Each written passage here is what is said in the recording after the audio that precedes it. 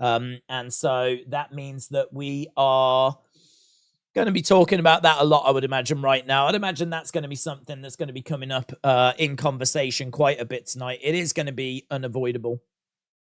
But, it is what it is. And we will try and talk about that as well as WWE matches tonight. I want to try and find... It is amazing. It is absolutely massive, the CM Punk stuff. It's one of the biggest stories of the year, absolutely no doubt about that. Let me repost this link so that people know that we're live. Boom. Okay. Right. People are voting away. Get your votes in. Do you think that he was right to do what he did? Tony Khan, do you think he was right to fire CM Punk? Can I just say now, there's already been a load of people going, do you think he's coming to WWE? I don't think I could be any clearer on this. No. No. The zero chance that he comes to WWE. He absolutely hates Triple H. He loathes Triple H. He loathes WWE. I mean, he's made so many comments about WWE. I know that, you would do that if you're with AEW. But this is someone that really does passionately hate WWE. Like, I just don't see any way whatsoever that he comes in. He got his release papers on his wedding. And I know what everyone's going to say, yeah, but, like, you can, time heels, haul with... No, not with CM Punk. This guy holds grudges, and he keeps grudges. He doesn't know how to let grudges go. I just, in no world, in no realm, do I think that we are going to see CM Punk back in WWE. So let's just nip that in the bud. I can't find this flipping thing. I'm trying to find this link to share so I can jump in the chat and chat with you guys. But I can't find it. Proving difficult. There we go. Bang. Bang. Done it. No. Still no. The flip. Oh, there it is. Right. Never say never. Oh, no. Never. I'm saying it. Never. I don't think I can be clearer.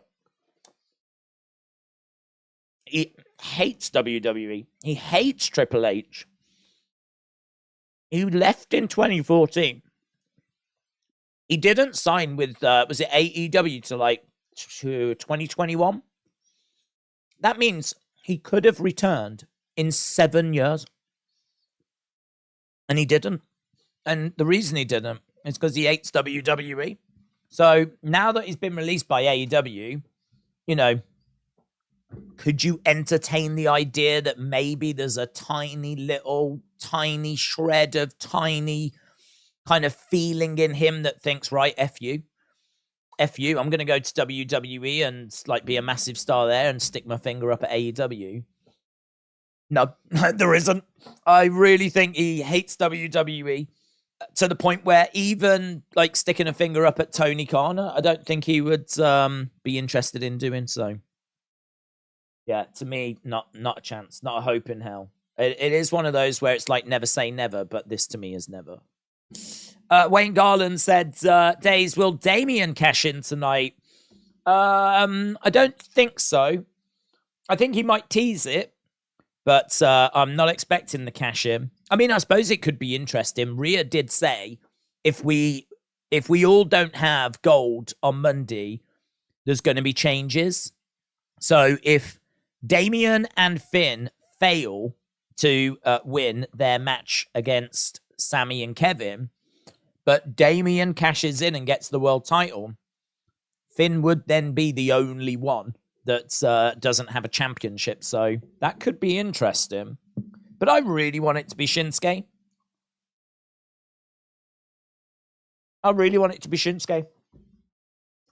So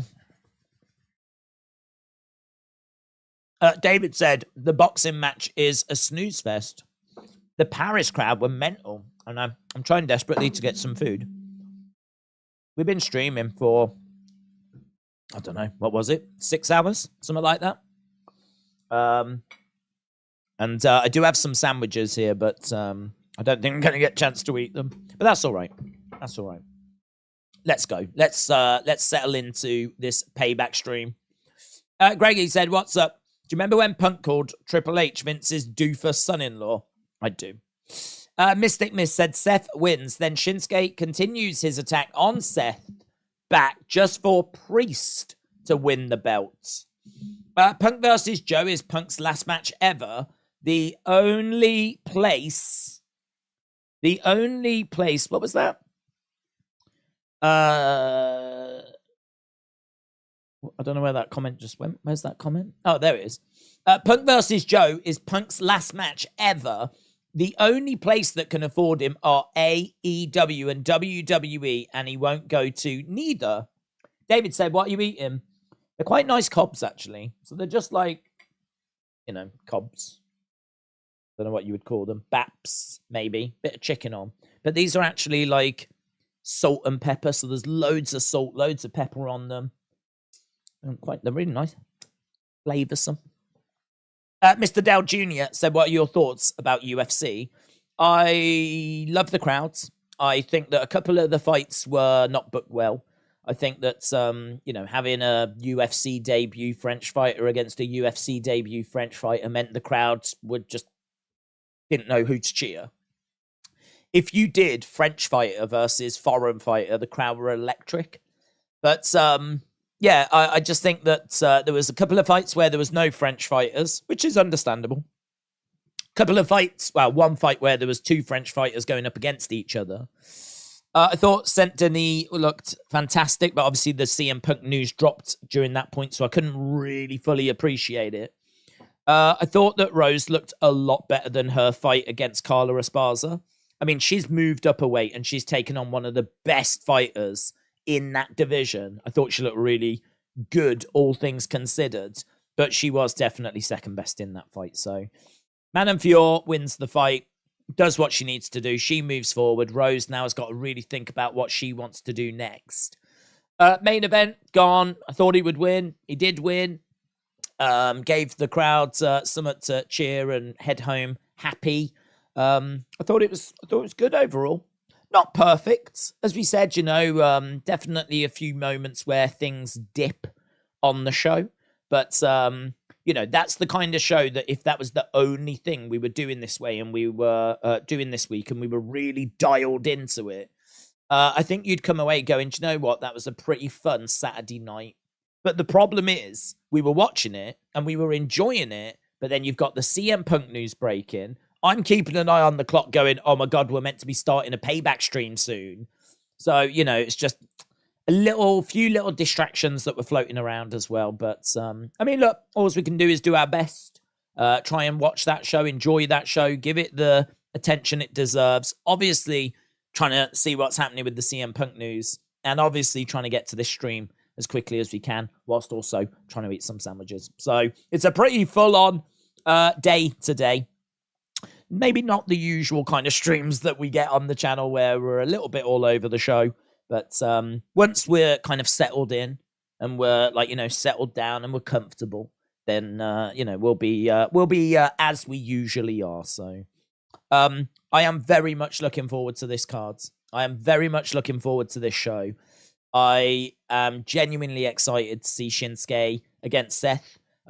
It's like a mini Sammy against Roman for me. I love Sammy, and I have done since I saw him in NXT. I actually didn't follow him when he was El Generico. That's, whatever goes on in the indies is kind of, I don't see it. So that's not someone I was familiar with. I first saw him when he was in NXT as Sammy, and he had such a connection with the fans. He was, he was the Daniel Bryan of NXT. He was the guy everyone was rooting for to get to the title, and he did it, and it was amazing. It's one of the best moments in the history of NXT when he finally wins that belt. And then he goes into a feud with Kevin Owens, and then he finds his way to the main roster. And to be honest, since he's been on the main roster, we've just never given him the creative that he needs or deserves. we start to do that with the Bloodline, and surprise, surprise, Sammy kills it, right? I think Shinsuke is exactly the same. Shinsuke is someone that came in, had an amazing match with Sammy down in NXT. Someone that wasn't the underdog, but was cool, and people liked him in NXT. He came up with a fanfare. He was actually on the cover of like the poster for, I think it was Backlash, and that was going to be his first match on the main roster. So Shinsuke came up with quite a buzz, and we just haven't done anything. We haven't given him the right creative. We haven't presented him right, but he is so credible. He is such a fantastic superstar. He is, and I've said it in the predictions, he is a sleeping giant. He is someone who is a bona fide world champion, bona fide big star. He is someone that if you present him right, I think you've really got something there. I think that his matches are cool, credible. I think that they might not set the world on fire, but I think they can in the right circumstances. I just think there's been too much drifting, too much lack of investment with Shinsuke. And so it's really exciting to see that we are investing in him more now. And that's why I'm so desperate for him to win tonight, because I do just think that if it's not going to be tonight, when are we going to do it? If it's not tonight, then when is it? When do we invest in Shinsuke? So I am desperate to see him succeed tonight. I am desperate to see Shinsuke do it. I don't think he'll do it. And my question would have been, do you think he'll do it? But obviously, there's another question that's come along that's a bit bigger now, and that is about the CM Punk situation. Already nearly 500 votes. So you can tell that this really has caught the attention of the wrestling world. People want to be having that conversation, and we can. But yeah, I am genuinely excited tonight. I'm excited for Rhea against Raquel. I'm excited for Shinsuke against Seth. Becky and Trish in a cage match. I'm pretty much looking forward to. I always like cage matches. Kevin Owens and Sammy against Finn and Damian could be a good match, but we've seen it so many times. It's hard to get excited for that. I'm not down on it, but it's not one that I'm desperate to see. I suppose I'm desperate to see how the story goes. LA Knight against Miz. I think the build has been fun. It's one of those that, for me personally, I can take or leave. I'm not a big LA Knight fan. I certainly respect his grind. I respect his journey. I ain't popping every time he comes out, though. Miz, I think he's someone that I've got time for. I think that he has got an important role on the roster. I think he is someone that's, I mean, plenty of people were saying he got the better of LA Knight in their little exchange. I don't think really anyone won. I think they both held their own and did really well. I certainly didn't think it was a win for LA Knight, but I didn't think it was a win for Miz either. I thought they both had good moments. I think the build's been good. If I was to book it, I would actually probably have the Miz go over just so you can do a rematch. You could do a rematch by having LA Knight go over, but I would be interested in this feud continuing. I think this has been good. It's been successful. I would like to see a bit more of it. I'd like to see how we can take this feud further. So, yeah, someone said, I think it was yesterday, what if Maurice gets involved in the match and costs LA Knight? And I was like, that's actually pretty good. That's actually pretty good. I don't mind Maurice getting involved, and then that extends this feud a little bit further. So, and then maybe you need a woman to put with LA Knight. LA Knight, maybe you do like a mixed tag match. So Miz and Maurice against LA Knight and someone that could really benefit from this spotlight, someone that could really benefit from this kind of an opportunity. So I really don't mind that at all. So, but if LA Knight wins, fine. If Miz wins, fine. Either way, I'm quite chilled about it. Ray against Theory is the one that I'm really not bothered about. Of all the matches on this card, Ray against Theory is the one that I'm just like, don't care. If Theory wins, great. If Ray wins, great. If Santos doesn't turn, fine. If he does turn, fine. I really don't give a flip. So, of all the ones on this card, that's the one that I'm probably like, get it out the way. Let's have that match first, get it out the way, then we can move on to other things. But all in all, it's not bad at all for a Saturday night cards. I know it's not WrestleMania. I know it's not SummerSlam. I know it's none of these things. But yeah, I'm excited to see what WWE can serve up tonight. Let's go down. Any predictions on who could win the Rumble? Maybe Raquel Rodriguez. Depends how she does. Bailey was another shout. Cody for the guys. The Rumble winner could also go on to face Seth. And I don't think that'll be Cody or Shinsuke.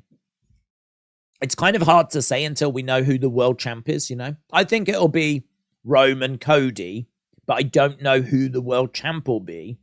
So without knowing who the world champ is, it's hard to say who the Rumble winner will be. Big thoughts that it could be Gunther as well. I've seen that name mentioned a lot of times. Becky versus Trish in a steel cage could be fun. I agree. Jeremy said Seth retains, Ray retains, Becky wins, Raquel wins, KO and Sammy wins, and LA Knight wins. Raymond, hello.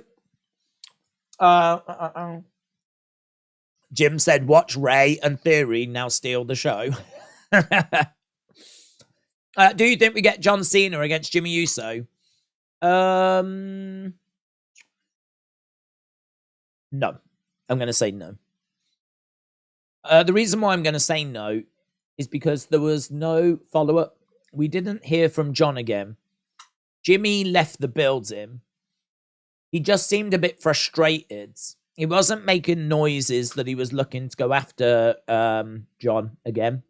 And actually, I think, you know, he acknowledged Paul and Solo at the end of SmackDown. I think that's the bigger story. I think the fact that seemingly he wants back in the bloodline is where that story is going, more so than, you know, he could have ended that by coming out and sending a message to John Cena, couldn't he? He could have done anything to have like, you know, made it clear that John Cena is in his sights. But I didn't think he did. Once that segment was over, I didn't think he did. So if I'm sitting here right now and I've got to go for will that... I mean, it could do, but will it? I'm going to say no. But honestly, if Jimmy was to attack John, who we know is hosting tonight, I can't say I would be massively surprised. I can't say that I would be massively surprised if he was to attack him tonight. But if I've got to pick a lane, I'm going to say no. Bradley said Shinsuke is long overdue a title reign. Jeremy said, does that mean that CM Punk has to take his real world heavyweight championship title with him? Probably. And Mag said Jimmy's new theme is fire.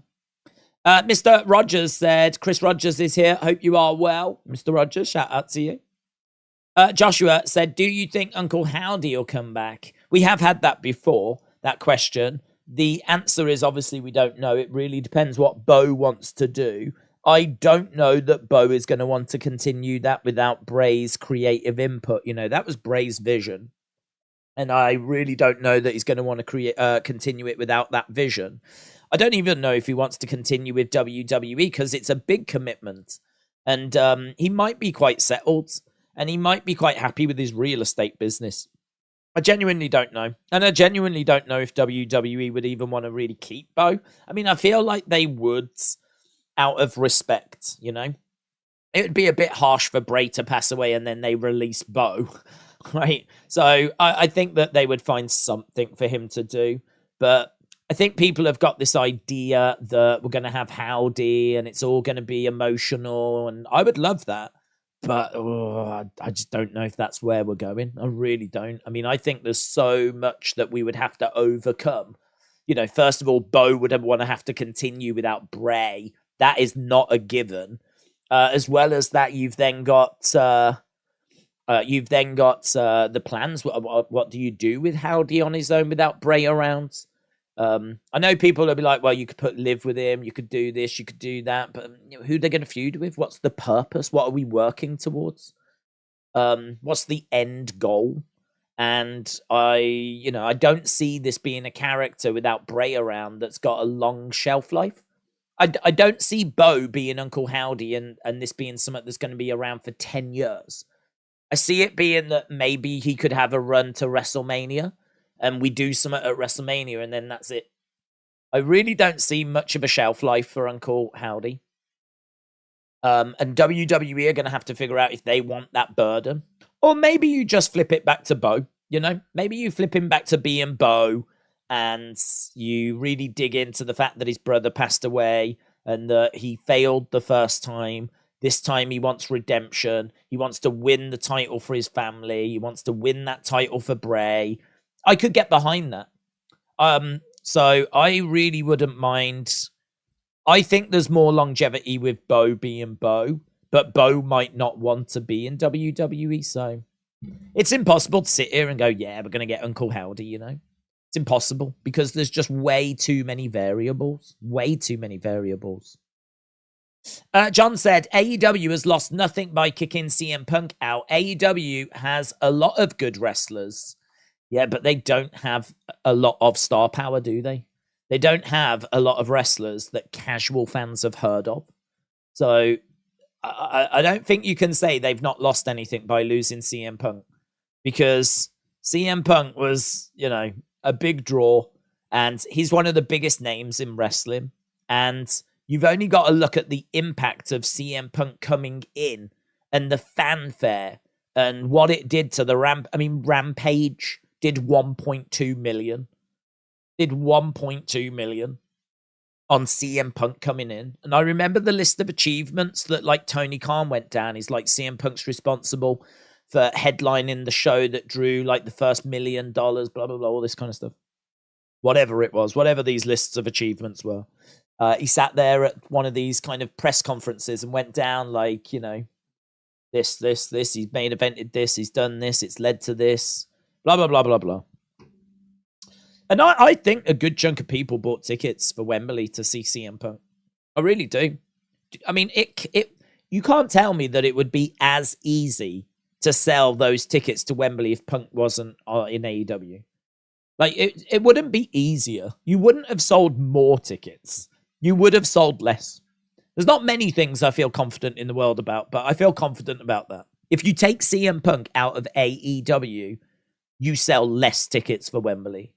If you take CM Punk out of AEW, you get less ratings on Collision. Maybe not the first week where everyone tunes in because they want to know what's going to happen, right? I mean, maybe the reason that announcement was made today is so that people choose to watch Collision over Payback. Maybe that's why the announcement came out today. Because I did think that it was strange that they announced that they've released CM Punk the day before a Chicago pay-per-view. I mean, maybe the Chicago fans now know there's no way they're going to get CM Punk. So they wanted to make sure that was nipped in the bud, that it was made very clear CM Punk is gone. You're not going to get him, right? And also, I think, they're going up against a Payback. So was it announced today so that people would watch Collision over Payback? I mean, I've got to think no one's going to do that. I've got to think that if you're going to do that, you've got both on. But I don't know. Yeah, I mean, look, there's a lot to decode and break down, but I think it would be a bit wild to suggest that AEW hasn't lost anything by losing CM Punk. I think they've lost a lot. There's not many. I mean, you've got to look at the ratings they're getting. They don't get more ratings by losing CM Punk. So I think you've lost one of the biggest, most recognizable names in wrestling. I think that you've lost a little bit of ability to get ratings for Collision. You're probably going to have to move a few things around now. I don't know. I mean, I know that they've got Mercedes on the horizon. Perhaps the hopes is that she can be the Punk replacement, but I don't think she's like an exclusive. From what I've read, she still wants to work in Japan.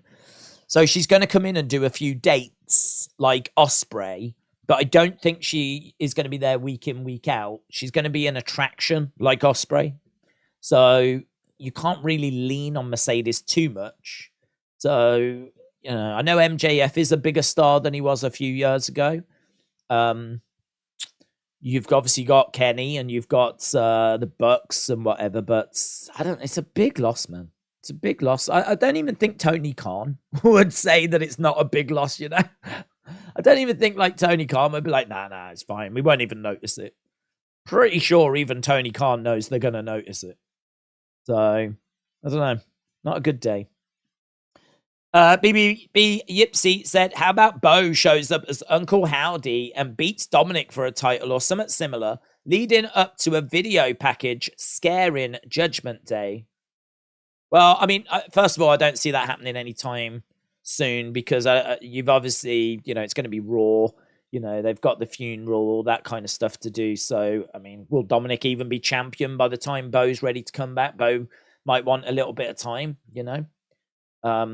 I don't see Bo like making an appearance tonight or anything along these lines. I mean, if we're talking about is Howdy going to be around, I'm thinking like, you know, at least a few weeks down the road. At least a few weeks down the road. And to be honest, the whole creative was changed. There is no creative. I mean, there can't have been any creative put in place for an Uncle Howdy without Bray. So that means now they've got to come up with opponents, stories. Like, they've got to come up with everything. I mean, I don't even think we've heard Uncle Howdy speak, like interview-wise. Obviously, we've seen those videos, those vignettes, but is that how he's going to communicate? Like, all of this would need to be sorted. Because you can't just bring him back and just take it as it goes. Like, you need to sit down and really plan this out. So, even if he's a few weeks away from returning, that's not even a guarantee that the creative will be ready by that point. Because we know they plan months in advance. You know, after WrestleMania, we know that they were planned up to, I don't know, Money in the Bank. And then after Money in the Bank, up to SummerSlam. Right now, they have probably got a plan in place taking us to the Saudi show. I really wouldn't be surprised if there's a plan right now for the Saudi show. And so they could be working on the next round of, like, you know, creative plans. So I think this Howdy talk is a bit pie in the sky, if I'm being honest. I mean, the idea that he's going to be coming back anytime soon and he's going to compete on his own and all this kind of, like, I just don't see it. I don't see it. I think there's so much that you've got to do behind the scenes. So much. You've got to, I mean, and as I said, who knows if Bo even wants it? Who knows if Bo even wants it? He might not even want it. He might not even want to wrestle without Bray and play the Howdy character and all this kind of stuff. So rather than engaging in any super long conversations about Howdy and all this kind of stuff, I don't think it's worth it. Because I don't see him being back anytime soon. Even when he comes back, there's no creative. And we ain't got a clue if he wants to keep the character or even if WWE want to keep the character. Don't forget, Howdy wasn't great. That story was not ripping up trees. Like, I know that we can look back a bit now with rose-tinted glasses, but there was more people that were scratching their head at that story, not quite getting what was going on, than there was that was like really enjoying it. So if you do continue with Uncle Howdy, like, there's so much that you've got to clear up and like sort out. It might just be easier to just drop it and just go with Bo.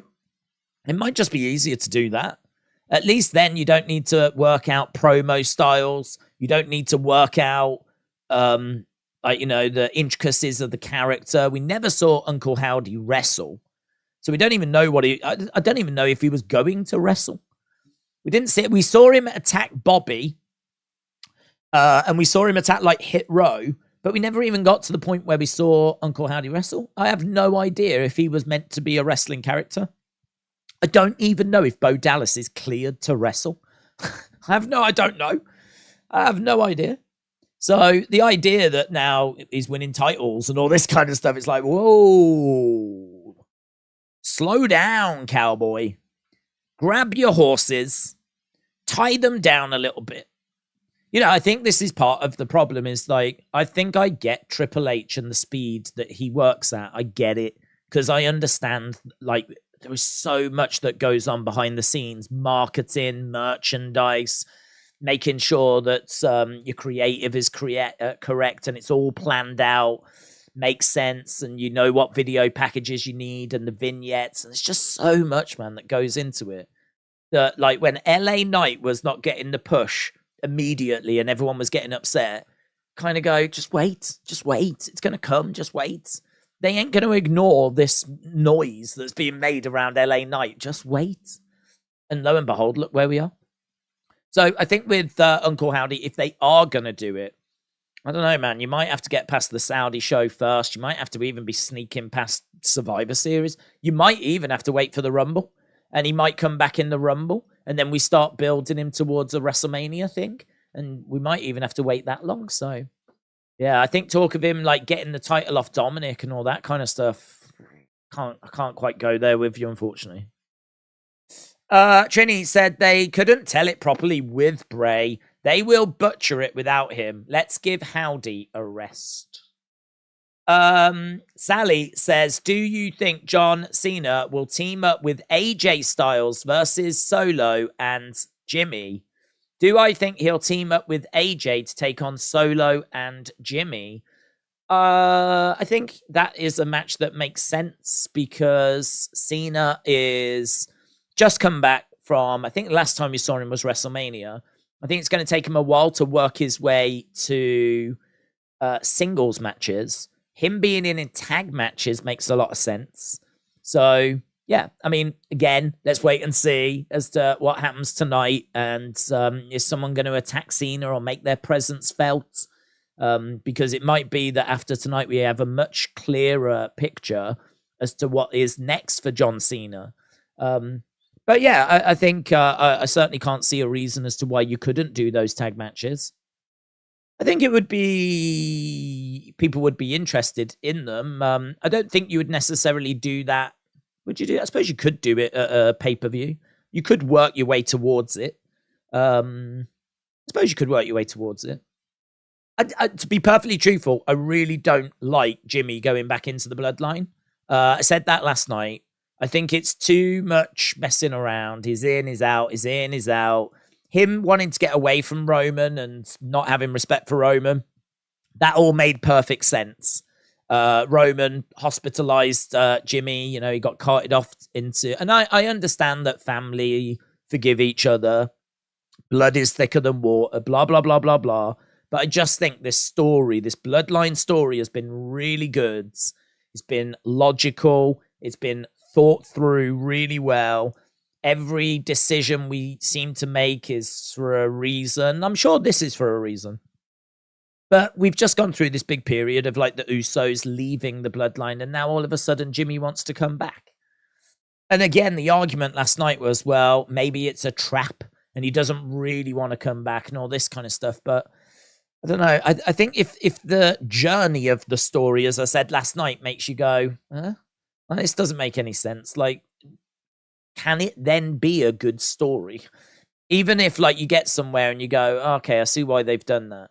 If you're watching the story and it's making you go, what? Like, does that mean that it can still be a good story? Because I would have doubts. I would have doubts about that. I'd have doubts if you're watching something like, I don't like this. I wouldn't do this. Because part of it might be that if people don't like it, they might decide, well, no, that's Bloodline's done for me now, you know? And people could go off and do other stuff, right?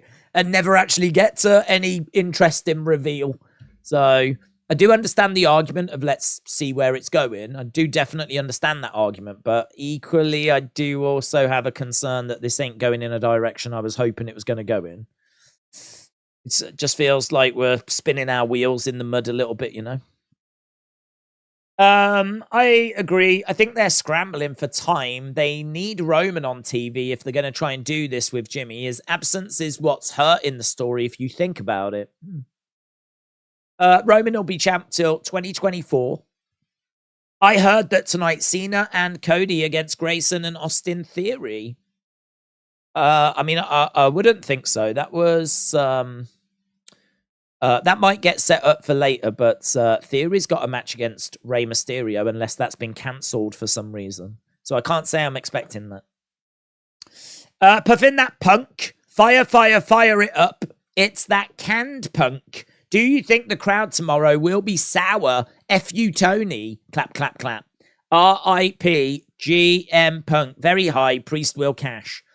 I really don't know. I think we were in Chicago, weren't we? Or we were certainly in Illinois on Wednesday, and there was not loud CM Punk. It's not like the crowd were demanding for his reinstatement. It's not like that crowd in Illinois, and I think it was Chicago. I'm not sure. Were like going bananas for him. You know, I think that there has been a really good job done by Meltzer and other news journalists, people that report the story. I think it's been a really good job done to paint Punk in a really, really bad light. Really bad light. And I think he deserves his fair share of bad press. Don't get me wrong. I've never said he doesn't. I've never said he's innocent. I've never said that he's not caused trouble. I've never said that he doesn't deserve bad press. But what I have said all along is that if you're only blaming CM Punk, you are missing this story. There is more to this story than just it's CM Punk's fault.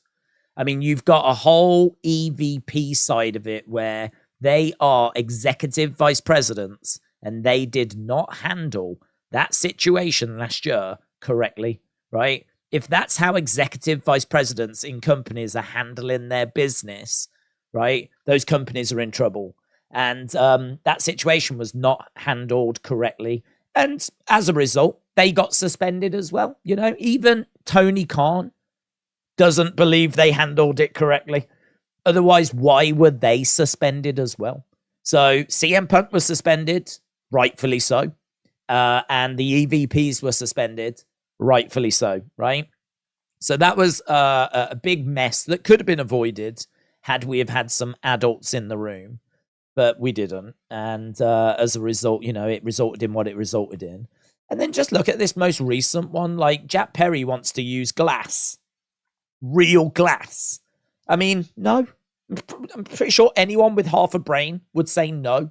Just use fake glass. Don't use any glass. How about that? Don't use any glass. But no, don't use real glass, you idiot. Right? He was told this apparently by people backstage. He was told this by producers and everyone. And he flipping, you know, mopes off because he gets told off. Mopes away, right? And then obviously does what he does at the show. Did he need to do that? Did he need to make that comment? And I understand that news has come out where apparently he only said it to get heel heat. So he only said it to get a reaction, to, you know, create a bit of buzz. Well, that's fine. But did you tell CM Punk you was going to do that beforehand, right? Because the way it looks is it really makes you look like a douche. It really makes you look like a douche. It really makes it look like you're a sniveling little, right? And you've gone out there and you've done this thing where you've gone, you know, cry me a river and all this kind of stuff. So you've said this stuff, right? It's gone, like, obviously everywhere. And you've upset and annoyed CM Punk, right? You've disrespected CM Punk publicly. And he ain't going to take that. He ain't going to take that. He ain't going to take that. Should he have done what he done by choking Jack Perry? No, he shouldn't. No, he shouldn't. And I would never say that he should. But for Jack Perry to, like, be innocent in this is mental. That is mental, right? He can turn around and say, I was only trying to get heat. Well, then run it past Punk first so that he knows it's coming, right? Because all you've done is you've made yourself look like an idiot that doesn't know how to communicate with people. That's all you've done. You've made it look like you're a flipping buffoon who hasn't got a clue how to clearly communicate with people in the locker room. You're just off doing your own thing, hoping for the best, hoping that, you know, it'll work out, right? It's just amateur hour, man. It's just amateur hour. So Punk absolutely was in the wrong, no doubt, right? He deserves to be suspended, fined, whatever, right? But it's mental that like I'm not seeing any repercussion on Jack Perry. I'm not seeing any repercussion on Jack Perry for this, which is crazy. I think it's crazy that they fired him, to be honest. I think it's crazy that they fired him. You can't go around choking people backstage. I do appreciate that. I do appreciate that you can't go around choking people backstage. And if that is where they want to like draw the line and say, no, this is too far. We can't have this. You're done. Right. So be it. So be it. But that's a big loss, man. That is a big, big loss. I'm not subscribing to the idea that this ain't nothing for AEW. If anyone wants to paint this as like, oh, it doesn't matter, you know, they're fine. He doesn't do much anyway. Well, we'll find out, won't we? We'll find out real soon. Obviously, I expect them to get good ratings for maybe tonight, maybe tomorrow. I don't know about Wednesday. By the time we get to Wednesday, this will be not old news, but it will have settled down a bit. But long term, you know, fast forward a few weeks, you know, this is going to be difficult. This is going to be really difficult. Everyone is on about how Tony Khan has finally done the right thing, but not firing Perry is unbelievable. There are repercussions for Jack Perry. He's been suspended. Oh, is there? I've not seen this news. I have not seen any repercussions for Jack Perry. So if he has been suspended, then fair play. I'm glad that we've done something there because he definitely played a part in this. He definitely played a part in this. So if he has been suspended, then okay, at least something happened there. Sean said, happy payback. Here's hoping for a big Shinsuke win tonight. I love Seth, but Shinsuke feels like as big of a threat now as he did when he debuted. I agree. I'm very excited. I really hope that Shinsuke can pick up the victory. Don't know that he will. I'm probably leaning towards that he won't. But as we said, you know, I'm keeping everything crossed. I'm hopeful. Tony is at fault. It is a mess, said Ross. FTR will walk out on AEW. It's official, said Gedux. How many chances would CM Punk get? Some had to be done. CM Punk can only blame himself. Well, it's not about how many chances, is it? It's about how many times are you going to provoke him? How many times are you going to test him? How many times are you going to disrespect him? Disrespect CM Punk, he will respond, right? We know this. You know this. If you bring CM Punk in, you know what you're getting, right? You know what you're getting. You can't bring in a tiger and then get upset when it starts like attacking people if you're not controlling it properly. Like there needed to be much stronger policies or, you know, controls backstage. There needed to be more liaison officers. There needed to be, it was too loose. The locker room was too divided. Clearly that work environment is too toxic. All of this needed to be managed. And it's easier said than done. I do have respect for Tony. But you know, you can't provoke CM Punk and not expect a response. That's what you're gonna get. That's what you're gonna get. And so now you've got it, and you've now had to release him. Well done, everyone. You've showered yourselves in glory. Well done. I mean, it's baffling. It is baffling. The whole thing is really just how not to manage a world-class talent. That's what this is. How not to manage a world-class talent. You know, Jack Perry should never have done what he did. Should never have done what he did. The EVPs should never have done what they did. You know, I would be a lot harder on CM Punk, right? And I'd be as hard as a lot of you are, right? I'm guessing there's some anti-Punk fans in the chat, right? If that's your stance, that's fine. I don't care enough to argue, right? But I would be a lot harder if he was the one that was initiating this. If he was the one that was just grabbing Jack Perry and choking him out with no reason, right? It was just, he didn't like him or whatever, right? Then I'd be right there with you. And I'd be like, listen, you can't, this guy's unhinged. This guy's not in control. It's not safe to have him around and all this kind of stuff. But both examples of when the shiz has hit the fan, you can look at it and go, well, they started it. If they hadn't have done that, he wouldn't have done that. It's quite clear that you nip it in the bud. And if you're going to nip it in the bud, well, he shouldn't have flipping done what he did. And they shouldn't have done what they did. And if none of them had done those things, CM Punk wouldn't have reacted the way that he reacted. So, I don't know. As I said, like the first time, everyone's going like, oh, it's CM Punk's fault. Well, not really, because the Elite got suspended as well. So it was everyone that was involved got dealt with. So anyone saying that the first time was just like Punk's fault have got a selective memory. And then this time, you can't ignore Jack Perry's involvement in this. You can't ignore Jack Perry's involvement. And I don't know, imagine this, right? Put yourself in Tony's shoes. I mean, I have managed people, right? So I feel like I'm coming from a position where I feel like I know how I would deal with this. And so the glass situation happened, right?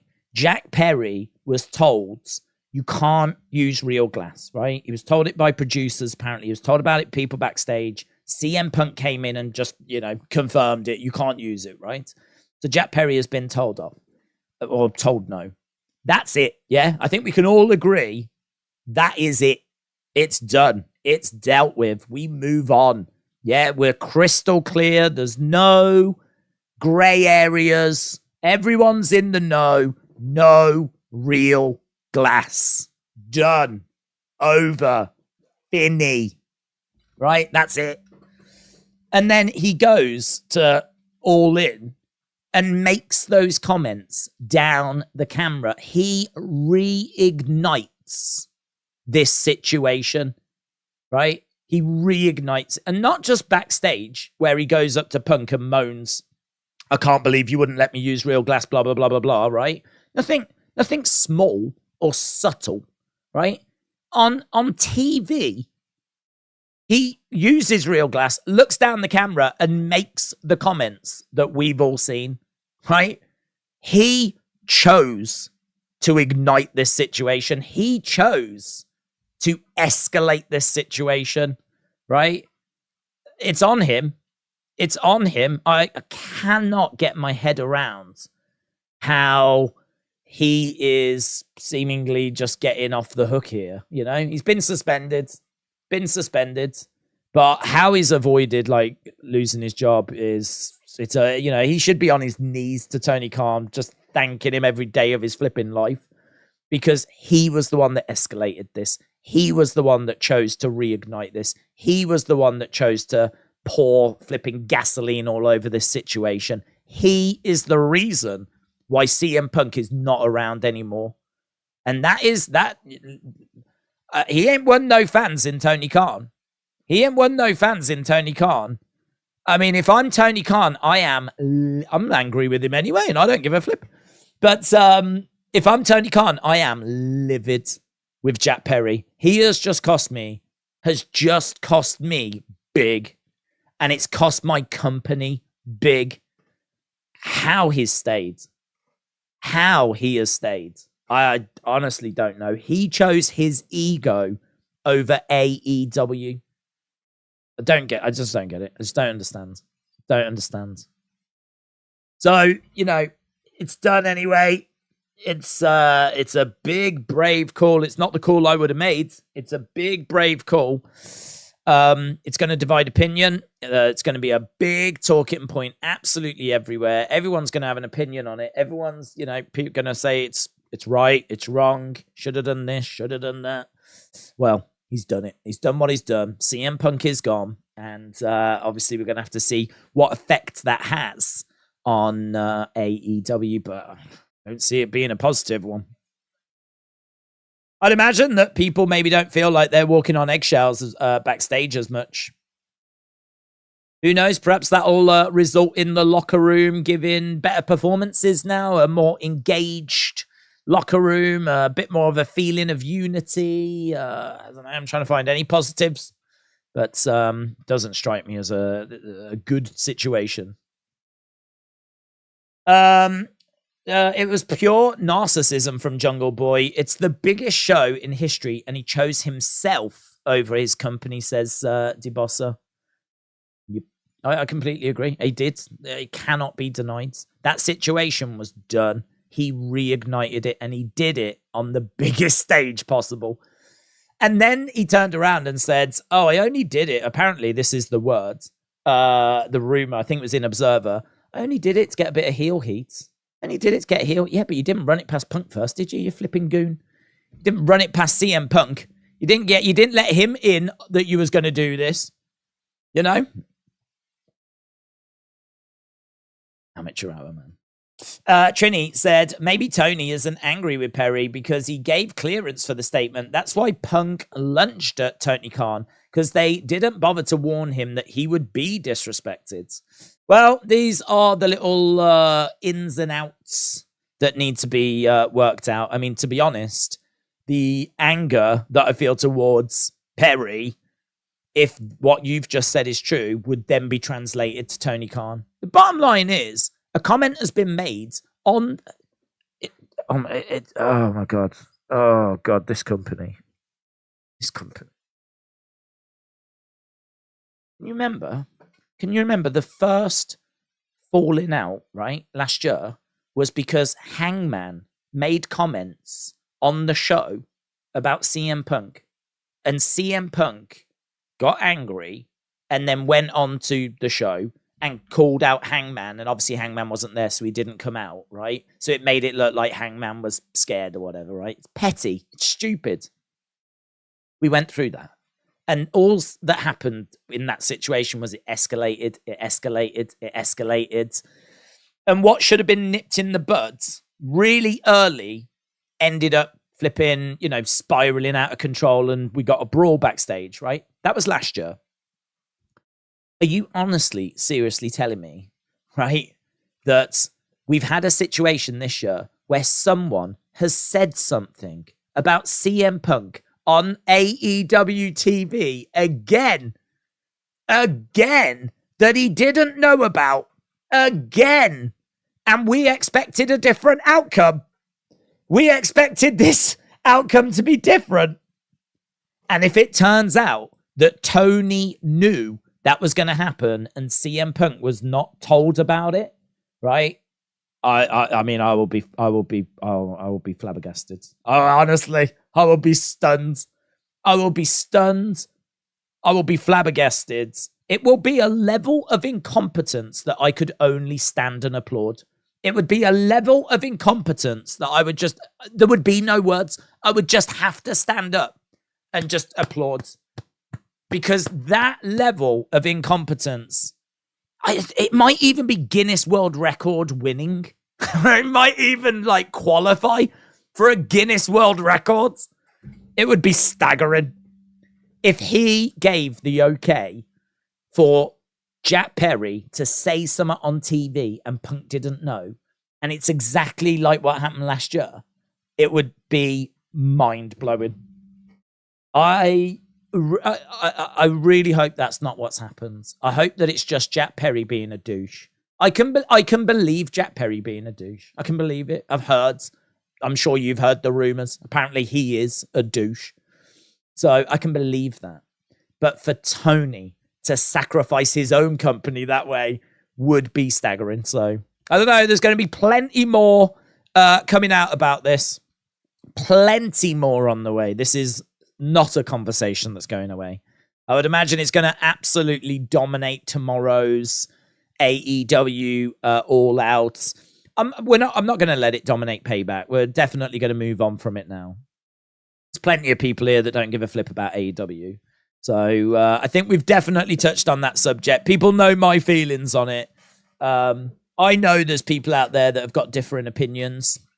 Just like everything in wrestling, that's fine. If you feel different and you think it's Punk's fault and he's got what he's deserved and that's it, fine. That would be staggering. If that is what's happened, that would be staggering. Right. And now, kickoff show time. Let's go. I can only imagine the crowd reaction in Chicago, said Jeremiah. Right, we are inside the arena. Obviously, it's pretty empty still. It's filling up. And we do have the cage suspended above the ring. We are in Pittsburgh tonight. We are in Pittsburgh. Kickoff show. No matches on the kickoff show. Tonight we are just doing like video packages. There might be the odd interview, whatever. We've got Wade Barrett, Booker T, Kayla Braxton, Jackie Redmonds, and Pete Rosenberg. Russell Andy said, Days, Punk surely will return to WWE. Everyone else came back. Well, not everyone. Not Billie Kay. She was the one I really wanted as well. Booker T is just getting his intro. Steven said, Days, ready for Payback. Interesting to see what happens tonight. Ipswich won today. Came from 2-0 down to win 3-2. And second in the championship. Looking forward to the Steel City Street Fights. Shout out to you, dudes. I don't think we're going to be going really like out to the street or anything. We may go to the concession area. I would largely imagine it will just be around ringsides. I mean, it should still be fun. But yes, it is a street fight tonight. Also, Pete Rosenberg seems to have an upside-down firefly on his jacket, which looks quite cool. Pete Rosenberg's got an upside-down firefly. Are they selling those? Have WWE actually put something like new out for Bray? Because I have been waiting for like a thank you Bray shirt to be made. Because they did say that profits would go to the family. And then there was just next to nothing on here for Bray. So it would be nice if they was to release a Bray shirt. But it doesn't look like they have. Bray Wyatt. Nothing. Sucks. He must have just gone and bought that himself, to be honest. It must just be one that he's gone out and picked up, you know.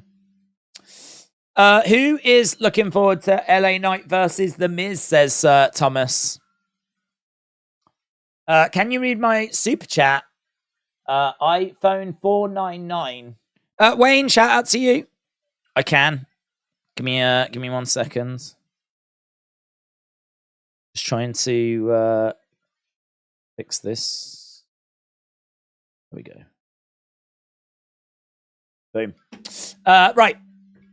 Let me close this.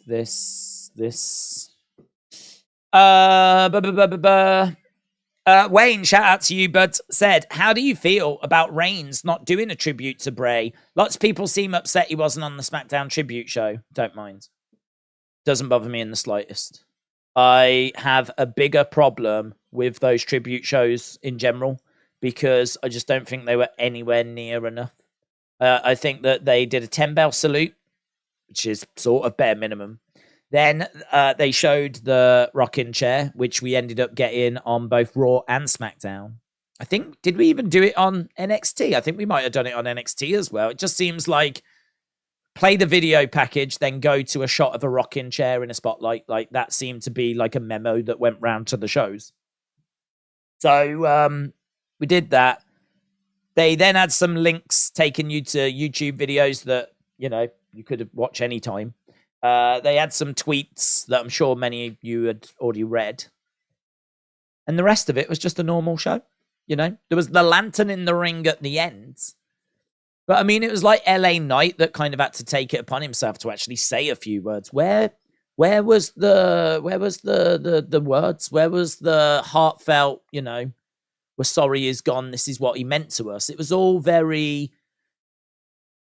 clean, wasn't it? It was all very like, I don't know, just kind of like we do this, now we do this, now we do this. It was all, it felt a bit heartless to me. It felt a bit heartless. It felt, I know they cared, right? I'm not saying they didn't care, but I would have loved to have seen some of the wrestlers sharing their memories and thoughts. Right? Don't give me links to YouTube videos I can watch at any point. Don't give me tweets that I can read myself. Give me some sit-down interviews with superstars. And some people might think, well, a lot of the superstars might be too emotional to do that. But let us know that there's a video that's coming then. Let us know that, like, none of the superstars on the roster could say a few words. Are you joking me? Of course they could. Even Bayley, I don't know if you saw that video where they talked about Bray. Even Bayley said, we don't know where this video is going. It might be shown on the show. It might be going to the family, or it might be going on social media. We don't actually know right now. So it's hard to know what to say. So I got the impression that this video that was recorded and put on their YouTube channel was recorded around that time. Otherwise, why would Bayley say, we don't know if this is going to be on TV or if it's going to the family or blah, blah, blah, blah, blah. So I think it was a conscious decision to pay respects, but try and keep the tone quite positive and like not dwell on it, keep the show going largely as usual. I think it was just a decision that was made about the tone of the show, and someone has to make that decision. So for me, that was my bigger problem. Like an active wrestler passed away, and it didn't quite feel like it to me. There was plenty of praise for that show, for the tribute shows. I've seen lots of people saying like it was great, it was well done, all this kind of stuff. I disagree. I don't think it went anywhere near far enough. I don't want 3 hours of crying. But I think a lot of people, if you ask them about like, did you appreciate the Brody Lee AEW show? Lots of people will be like, that was brilliant. That was brilliant. It was done so well. And it really was. It really was. I think the AEW Brody Lee tribute show is gold standard. Gold standard for tribute shows. It's, you know, it was amazing. And it regularly features in like the top 10, top 20 AEW moments of all time. Was just how well done that show was. You know, it just felt too clean, too heartless. I didn't get any emotion. So do I blame Roman for not being there? No, I don't. I don't, because we heard from Seth, and Seth said that he could have gone, but he decided to be with his family instead. Apparently he had a conversation with Bray, and Bray was all about his family. He had kids and all this kind of stuff. And so, you know, Seth, I think, wanted to pay tribute to Bray and was thinking about Bray, but he also didn't want to miss out on spending some time with his family, because that was something that I think Bray had kind of said to him. He said he called him when Brody passed away, and they were talking about, you just don't know how long you've got left. Enjoy your time, spend time with your family. So Seth was sort of saying, like, I think I've done what he would want me to do, and that is be with my family, you know? Because that's what we spoke about when I spoke to him on the phone about when Brody passed away. So Roman could have had the same conversation, and Roman could have made the same decision. Or I think it was Bayley. No, it was Alexa who said she looked to try and get a flight, but it was not possible. Don't forget, the news was quite close to the start of SmackDown. It dropped like Thursday night. So you've got Friday, basically, to try and get to SmackDown. Not possible for some people. Not enough time. Needed to be like booked in advance, and obviously no one knew. So I don't know why he wasn't there. It could have been flights. It could have been that he spoke to Bray and had a similar conversation that Seth had. I think it's harsh. It's harsh to like say like such and such should have been there. They should have been there. They should have done this. I don't think anyone should have done anything like that, you know? I think WWE could have done more. I'll blame the company, but actual individuals like that. I mean, everyone's affected in different ways, aren't they? Grief. Some people like might be in bits. Some people might go and just it might not serve any purpose because all they're going to do is just be upset. So they can pay their respects at home, whatever. So no, it doesn't mean nothing to me. Like him not being there was not a problem for me at all. P.S. Martin said, "Could you ever see Punk returning to WWE?" Yes, in about 30 years to go in the Hall of Fame. Coming back to wrestle, no chance. No chance. Don't see that at all. I will nip that in the bud all day, every day. Just because, like, he's said so many times that he hates WWE. He hates it. He hates how he was treated.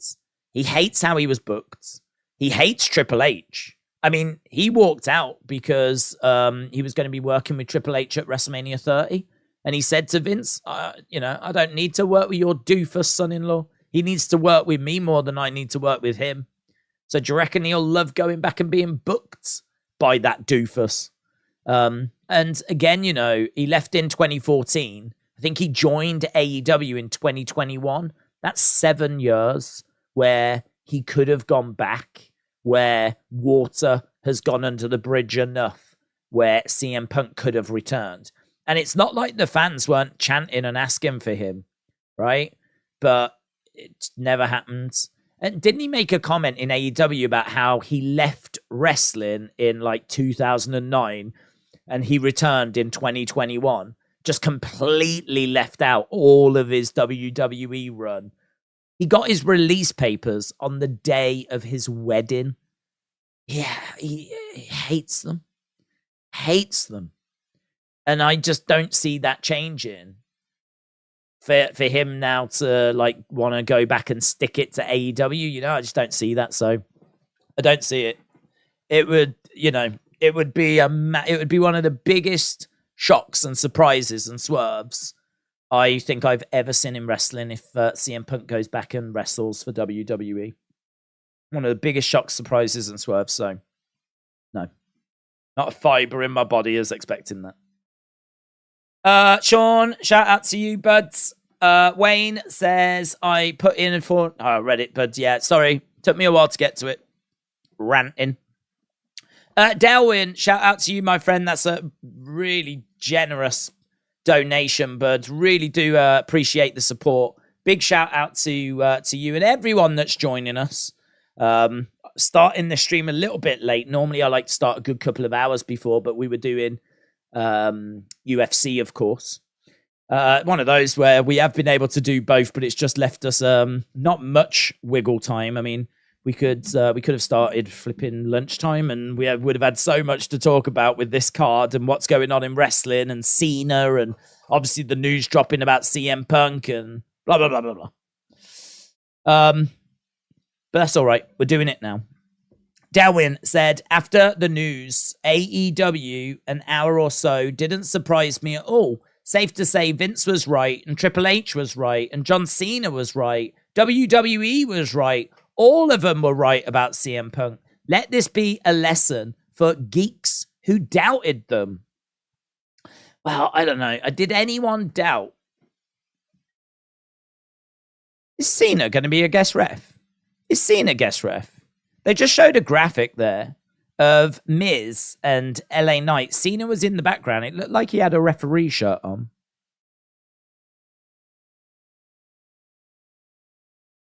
Did Cena have a referee shirt in the background of that graphic?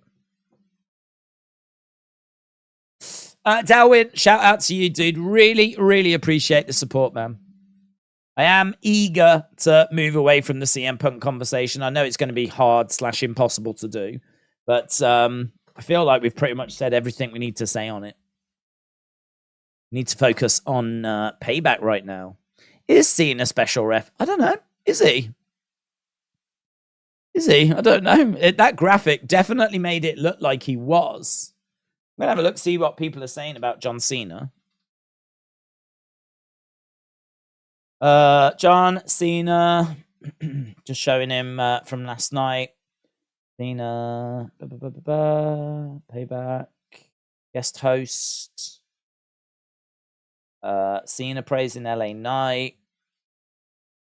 Don't know, man. Doesn't say, but that graphic definitely looked like Cena wearing a referee shirt. Imagine if that happens tonight and they've just shown us that graphic too early, and the plan is that Cena's going to be special guest referee. that could be ruined. Cena and Punk are still friends, says what is it? Cena and Punk are still friends. Oh, there. Crazy Ginger Jake Holden. Did you watch Eubank Smith too? I didn't. Who won? I would like to see a Cena heel turn, says Kai. Could be interesting. If he was going to do it, he could do it now. I think he still does, like, Make-A-Wish and whatever, but I don't think his commitments are quite as intense as they were. Don't think they are. Obviously, he does a lot of that kind of, in the background. So yeah, I'd be down for that. Cena ref in what match? Well, there was just a graphic shown of LA Knight against The Miz, and in the background was John Cena on the graphic, and he seemed to be wearing a referee shirt. But I've not heard them say anything about Cena as a special guest referee. And there's a graphic now that doesn't have Cena on it. So I don't know. Why does that graphic exist? Why does that graphic exist where Cena was kind of in the backgrounds? I've got the image right here.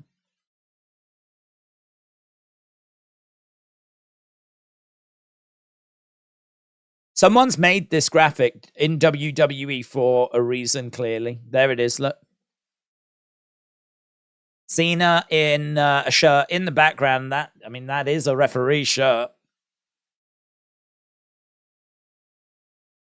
But I don't know.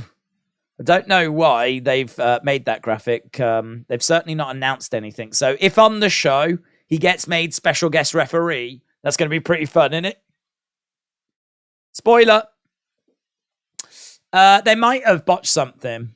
Eubank won with a round 10 stoppage. Let's go. I felt like he would get it this time round. Patrick said, are you watching the Rugby World Cup in France? Probably not. Probably not. I'm not the biggest rugby fan, to be honest. I'll watch England in pretty much anything, but my understanding is we're pretty awful at the moment, so I've got to say it doesn't really carry. If we were, like, in the running, then, of course, I'd be a bit more engaged. But my understanding is we're awful, so yeah, it's not really a sport that I'm massively into. The text on screen said Cena guest referee. Did it? Did it? Oh, God, it did. I didn't even see that.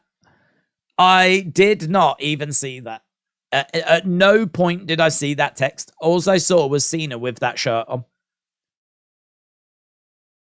I honestly just mentally presume that said something like live tonight, 8 Eastern. Do you know what I mean? Payback, live tonight, blah, blah, blah.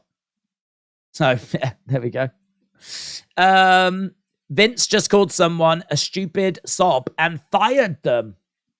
Days, Fightful have got the match order. Can you check it out? Yeah, let's go. I can check it out.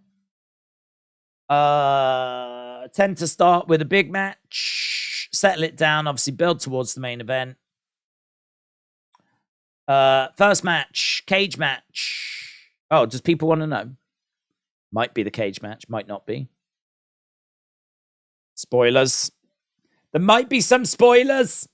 If you don't want to know, let's turn away now. First match, it is the cage match. Then a John Cena promo. Then it's LA Knight against The Miz. Then it's Rey Mysterio against Theory. Then it's the tag title match. Then it's the Grayson Waller effect with Cody. Then it's Raquel against Rhea. And Seth and Shinsuke is the main event. The idea of having Cena host didn't occur until recently. He wasn't told until Friday CM Punk's firing was heavily discussed backstage. Zoe Stark is at the show. There are question marks around Rey Mysterio's name on internal run sheets. Okay. There we go. A few little notes from Fightful coming out of Payback. I just read that, Cal, yeah. Rey has got question marks around his name on run sheets. Wonder what that means. When did we last watch him or see him wrestle? Is he injured or something? Is he injured? What have we got? Little video package for Cody. Yeah, I wonder what that means. Days, I like and I subscribed. EQ, shout out to you, my friend. I appreciate the kind words and the support. Derek said, I saw Seth do the spider walk and ring post tape in the foot at a house show and the tribute post match. He wins tonight and with a sister Abigail. That's my prediction, says Derek. I saw the poll. Did he fire Punk? He did. What do you think of Roman versus AJ for the undisputed title? Fine. Yeah, you can do it. AJ's credible. Don't think AJ wins, but I think it's credible. What do you think of Man United getting Bayern Munich in the Champions League? I think it's going to be a hell of a challenge for Man United. I think Man United are a good team, obviously good players, but just not clicked. I think it will click. I think they can get there. And obviously we've managed to pick up Amrabat. Bayern obviously have got Kane. I mean, Bayern were great anyway, and they've picked up Harry Kane, which is, you know, fantastic. And he's doing well for you from what I've seen so far. So I think it's going to be a hell of a challenge. I mean, I suppose as a Man United fan, I'm just thinking, well, it's the top two that get through. So as long as it's Man United and Bayern, you know, I'll take second spot if I have to. And, you know, we'll just take our chances in the knockout. I don't think Man United fans have got real high hopes this year for the Champions League. This ain't a year that Man United are like thinking of winning it and all that stuff, you know. We're still very much building.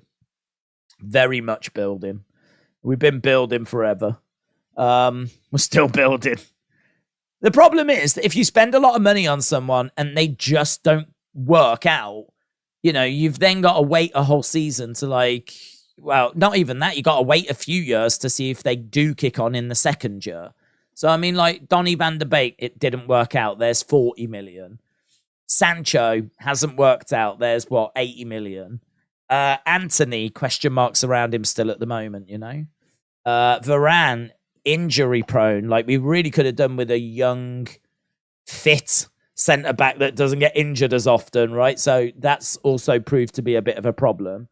I don't know. They're just people we've gone and bought. They've just not been good purchases. So yeah, I wish you all the best, but I think you'll probably get the better of us, to be honest. Here's Grayson Waller. Let's see what he's got to say. News is breaking on the Grayson Waller effect, says Grayson Waller.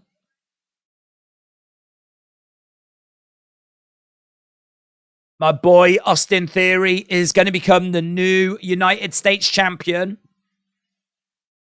He's fired up, man.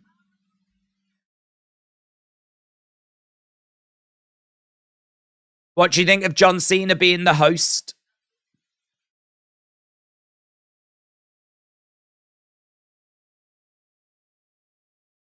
So he's talking about John Cena's book and how motivating it was.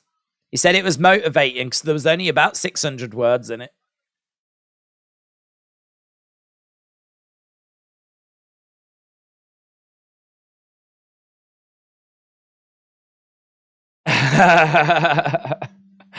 Grayson Waller. Grayson Waller's doing a good job here.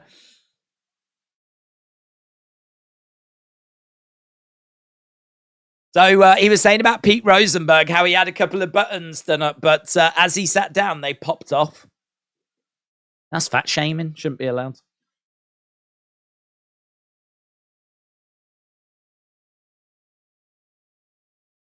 So he's just running down some of the matches. Grayson doing a good job here.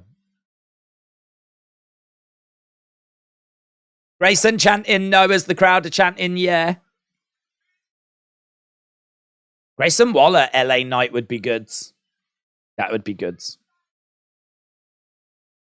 Do you think Cena will get involved as the referee? Thanks for the follow, says Ryan. Ryan, shout out to you. Do I think what? Do I think Cena will be involved if he is the ref? What are we going to be heading towards? I don't think we're doing Cena Miz, are we, in 2023? So would he be getting involved with LA Knight? Why would he do that? Because he would be the heel then, wouldn't he? I don't know. I can't really in my head make that work because Cena is getting cheered and is a face. Unless we're going to turn Cena heel, which you could do. I mean, you could do it. It would make this run quite interesting. But equally something we just have not seen, you know? So for Cena to turn heel would be massive. If that's what happens tonight, it would be massive. Imagine if he lays out LA Knight and stands over him. Maybe takes his shiny new shirt off and he's got like this dark, black, moody shirt underneath, takes off the cap, chucks it away. Like, it could be really cool, man. Really cool. But I can't see them doing face versus face. I don't know.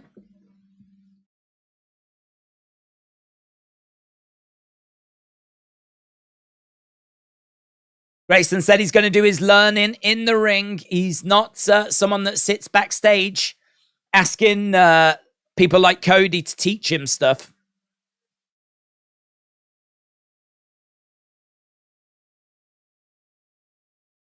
I think you're a 10 in the ring. Cody Rhodes is a nice guy, but he is one of the most dangerous men. Wade Barrett just giving Grayson a few words.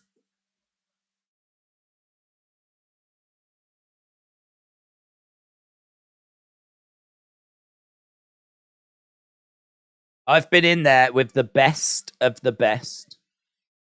Grayson's good, man. Grayson's really good. Tonight, Grayson Waller effect will go viral. Grayson Waller is excited about tonight's episode, and we are just over half an hour away from going over to that episode.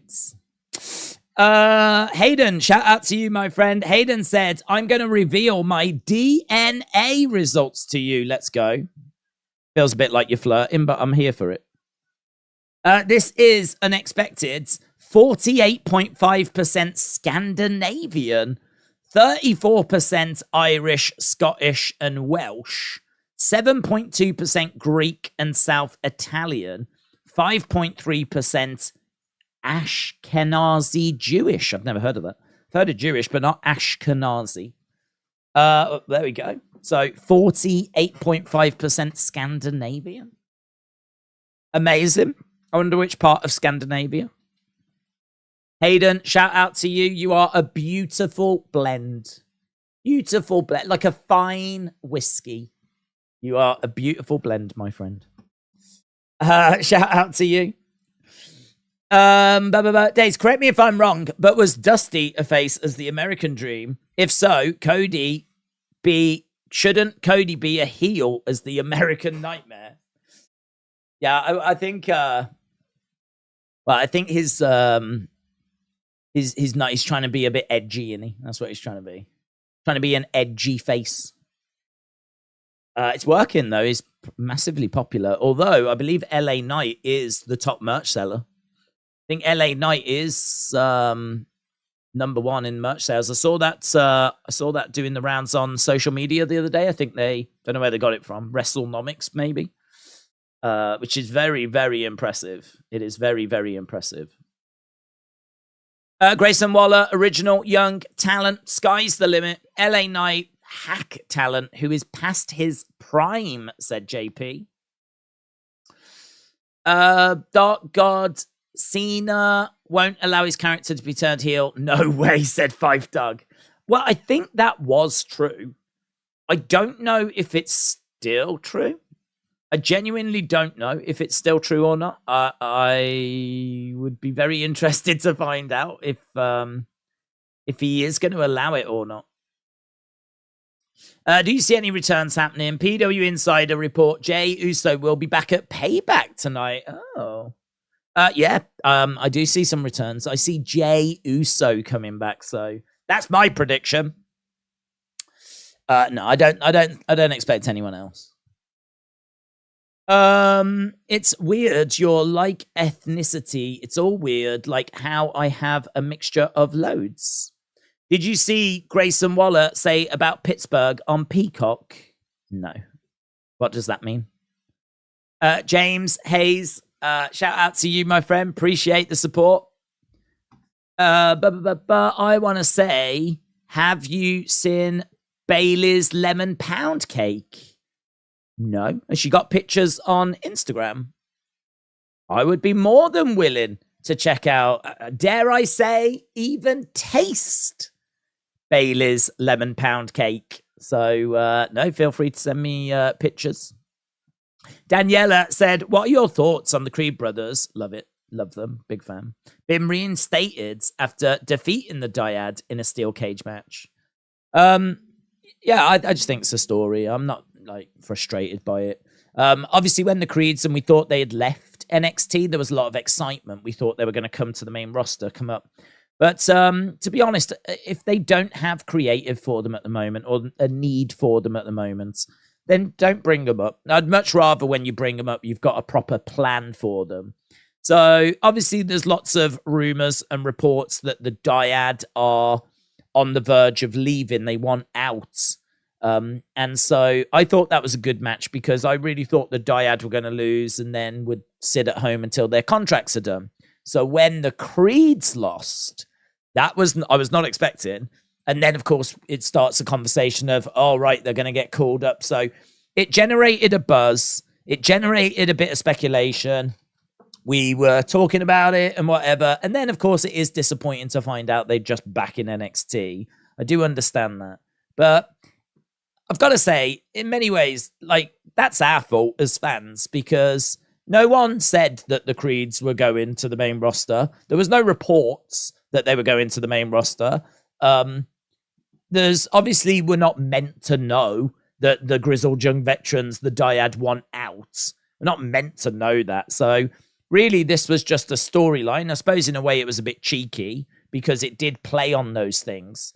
But it was just a storyline where, you know, loser leaves NXT, Creed's lost. They then kidnap Ava and force a match where if they win, they get reinstated.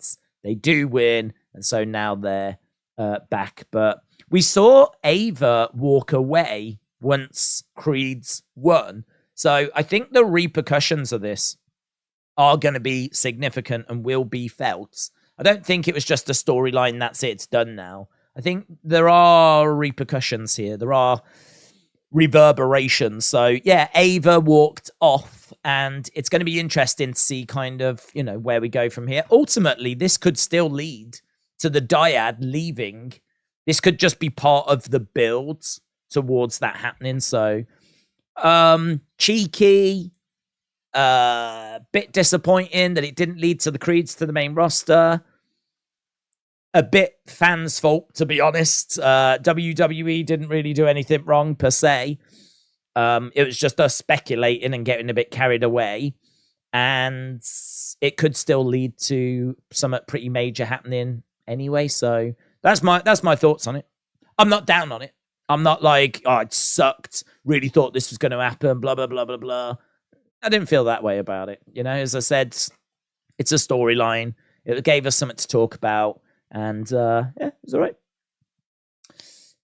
We're in the Steel City tonight, a steel cage match and a Steel City street fight. We are in the Steel City tonight. Randy Orton has been advised to stop doing the RKO, said Hagen-Dazs. Dinesh said Jimmy and Solo versus AJ and Cena Maybe that could happen. Fill a storyline for a time. K-pop lover said Randy has retired. Where did you hear that, K-pop lover? I've not seen that. Swerve2 said, how are you? Hope you are well. I'm good. What match are you looking forward to? Seth and Shinsuke. I'm really here for Seth and Shinsuke. I'm really excited by Seth and Shinsuke. So, yeah, I'm here for that. But yeah, no, I'm good. I'm excited. I'm really looking forward to the show. I think there's lots of news that's, there's lots of stuff that's getting in the way. We've had a big UFC show. We've obviously had the CM Punk news. It's kind of meant that Payback is, I don't know, just kind of having to... It's not the biggest of shows either, is it? It doesn't have Roman, It's... I like the main event, but this is not the biggest of pay-per-views we've ever seen.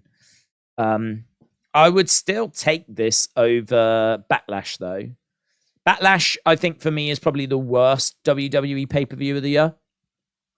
I would still watch this over that. I still think this card has got more potential over the Backlash one. But, yeah, it might be. It was, the Sammy Roman thing at Elimination Chamber was red hot, man. And you had Elimination Chamber matches. So for me, Elimination Chamber probably ahead of this. And then, of course, Rumble's ahead of this. WrestleMania's ahead of this. Money in the Bank, I would say, is ahead of this. What with it being in London. So, yeah, I would say this is probably ahead of Backlash. But one of the weaker offerings. I don't think that's unfair. But one that I'm still genuinely really excited for. One that I'm really looking forward to. So... Gonna be good, man. Let's go. Days, how do you feel about Raquel Rodriguez? I really like her. I think she needs to be her big mammy, cool, a character, get her old theme back. No, not win the title off Rhea Ripley. I don't know. I think that her character down in NXT was good when she was that kind of Diesel-esque, She was the bodyguard for Dakota. That was kind of cool. I didn't mind that. But I think that's a little bit like Diesel, It's a bit limiting. You're cool. You stand in the background. You look cool. But at some point, you do have to stand on your own 2 feet. And I think that this character is just pretty much in line with who she is. I don't think this is really reinventing the wheel. I think this is just who she is. So we are... seeing her for who she is. I think this means that it's, we don't need to get too bogged down with a gimmick and a character and all that kind of stuff. I still think there's tweaks that can be made. I still think, there's maybe a few little different ways of presenting her and interview styles and whatever. But by and large, I think it's pretty good. I mean, she's got size. She's credible. She can talk. She can wrestle. She's had some really good matches. I really liked her matches with Ronda Rousey. I think she actually got some good matches out of Ronda. So she ticks a lot of the boxes. So, you know what I mean? I can't say I'm looking at her thinking, oh, we need to get her back to being standing in the background looking moody. Because I think that what she's doing right now is allowing her to really express a bit of personality. So I think we've got something we can build on, but I would agree that I don't think we're at the final destination yet. I think, we fast forward a few years, I would imagine that she will have really found herself on the main roster. And I don't think we're quite there yet. Right, let's go down. I see AEW is becoming Impact in its prime. Nothing more, said Supreme Ty. Bianca Belair returns at the Rumble, said Boomers. I am going to watch Payback after it's live. I'm a bit tired, said Krista. Krista, shout out to you. Days, only just joining. Thoughts on CM Punk, says My Phenomenal Figures. I think it's... I would say crazy, but, I do appreciate you can't go choking people out backstage. So, if he gets away with it, then do you set a precedent for other people getting away with it? So I do understand that. The bit that I don't understand is that I still haven't seen anything happen to Jack Perry.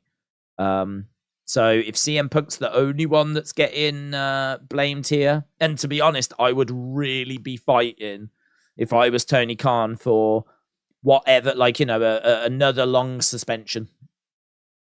Because I'd be trying to fight with HR to get whatever I can that keeps him around. I think he's so important.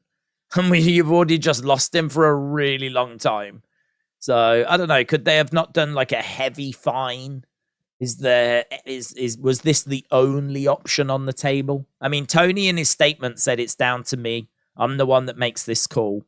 It's my decision. So he's taken responsibility for the decision. I don't know. It's a massive decision, isn't it? It's massive. It's one that, could shape the future of AEW. I mean, I think what will happen now is there will be guys, we have to find a way forward. We have to make this work. We're all in it together. I think that kind of mentality will come back in now. But I'm told that Jack Perry has been suspended. I haven't seen that. It wasn't in that statement. So I've not seen that. So I don't know quite what's been said or how it's been communicated. But I don't know, man. All I can tell you is that if I was Tony Khan, I would not have suspended him. He would have been at the show tomorrow. I would have done an investigation. I would have tried to have found a way that I could have kept him. I understand there would have been a big fine or a big suspension or something. But I would have really tried to have found a way to have kept him. But listen, this is the path they've gone down. And as we said, it's going to really divide opinion and create a lot of conversation, which we have spent a lot of time on it already. Corey Graves is from Pittsburgh, and he should get in the ring and beat Grayson Waller up for calling Pittsburgh a hole in a wall. My hole? Big Time said, you was pretty adamant about Edge not leaving WWE because of loyalty. Then we saw all those later reports making people go, oh, now there's a possibility. Are you sure you're not applying it into Punk WWE? Well, hang on. I was adamant Punk wasn't leaving, and then it turned out he's not leaving. So I was right. So what changed? The only thing that changed was a report which was that WWE haven't re-signed him. So I was not wrong about Edge. I think he's loyal. I think he stays with WWE. I think he's loyal. And then reports came out that it was WWE that were the ones that had turned him down. But I don't even know if they have, true, to be honest. I still have not established if those reports were just fake reports anyway. I mean, what we've heard from CM Punk is that he's got a contract extension, but he just doesn't know. He loves WWE and he just doesn't know whether to sign it or not. Mainly because I think he's thinking of retiring, not going to AEW. I think he's thinking of like calling it a career and calling it done. So I still stand by everything I said. I think that if you have been with WWE since the late 90s, they have treated you the way they've treated you. They've given you everything that you've been looking for. They have built you into the star you are. Because don't forget, no one knew who Edge was before he came in. And Edge knows that as well. So his name has been made by WWE.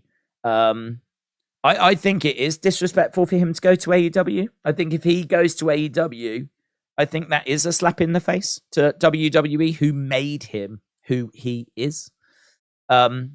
So, yeah, I still stand by that. I haven't seen anything to change my mind on that.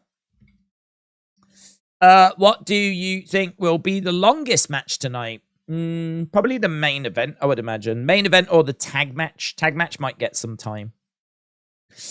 I want Dragunov against Gunther down the line, said head of the table. I think Dragunov has the potential to be the best of WWE on the main roster, in my opinion. Firing CM Punk was the wrong decision, said Isaac. Crazy Ginger said Punk signed for WWE, question mark. No. William said, if Tony terminated it, the storm is coming. Dragonov is so good, said Fife Dog. Done being mad, it has the company so he can live with the decision, says Ohio. I think Edge is a ride or die with WWE, said Mr. Clock. Andrew said, I want to see CM Punk show up tonight and throw the AEW title in the trash. Can't Stop, Won't Stop said CM Punk is going to destroy AEW on Twitter and podcasts. That'll show him. CM Punk should start a new wrestling promotion in the UK, says LA Dortnight. Dinesh said CM Punk is probably returning again and will get fired or walk out in the future. 100%. Yeah, it's what a mess. What a mess. Well, look, it's done. They've got to find a way of making it work and you know, find a way of getting ratings for Collision. Your opinion is valid, but I'm in the belief that time heals all wounds. CM Punk, yeah, well, 7 years did it? CM Punk left in 2014. He hadn't returned by 2021. I mean, 7 years is quite a long time in a career. And, you know, he didn't go back. He wasn't even close to going back. There was no rumors of him going back. There was no talks of him going back. If AEW hadn't come along, I don't think we'd be sitting here with CM Punk on his way back. So, I agree. And like, time can heal like wounds. His thoughts then can be different now, said Big Time Baxter. I just don't think they are. I don't think anything has changed. I have not seen anything to suggest that anything has changed. And I don't believe anyone else has as well. So anyone saying that CM Punk's going to go to WWE now or start getting excited about him going to WWE, they're just doing that on nothing but sheer hope. And they're not actually basing it on anything. I've got things I can bring to the table as to I can explain why it won't happen. I can give examples of comments that he's made about why he hates WWE and things that have happened in the past, like him getting his papers on his wedding day and whatever. And even the time heals all wounds, I can counter by saying he left in 2014 and he still hadn't returned in 2021. And there'd been no talk of him returning or anything close to him returning.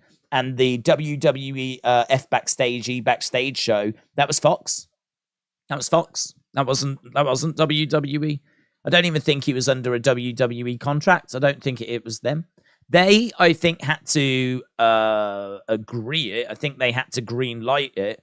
But in all fairness, I don't think they're the problem. You know, it's been reported that Triple H would sit down with CM Punk if it was to, if the option was to be there. So I don't think WWE are the problem. I've never felt they're the problem here. I think it's all CM Punk that's the problem. So I don't know. If you want to get yourself hyped and excited about something that I really don't think is going to happen, do it. It doesn't bother me. But, you know, don't get too disappointed if it doesn't happen. That's all I'm going to say. James said, keep up the great work. Quick question. I noticed on your toy hunts, you never pick up AEW figures. Do you not collect them or just not show them in videos? Can I just say, my contact lens is giving me real jip. If it looks like I'm about to cry, it's because this contact lens is really rubbing on my eye and causing some serious discomfort. So I am a bit distracted. Toy hunts, right. So AEW figures. I think there's definitely some good ones. So it's not that I think they're just all garbage or anything like that. I think there have been some really good AEW figures that really I have looked at and gone, oh, should I? Shouldn't I? Should I? Shouldn't I? And I've really had to kind of have a word with myself.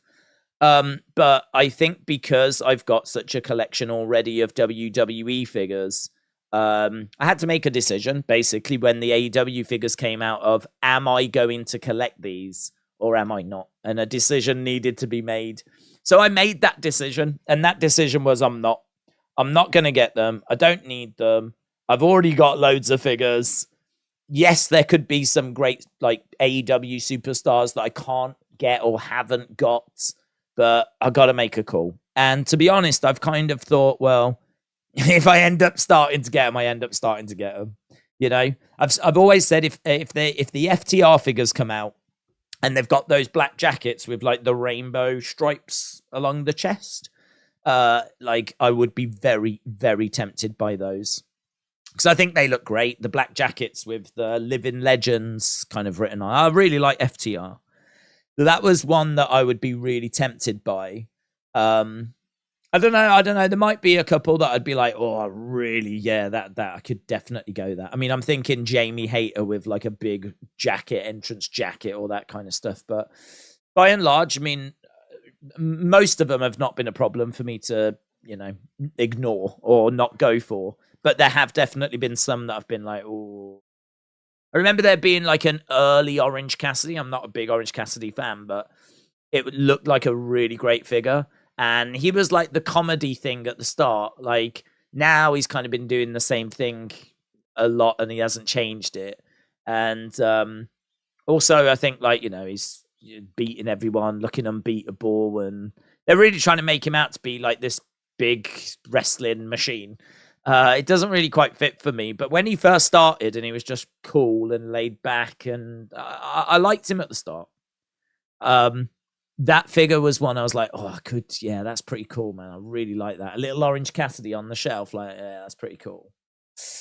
But no, I've just managed to avoid getting into them. That's the truth, really. It's just a lot of money in it. It's just a lot of money. Do you see Lita showing up? As she did return at the cage match on Raw for her first appearance, it would be the perfect segue to Trish versus Lita and have Becky go after the NXT women's title. I see Lita returning. I wouldn't do Trish Lita. I mean, I suppose you could do Trish Lita in Saudi. That's what they tend to have, like legends and whatnot there, but I really think that you've got a lot of young talent that needs developing. I think that Trish working with Zoe has been brilliant. I think that's been brilliant. I think I was so impressed when they did that. I thought it was really clever for them to do that. So I really like that. I think if you was going to do a match, then maybe Trish and Zoe versus Lita and someone, maybe you do that so that you can get another young talent into the mix, you know? Don't know, tricky. I wouldn't in 2023 be looking to do Trish versus Lita. I'm sure there'll be some people that would be interested in seeing it. I'm sure there'd be a good chunk of people that would be interested in seeing it, but I can't imagine it would be any better than the great matches we had in the past that you can already watch on the network. And I think in 2023, there's a lot of young, good talent that really could do with like that sort of spotlight. So I think if I was booking, I would be more into doing Trish and someone versus Lita and someone. So, but do I think Trish will come back? Not really. I'm not really expecting like any returns. I mean, to be honest, had you have asked me about will Jay be on this show, I would have said no. I think this is going to be a pretty straightforward B show. This isn't SummerSlam. It's not WrestleMania. It's not Rumble. You know, it's, I don't know, a B show. I mean, I suppose thinking about Backlash, we did get Savio Vega and we did get Carlito. Thinking about the Money in the Bank, we did get the surprise of John Cena, which we weren't expecting. So I suppose the B shows have offered up some surprises. I don't know. Did we get a surprise at Elimination Chamber? Can't remember if there was a surprise there. I don't remember one. So I don't remember if we did get a surprise, or I certainly don't remember a return or anything. So I don't know. This to me is a B show. It's It's going to be fine. It's going to be enjoyable. We're going to have fun with it, but I'm not expecting anything like Randy, Big E, anything along those lines. But apparently there's rumors of Jay going to be on the show. So if there's Jay, then I'm guessing there could be a Jimmy. So maybe Jimmy confronts Cena. Maybe Jay comes out to confront Jimmy. I don't know. I'm not really expecting too much on that front. I don't think I put any surprises in my predictions, actually. I don't think I put any in there. Dark Knight said it was in France. What? UFC? Bouncing, man. Jeremy said, I'm actually at Payback, making my way to my seat. I was also at SmackDown in Hershey last night. Jeremy, have a great time, dudes. Have a great time. Really looking forward to the show tonight. So, hopefully it's going to be something memorable. Hopefully we get something that we can get our teeth into.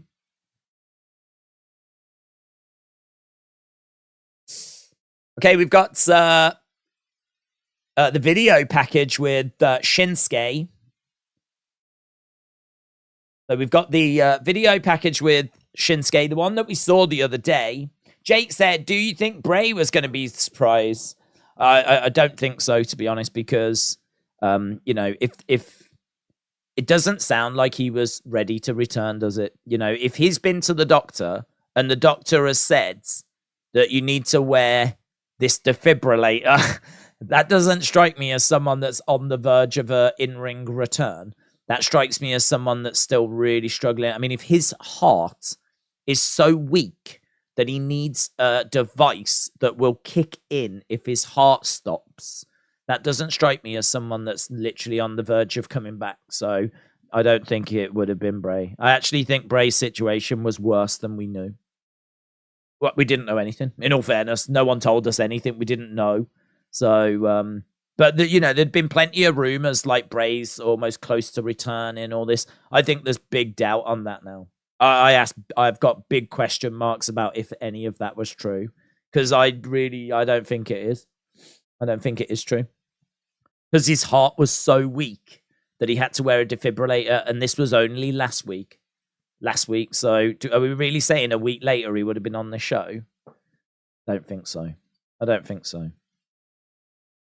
It makes no sense for Jay to return tonight. There isn't any bloodline for him to interfere with, said J Love.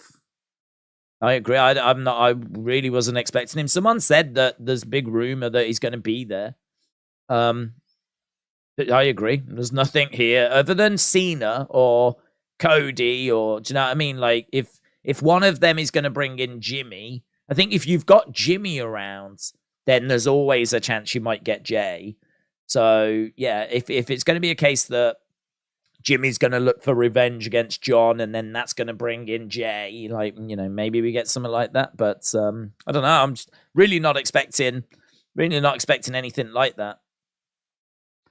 Ryan, shout out to you, said, no way Brokeback Rollins loses. Ryan, shout out to you, buds. You could be right. I would love for Shinsuke to do it, but I'm not holding my breath. Kenneth, shout out to you, bud, said, R.I.P. Bray Wyatt. Thank you, Days, for all you do. Kenneth, shout out to you, buds. Appreciate the kind words. We are seconds away from going over to Payback. Wade Barrett has selected Shinsuke. Booker has gone Shinsuke. Pete Rosenberg has gone Seth. And we are about to go to Payback. So we are going over to the show.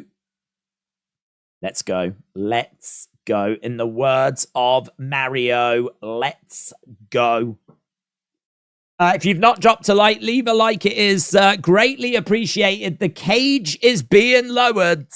We are going to be starting with Becky and Trish inside of a steel cage. So we are kicking off with Pretty juicy match, to be honest. Pretty good opening contest, I think. Right, so we've just got the warning, unofficial, interception, or receipt prohibited. This pay-per-view is exclusive property of WWE.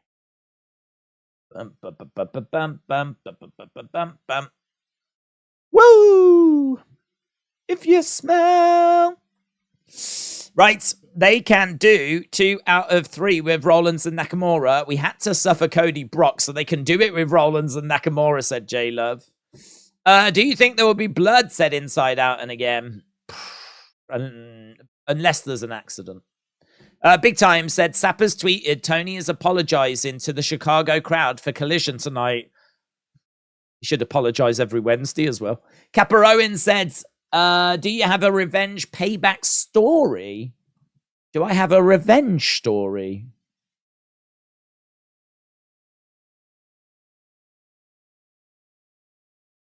I don't think I do, you know. I wish I did. I'm trying to think. Oh. Do have a revenge story. Do have a revenge story. So, I'll tell you really, really quickly. I was going out with this girl, right? I was going out with this girl. She, I was working with her and in like entertainment retail store. And she liked me. I thought she was all right, but she liked me. And she said to like one of my mates, like, you know, do you think you'd be interested in going out for a drink and all this kind of stuff? And I was like, you know, kind of take it or leave it. She was nice, but I wasn't really looking for anything. But I was like, do you know what? Why not? Why not? You know, let's do it. So we went out for this drink, and it's pretty fun. It was a fun evening. I had a good time. She had a good time. It was good. We ended up going out like a few more times, and she was really into me and everything, and it was all really good. But I found out that while she was like going out with me, she was also going out with the assistant manager, like all like sleeping with him and all that kind of stuff. So she'd been saying to like my mate, like she really liked me, and like we were like going out, kind of dating, but not really saying we were dating or all this kind of stuff. But I don't know, like for me to find out that she was actually also seeing the assistant manager at the same time was like, what the flip? I was livid. I was absolutely livid. Because I was like, I didn't need this in the first place. And now I'm in this really awkward situation. So I was fuming. So I remember I invited her out to the pub. We had a load of like workmates that were there as well. And we were sat at this table. And I just got this massive pitcher of beer and I just tipped it all over her. It's one of the most childish things I've ever done. And if I was to go back, I wouldn't do it now. I was livid. I wasn't thinking straight. I was so annoyed. So annoyed. I felt so used. I felt used and abused. I didn't take it well, man. I didn't take it well. That's you know, she could have just left me alone, man. She could have just left me alone. I was quite happy going out with my mates, you know, just like living my life. And then I start to like show a bit of interest, and I'm like, yeah. And we went out, and we went out a few times, man. We went out a few times, and I thought that it was like going to start getting somewhere. I thought like, okay, yeah, she's cool. I like this girl. And then as soon as I started to actually like her, then I find out she's been sleeping around with like the assistant manager. That's I can't be. That's moody, innit? Come on, that's moody. So I'm not proud of that. And didn't really like satisfy me. It's not like I did it and I loved it and I was like, yeah, let's go. As soon as I did it, I regretted it instantly, to be honest. To be brutally honest, as soon as I did it, I was like, I shouldn't have done that even now. This whole thing, I shouldn't have done any of this. Sucked. Although I did go out with my mate about 2 years ago. And I told him that story because I don't think he'd actually heard that story. But he worked with us both. And I told him that story. He's like, I still talk to her. Just occasionally. I was like, get her on the phone. So he called her up. and he was chatting to her and everything. And I was a bit drunk by this point. And I said to him, I was like, tell her I'm sorry for tipping the pitcher of beer over her. And he was like, oh, I'm with Days. And he says, like, he's sorry for tipping the beer. And she was like, that was years ago. Don't worry about it. I've long forgotten about that. I'm sure she hadn't. But so she's like, don't worry about it. So, I think we sort of, in a roundabout way, made amends. So don't cross me, yeah? Unless you really like beer. That's all I'm going to say. No, I learnt my lesson, man. I learnt my lesson. I like that question, though. If you've got a payback revenge story, put it in the chat, because I think others, I might not get to them, but others would like to have a read of it. She deserved it, said Christopher. Yeah, I mean, I do still stand by it was moody of her to do that. I do still stand by that. I've not changed my opinion, but two wrongs don't make a right, do they? I am aware of that. I wish I had the ability to rise above it, but I channeled my inner Jack Perry and I went really petty. I did a Jack Perry, man. Perhaps it's his age.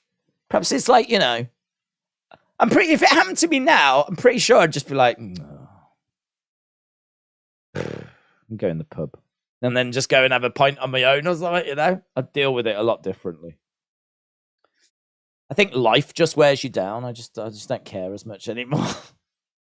Delwyn said, John Cena to be a ref for the LA Knight versus The Miz. It's a dub, yeah. Could be a feud with LA Knight. Next feud, who knows?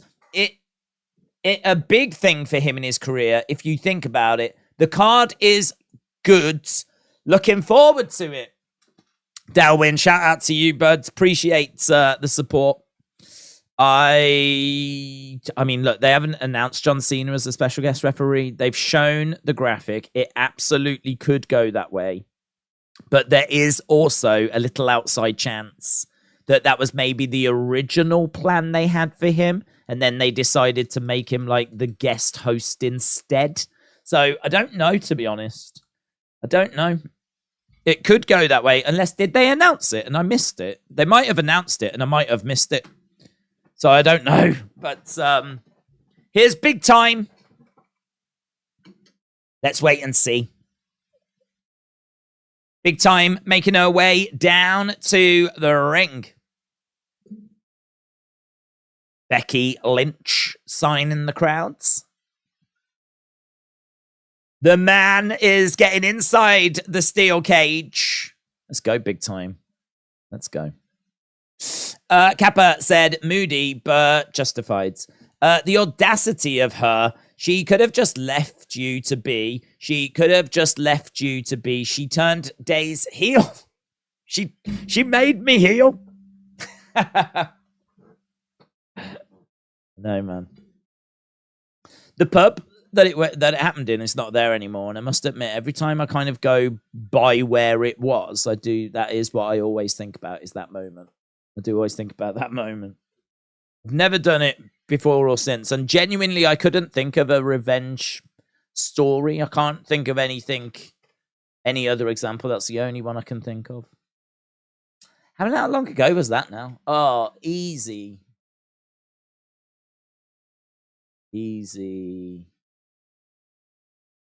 Oh my God. Easy. 19 years.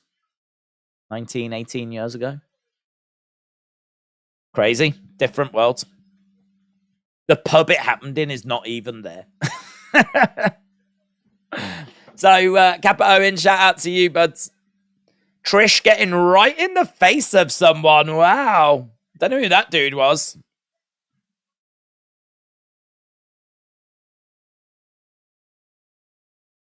So she just got right in the face of that dude. Tiffany Stratton is ringside. Tiffany watching on.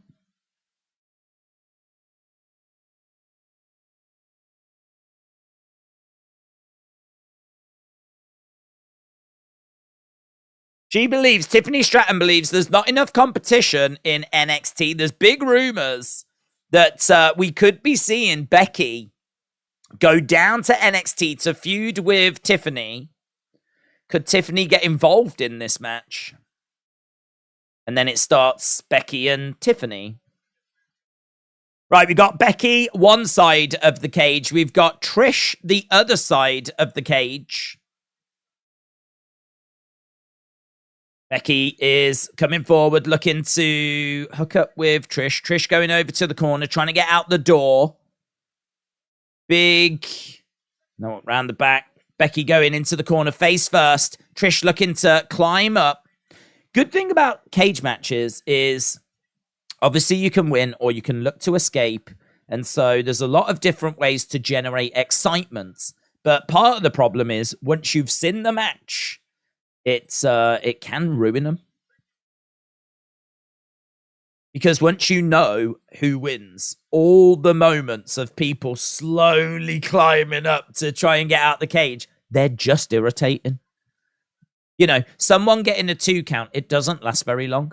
If you know who wins the match, and then you watch it back, and you've got someone getting a 2 count, it doesn't take very long, does it? 1, 2, oh, shoulder up, right? But when you're watching someone slowly climb, it takes forever, man. I've watched some old cage matches back after knowing who wins, and that is something that really jumps out at me. Is like they're not the best at going back to rewatching, unless all the action is largely just kept in the ring and it's just like a normal match and the cage just surrounds it. But any of those, like trying to escape, back elbows coming in by Trish. She slams Becky down. Trish going over to the corner, looking to come in. Kick coming in there by Trish. So Trish looking to try and climb up. Trying to escape. She gets caught. Shot coming in. Christy, shout out to you. Days, you're always a heel on dates. Single boy. Just because I hate women, and that's all it is. You know, it's just... It's only that. It's nothing serious. Can I just say that if I'm treated right, I'm an absolute dream. That's all you need to know. Yeah? If I'm looked after and treated the way that I deserve, like a princess, I am wonderful on dates. Don't cross me. Yeah, shout out to you. It's been a while. How are things? What do you think of Jimmy Uso's new entrance theme? I think it's good, but the beginning sounds like 16th century ball music. I'm exactly the same. Really don't like the start. I actually recorded like my reaction video, put it up separate, and I thought, oh, I better just go and listen to it again because people might be like, what are you on about? Like I might have heard it wrong or it might not be as bad as I remember. I went and checked it out and listened to it again. Wild, man. It's wild. I don't know how it got signed off. So, not my taste, but then I'm not from the 1600s. Yeah, not for me. Trish going over, trying to get out the door. Becky rolling up Trish. Clothesline by Trish. So Becky is down. Trish looking for the cover. Kick out by Becky. Kick out by Becky. I would love to see a ladies' budgie cage match, says Carl. Did you watch Hulk Hogan, King Kong Bundy, WrestleMania 2? Or is this a program or something? Becky is over by the ropes. Trish is... Nice chin lock being applied. Pulling back on the face as well, on the mouth. Disrespect. Some serious disrespect on display there by Trish. She's got Becky and she's grating her face up against the cage. Brutal. Days, apparently, Tony opened Collision and said he fired Punk because his life and his safety was threatened.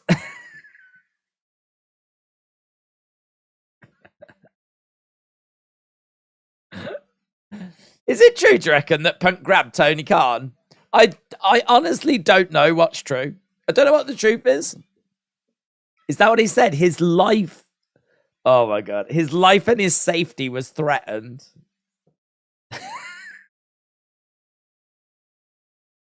It's just the gift that keeps on giving, innit?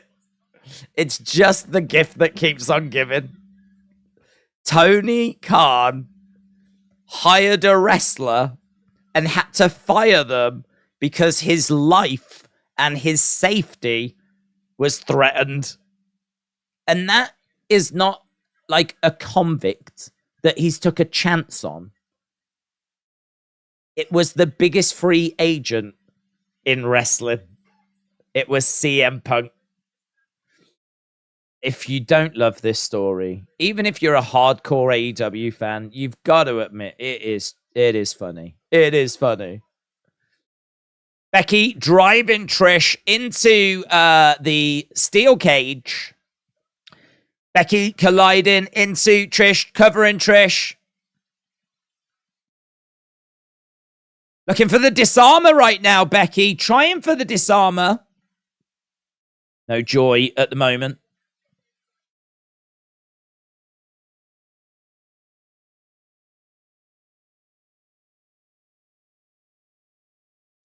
The steel cage, one legend. The steel cage one from Legends of WrestleMania game. Well, I don't know. Don't know about a legend. I know the Legends of WrestleMania game, but oh God, I must have played it just a handful of times. I'm guessing it's just based on their WrestleMania 2 match. Leg drop by Becky. I still watch the pods. Normally the next day, I have a way for women to love you more. Take the advice the book gave you, especially that, hey, you look like a doll line. It works every time, said JS17. I don't think anyone should take any advice that they get from either these streams or the Wrestling Escape Pod stream. In fact, I'd go as far as to say do the opposite. Shot coming in there by Becky. Shot coming back by Trish. These two exchanging blows. It's been an all right little contest, this, you know. They've used the cage well. So we've seen Trish grabbing Becky and smashing and grating her face into the cage. Now we're seeing Becky do the same to Trish. So lots of cage work on display right now. Again, face first, Becky goes into the cage. Do you think that Senior Money in the Bank will cash in tonight and the winner of Seth Nakamura will pre-succeed? It might be teased, but I'm not expecting him to cash in tonight. Yeah, I'm not expecting it tonight. I think there's too much disharmony in Judgment Day. I don't know that he'd be able to come down and cash in without, like, Finn being involved, or do you know what I mean? Trish smashes her head into the steel cage. Leg drop to the back of the head there by Big Time. I'm here for each stream, said David. Hope you are well. Who will take the belt from Roman? I think it'll be Cody, bud. Cody's got to finish his story, and he will definitely finish his story as long as injury doesn't get in the way. I think they're doing everything they can to build him up to that. I genuinely cannot imagine Cody retiring without finishing his story. I can't imagine it. Kick coming in there by Becky. I feel the biggest loss for WWE will be Edge, said Storm. Okay, Trish on her feet, charging over. Grabbing Becky. She's got Becky round the heads. Becky. Trish. Excellent work by Trish. Very athletic. Yeah, I agree with Michael Cole. Tremendous core strength. So these two are on the top turnbuckle at the moment. Trish is looking to climb up. I think, is this Trish's first cage match? I don't think she's been in one before. Kicks coming in there by Trish. Becky goes into the middle of the ring. Trish continuing to try and climb. Trish She's on the shoulders of Becky. It's like an electric chair type situation. Becky goes down. She's got Trish. Sit down powerbomb. Wow, just a powerbomb, actually. Oh, shoulder up. Cameron said, Daniel Bryan, Ricky Starks, all out. Is he back, is he? Daniel Bryan. That's good. That's very good, actually. I mean, Daniel Bryan, I wonder if you get him out of Blackpool Combat Club, could he fill the gap left by CM Punk? He fits perfectly on Collision. This is a good match, said Runners. I agree. Storm said, I've heard rumors Usos are building up to Mania to face each other. That's their retirement plan. Oh. What do you think of Jimmy's entrance name plate botch? They should change his theme to Gorgeous by Tyler Breeze. What did you think of Jimmy's entrance nameplate botch? Oh, the extra M. I was too busy laughing at the music. Widow's Peak by Trish. Muttick said, looks like we're getting Bryan Danielson and Ricky Starks in a strap match at All Out. Shoulder up there by Becky. Muttick, shout out to you. Still no Kojiko, is there? I've already stopped caring about AEW and Punk drama. Right, well, I tell you what, we've had 2,200 votes. I think we can probably end that poll. And do we know what the next match is? Because we could already put a thing up for the next match, couldn't we? Yeah, have a look.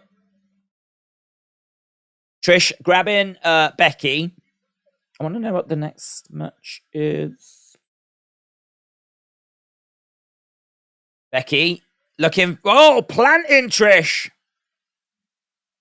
1, 2. Oh, shoulder up by Trish. Oh, apparently next it's Cena promo. Cena promo next, and then after that it's going to be the LA Knight match. LA Knight. that would fit. That would work actually. So the Cena promo could lead to him being made guest ref for the match that's after. Becky rolls through. Stratisfaction by Trish. 1, 2. Oh, I thought that was it, man. I thought that was it. This is a good match. These two are really going at it, man. What they Becky and Zoe had a really good encounter. I thought it was fun on Monday. I said at the time, I think they've gone out there and just gone, let's do it for Wyndham. Let's do it for Bray. And they went out there and they really did go for it. And here we're seeing these two going for it and really putting on like a really good encounter. Very, very enjoyable. Trish climbing up. Becky is trying to go up and trying to go after her as well. She's trying to grab a hold of Trish. Back elbow coming in by Trish. And again. Shots coming in. Shot to the midsection there by Becky. Oh, smashing Trish into the side of the cage. Kick coming in there by Trish. Trish up top. Plants Becky off the top. Big spot. Big moment. Becky down. 1, 2. Oh, are we sure that wasn't a 3? Are we sure that wasn't a 3? Jeez. Boom. Look at that. Wow. If she hits it, it's over. A twist of fates. The match is better than I thought it would be, said J-Love. It's really fun, man. It's really fun. Trish looking to climb up. So she's going up. Becky's going up after her. Trish is sat on top of the cage. Becky smashing Trish into the top of the cage. Becky sat on top. Becky getting smashed into the cage as well. These two exchanging shots back and forth.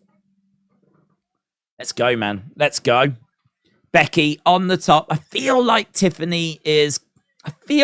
going to get involved. Trish is over the top. Becky trying to climb up, trying to stop her. Becky has grabbed Trish. We're over by the top of the cage. Headbutt coming in there by Trish. Shots coming in by Trish as well. Stratus trying to get over the top of this cage. Shot coming in. Oh, Trish is upside down. Trish is upside down. She needs to use that core strength of hers. Right now, her feet are caught at the top of the cage. She's having to try and sit up. Damn, she was just dangling upside down. She's trying to step over, though. She's freed herself. This is crazy, man. They're fighting right at the top of this cage. Trish has been able to get herself free. She's dangling away at the moment. Becky has got Trish. She's got her in like a suplex position. She's going to suplex her. She's going to suplex her. Becky. Oh, big suplex. Huge. From the top of the cage. Wow. Wow. You've just got to applaud. What a match. These two. And do you know what? They are not interested in engaging with the crowds. We're not seeing Becky look into the fans. We're not seeing Trish like gesture. These two are just smashing each other. They've gone in there and they are just going at each other. They are only interested in like really trying to beat each other. It's a proper contest. Two people battling away, trying to get the win, trying to get one up over the other person. And it is fire. It is fire, man. This is fire. This is awesome. Ringing out from the WWE Universe. Say it loud. Say it proud. Because this is fire. That was a big suplex. Off the top. Trish is on her hands and knees. Becky is trying to get over the top. Trish is trying to get out the door. Zoe Stark has arrived. Zoe is trying to drag Trish out. So, Zoe, you had to know that she was going to make her presence felt. She's desperately trying to drag Trish out, but she's not succeeding at the moment. Oh, and Trish gets pulled back into the ring. The door is slammed shut. Roll up by Trish. Kick out. Kick out. The match continues.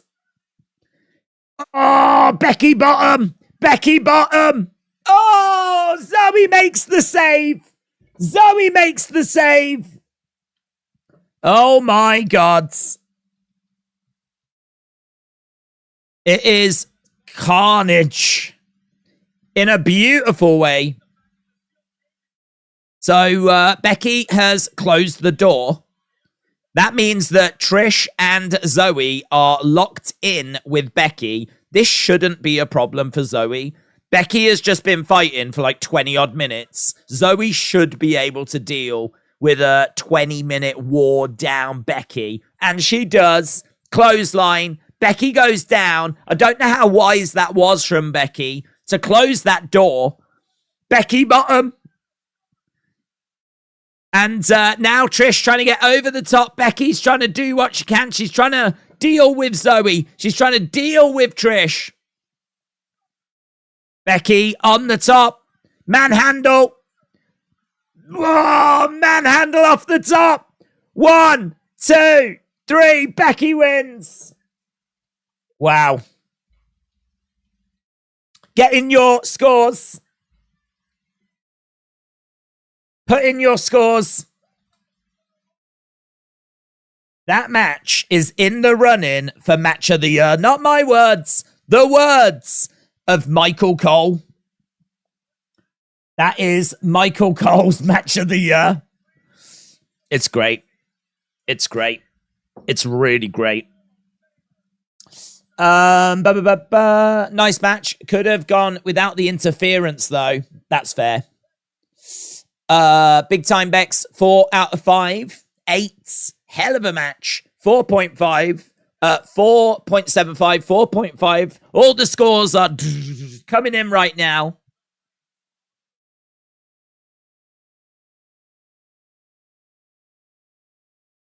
Becky in the entranceway.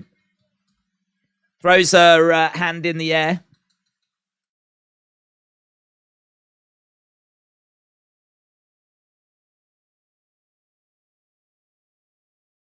Great match between Becky and Trish to get this show off on the right tone.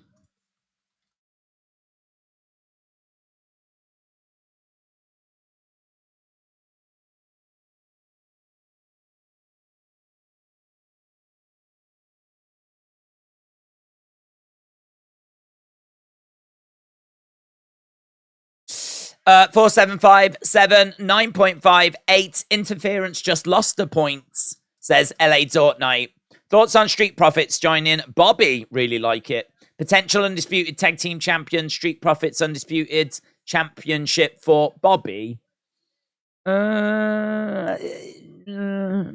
I mean, I don't see Bobby being the one to beat Roman. I don't know that Roman loses the title until WrestleMania.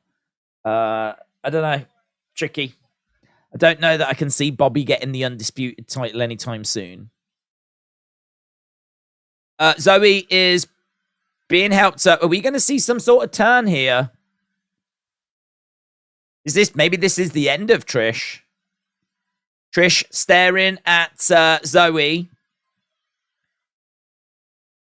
We just got a little moment here between Zoe and Trish. Trish doesn't want Zoe touching her. Zoe's trying to explain, I was trying to help you.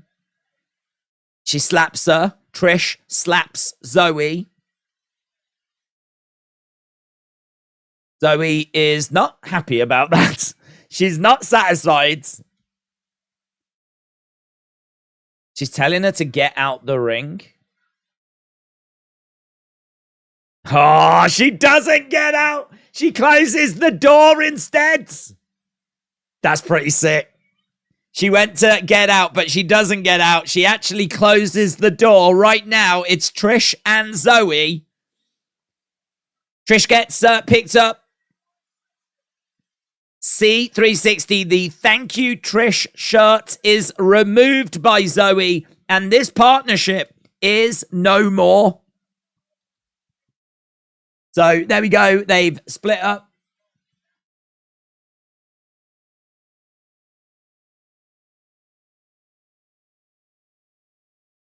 So there we go.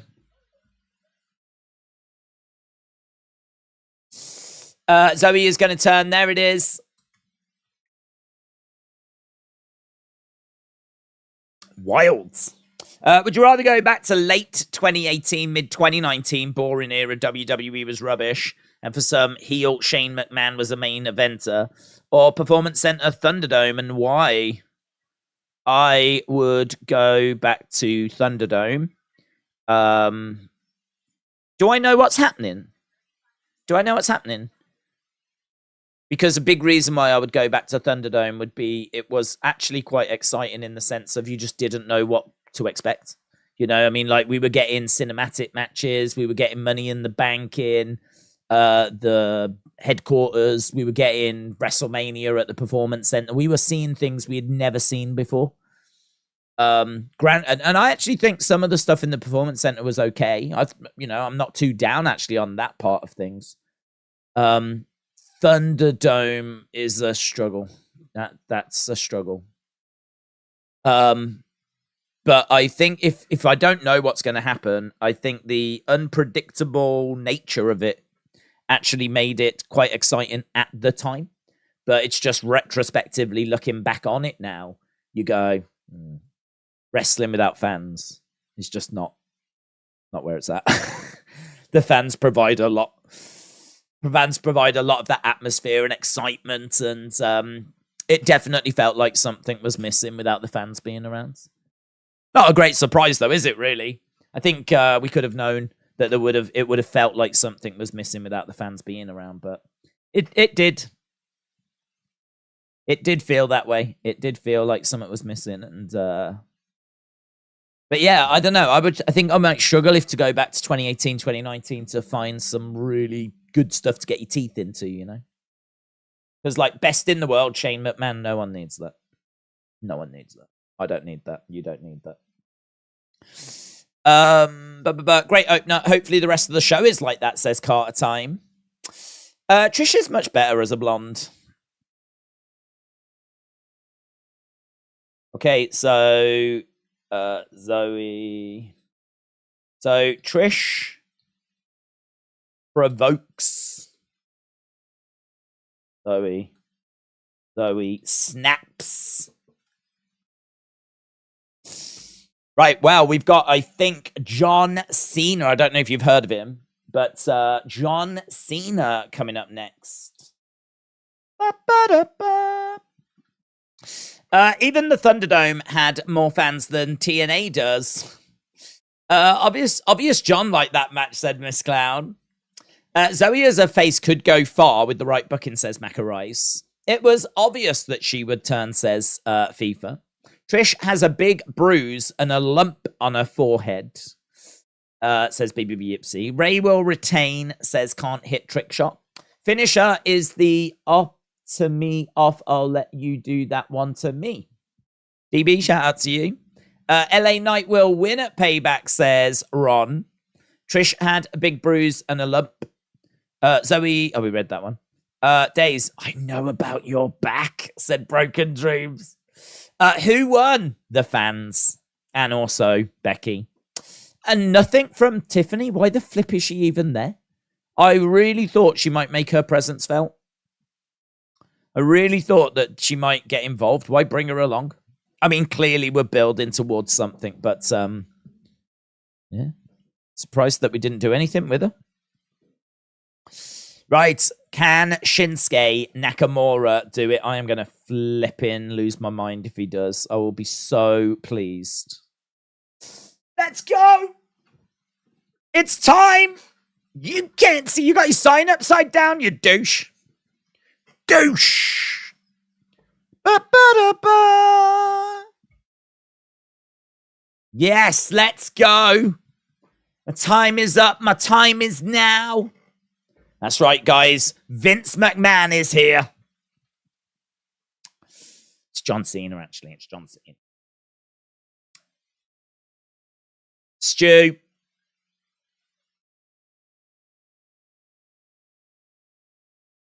Never give up, Stu. Never. Let's go. Let's go to work, Stu. Ladies and gentlemen.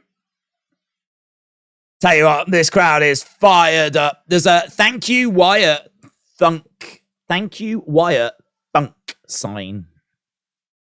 Cenaberg. Cenaberg.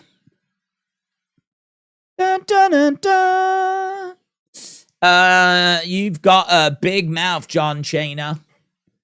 Randy had better return, says Jaden. I wonder if Tiffany's going to get involved in Rhea's match, says John. The greatest of all time, said Broken Dreams. Storm said, rumor is Roman won't be back till Mania. Thoughts? Can't see it. Can't see him. Like, how can he get away with having the title till WrestleMania? They'd have to strip it from him, surely. Right, John Cena in the ring. What's he going to say? Kojiko! There he is. How you doing? Spoke about you a few times today.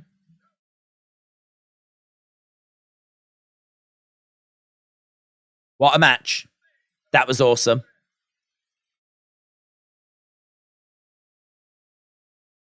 I've been a champ. I've been a challenger. I've been a fan. I've been a doctor. But I've never been a host. I thought he was going to say ref. I've never been a host. My job as a host is to make tonight special. Make it special, John. Make it special. What are you going to do? Yeah. Special guest referee.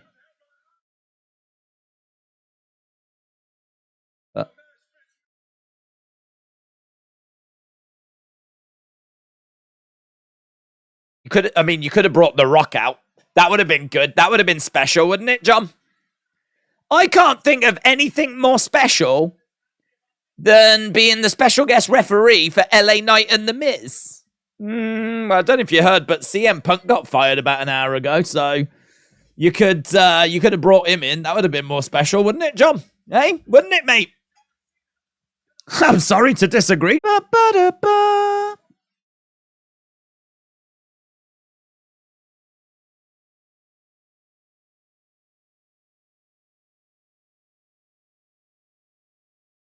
Okay, so Miz getting into the ring. I don't know what he's going to say to John Cena. He might not have good things to say.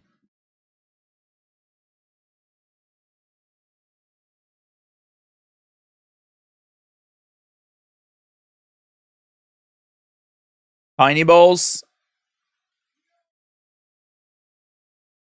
I expect this from LA Knight, but not from you, John.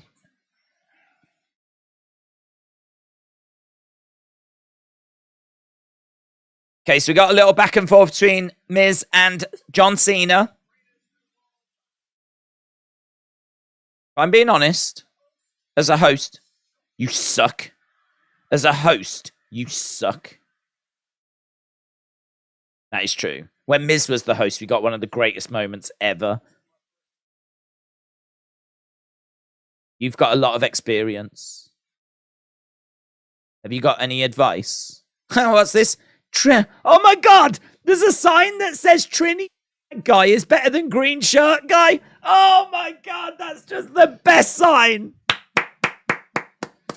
That is the best sign. Trini flag guy is better than green shirt guy.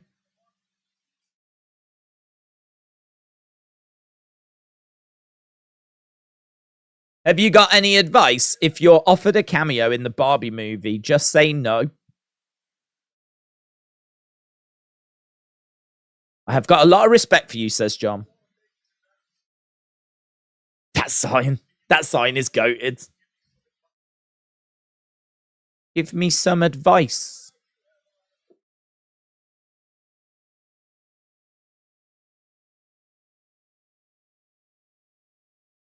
You've got to be more involved. I was in 2 matches. Be more involved. Yeah. What are you wearing? I wore a $10,000 suit. She dressed like a Teletubby.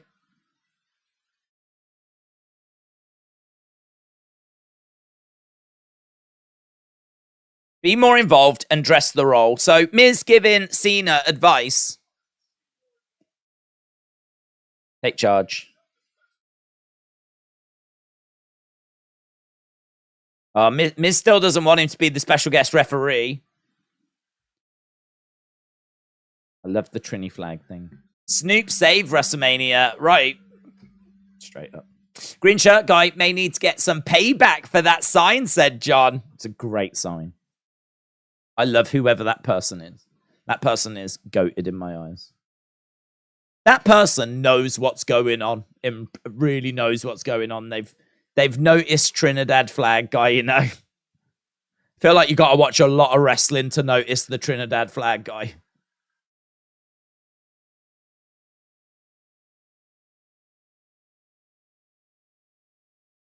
I am the special guest referee for your match.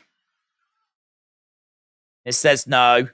Yes. John Cena says yes. What's going on? Why is this taking so long? Yes. No. Yes. My pantomime. What's going on? Here's LA. Thank God. Thank God. Make it stop. LA making his way down. If you want advice for speaking to women, I'm who you need. I've never spoke to a woman. Say, hey, babe, I saw you from across the bar. You look like a real doll. Trust me, it works, says JS17. Thank you. I will remember to do that. Right, LA Knight has made his way down. John Cena has put his referee shirt on. That painful segment that just would not end has ended. It is a bit weird. Don't you think it's a bit weird how we've just done a John Cena Miz kind of back and forth? We've had LA Knight come out and he hasn't spoken as a part of me. Like that's his shtick.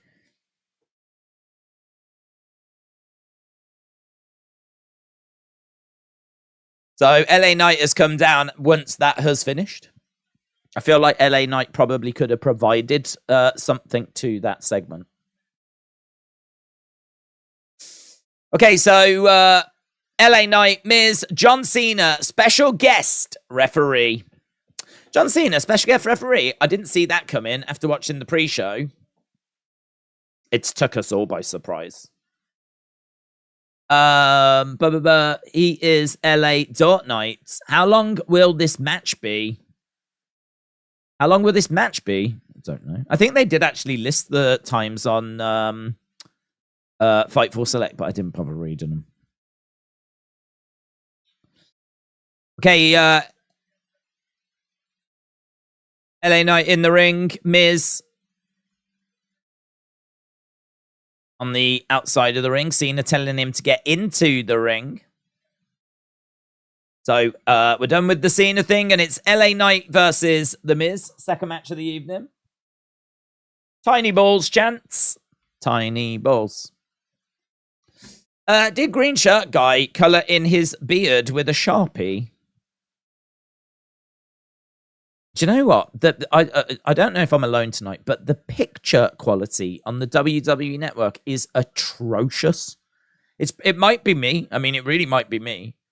But you wouldn't believe what I'm trying to watch. I mean, this really is like 280p.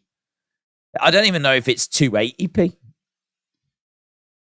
I mean, look at that. It doesn't really do it justice, actually. It just froze. You can't even make out facial expressions. It's really awful. So I can't really see like details. I can just see splodges moving around. It's really bad picture quality right now. The quality does keep dipping in and out, says Miss Clown. Okay. Well, to be honest, mine's not even dipping in and out. Mine's just out. Whatever your quality that's out is, I am permanently stuck on that. Miz is in the entranceway, making his way. He's had enough. He don't want no more smoke. He don't want no more smoke. CM Punk will be in Chicago tomorrow, having a payback pastry at his favorite Chicago. What was that bakery place that got great advertisements from him being there before? Yeah, perhaps he will be there. What's the most random segment in the last 3 years you can remember? For some reason, a Goldberg segment stands up and claims Drew is disrespecting Legend. I forgot about that. He did come out saying that you disrespected Legends. And we all went, what is he? What? Where did that come from? Yeah, that is very good. That is very good. Even though he was complimenting them. Yes. I don't know. I always think about Stone Cold's. We spoke about it the other day, him cutting like some jokes, and then he would turn in the Performance Center to the commentary table, who out of nowhere had got cards to score the jokes. We didn't even know that Stone Cold was going to be doing jokes. And so I don't know where these cards came from. I don't know why the commentators started holding them up to score the jokes that Stone Cold was saying. He was like, oh, you didn't like that one. And I think he started picking on Byron because Byron was giving him quite low scores. And obviously it led to a stunner and blah, blah, blah. But I do remember like, I do remember that being like, what? What are they doing? Why are they scoring Stone Cold? I think it was on 3/16 day. If you want to watch it, I would say 3/16. So the 16th of March, 2020. That would be my guess. Pretty sure that it was for 3/16 day. So it was very early in like the whole Performance Center stuff. So I think what WWE was trying to figure out, how do we involve the commentators more? You know, we don't have the crowd, so what do we do? And it was random. Miz is round the back of LA Knight. Coach Co said, I've got new glasses. It looks fine to me. Maybe mine just keeps, it's just constantly out. I keep changing like servers and it fixes it for a hot minute and then it just goes back to being awful again. So I don't know. It's good enough that I can see what's happening. It's just like, I don't know, 280p. That's the best way of describing it. It's just really not in focus. Miz going into the commentary table. Who would be the perfect opponent to retire the Miz? Should it be John Morrison? No.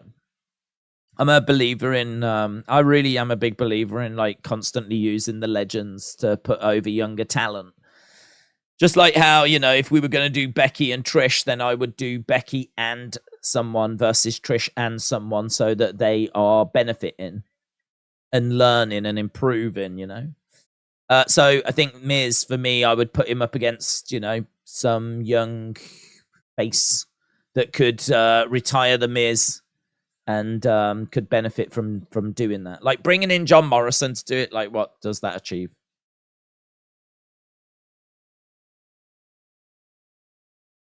LA Knight being smashed into the barricades.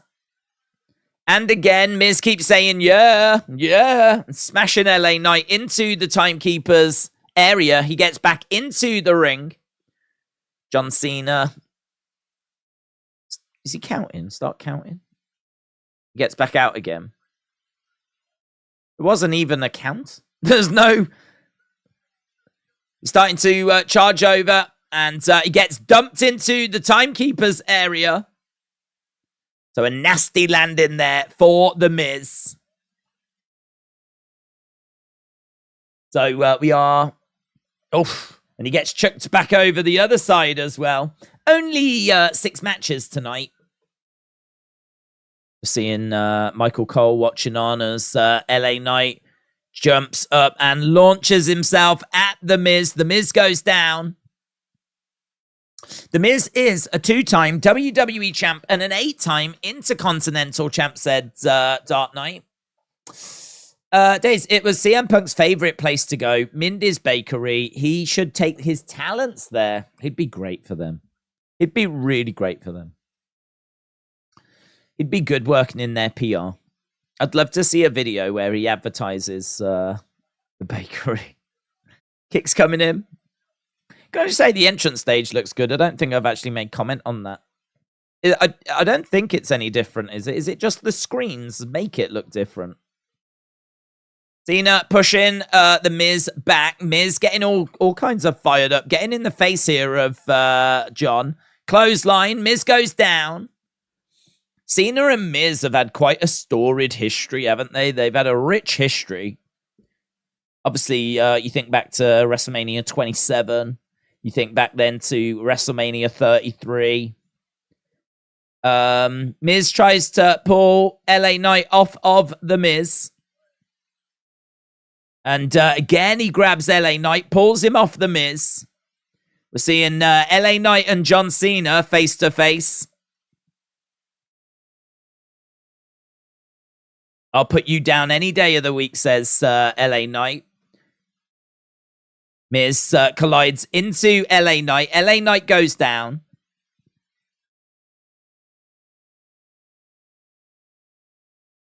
So Miz is staring at LA Knight. LA Knight trying to get back up to his feet.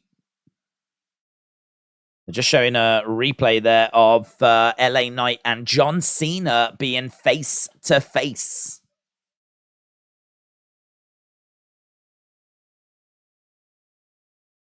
So Cena says you had 5 seconds to break that up. He was having a word with the Miz. Miz charging over. Big boot there by LA Knight. Kick coming in again. Miz double knees. LA Knight goes down. Looking for the cover. 2. Shoulder up. Kick out by LA Knight.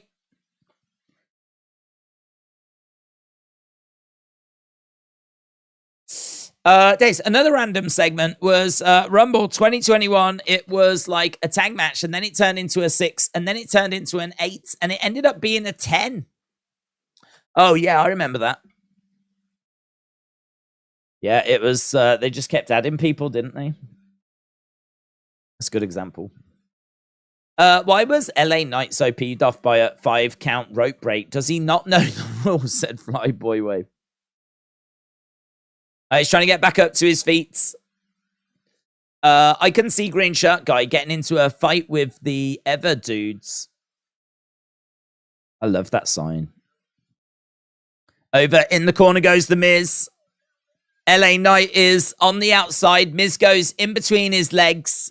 LA Knight gets smashed face first onto the edge of the ring.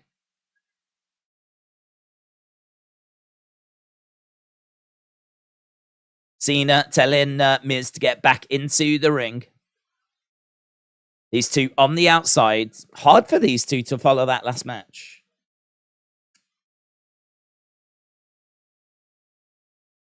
Miz getting back into the ring. The crowd are still with him, though, making plenty of noise.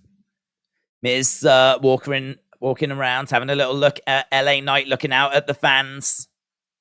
Kick coming in there by the Miz. Cena was a ref during the Nexus era, says Miss Clown. John Cena, go turn on LA Knight, says Dan. Would you agree Miz has a Hall of Fame career? Yes. Definite. No doubt at all.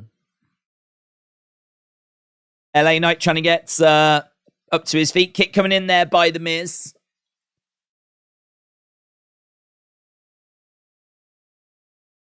Miz has slowed the pace of this down. Michael Cole says he's took the crowd out of this match. It is true, they have gone quiet. I'm sure they'll make noise once LA Knight starts coming back, though. So right now, we've got both guys down. I think we can probably end the poll that we've got in the chat. We can have a little cheeky look to see what the next match is and get the next poll set up. This is our second match of the evening.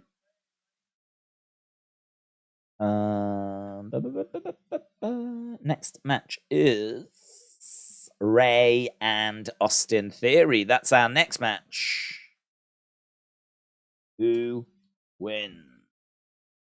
Ray Mysterio, Austin Theory. Oh. Okay, LA Knight getting up onto the Bulldog. Bulldog by LA Knight. LA Knight against the ropes. Kick to the side of the heads. 1, 2. Kick out.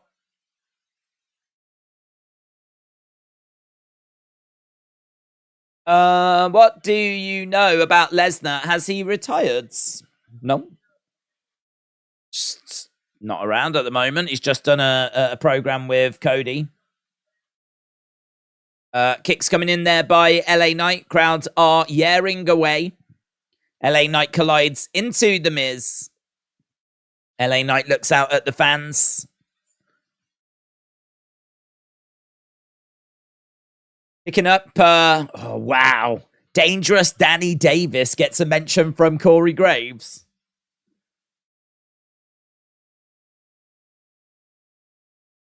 Charging over the top. Roll up by The Miz. LA Knight goes for a big boot on The Miz. Miz takes the knee out. DDT by The Miz. And a bang, he plants him again. Looking for the cover. 1, 2. Oh, shoulder up. Shoulder up.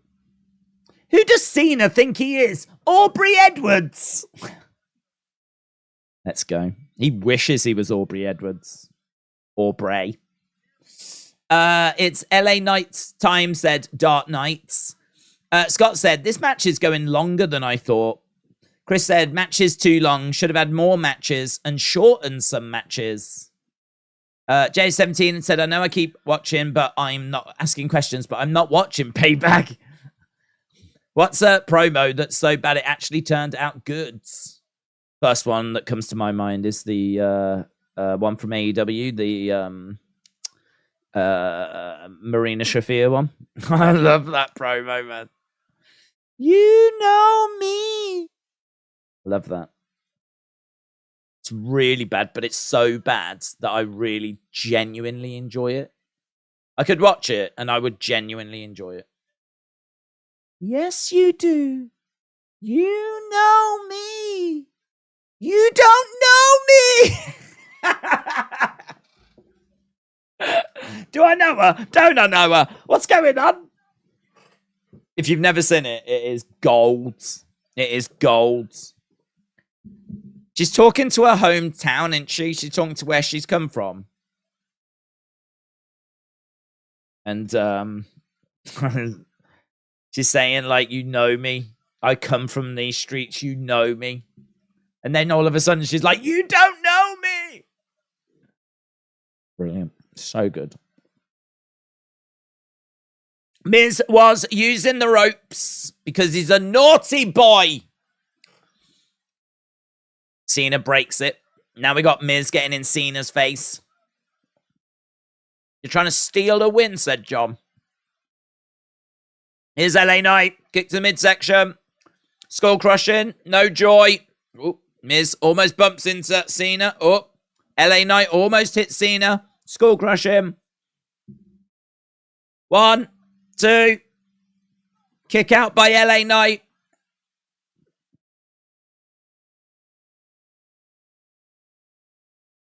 So, yeah, we almost had LA Knight accidentally knock into John Cena.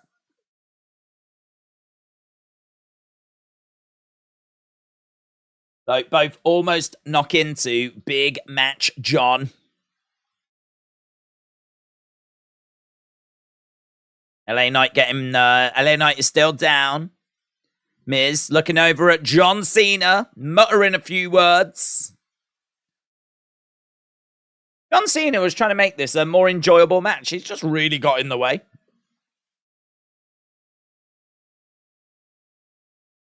You can't see me. Oh, Miz gets planted. Is LA Knight going to do it? I'll probably do. Is he going to do the old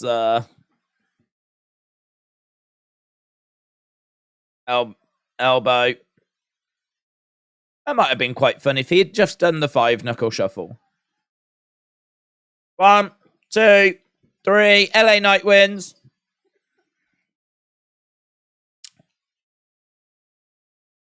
There we go. No, Maurice. Ah.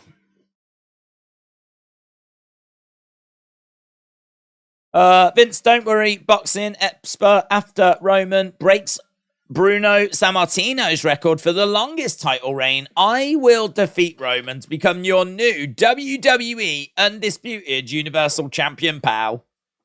I'd be down for that. I'd be fine with it. I'd have no issue with that, Vince. You do you.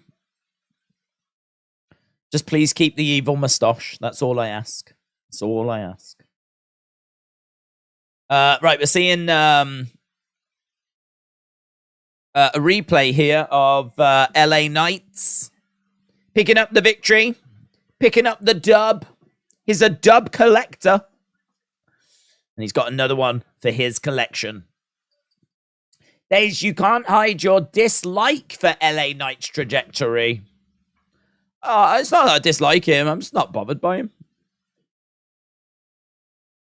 I watched him in NWA and I watched him down in like NXT. Like, I know LA Knight. What's this about?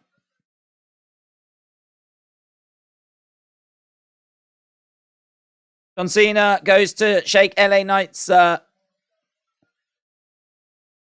It's a sign of respect.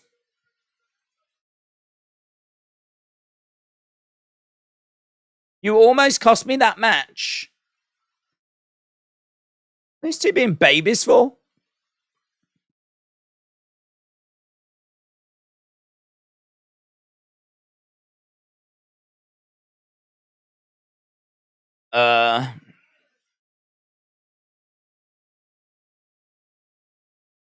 Don't get it. I don't know. He was just arguing with John Cena, even though he's just won the match. Cole said, bask in the glow of the WWE Universe. I hate to break it to you, but Naomi is not there anymore, says Nathan. Cena is doing heavy lifting. Well, I mean, there was a couple of things teased, but I mean, there's nothing. There's no payoff, is there? There's nothing there.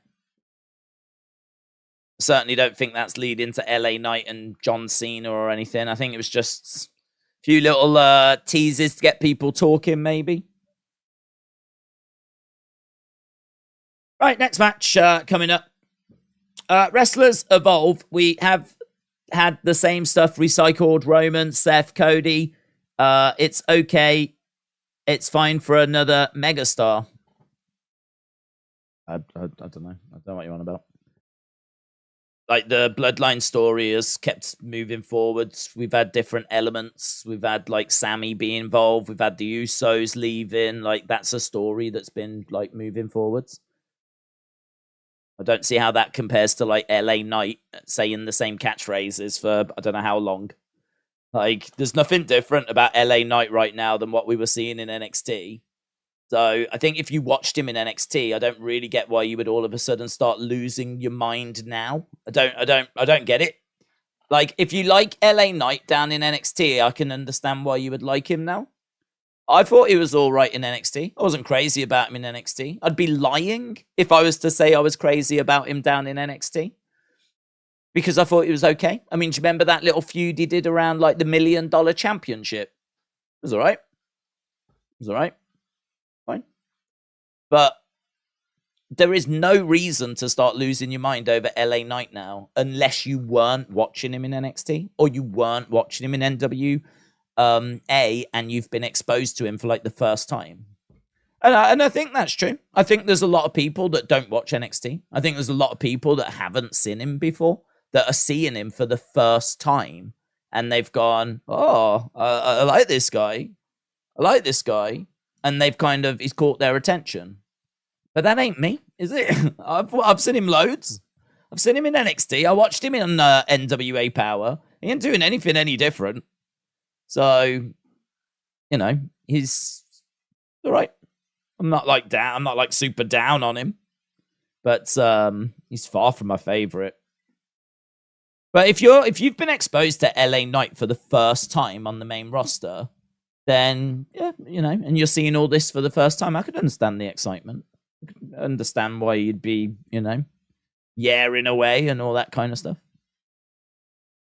I did not understand where it came from, and I still don't quite get it, because everyone was really quiet for LA Knight during the Bray Wyatt feud. So during the Bray Wyatt feuds, like, he was getting boos, people weren't into it. And then even he said, like, in March, just I started getting different reactions, and even he said he doesn't quite know where they came from. I just, like, all of a sudden he came out, he said, I walked out and I looked around and I was like, this is different. This is different. And it was just different. But even he was like, I don't know quite where it came from. I always thought that it was a promo he did about WrestleMania.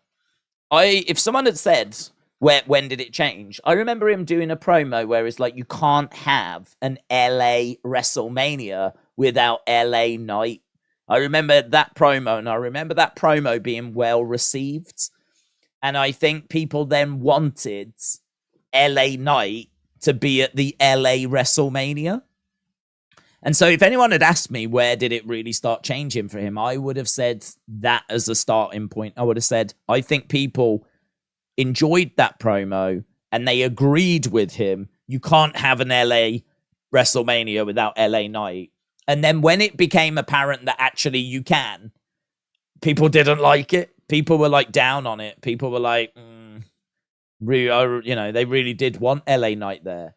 And then, as we said, you started to get that kind of meme support where all of a sudden, like, it becomes a movement. All of a sudden, it's like, we think this guy's being overlooked. We think this guy's not being treated right. And all that does is it just drives more emotion, more feeling, more support. It ramps all of that up. So, once you see like a whole room of people chanting his name and you're sat at home, like, that has an impact. And then, of course, you get people online going, wow, did you see this pop? And then, of course, like, you tune in next week to see, is it going to be the same pop? But, of course, the people at that show saw the reaction the week before. And then all of a sudden it takes on a life of its own. And so, like, that's how we end up where we are. I said, I think one of the best things WWE did was hold him back. Make it look like he's not being treated right. And that massively grew the support for him. And now you can, book him as normal, put him in matches, put him on pay-per-views, give him wins, and you've already got the crowds. So, but I really think if you're someone that's been watching him or has seen him for a long time, like, I don't know, I really wouldn't understand why you would start screaming and shouting now,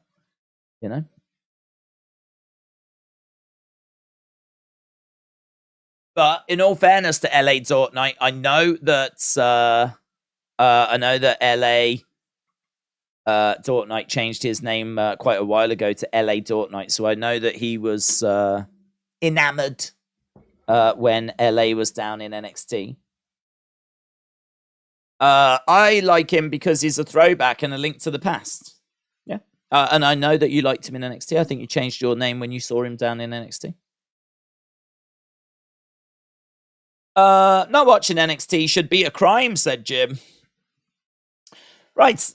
Next match coming up.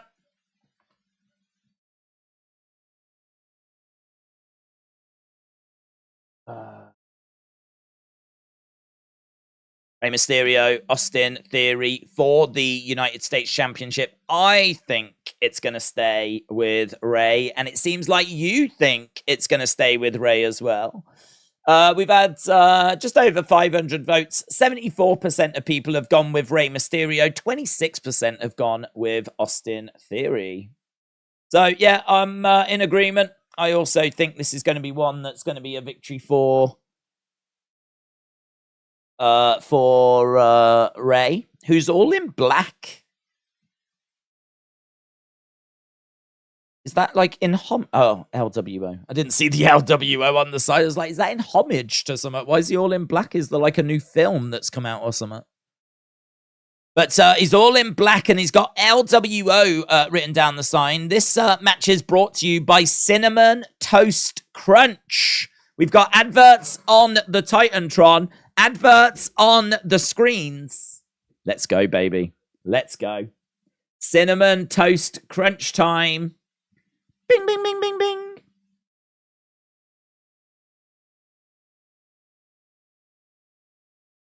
Theory charging over. Shots coming in there by Rey.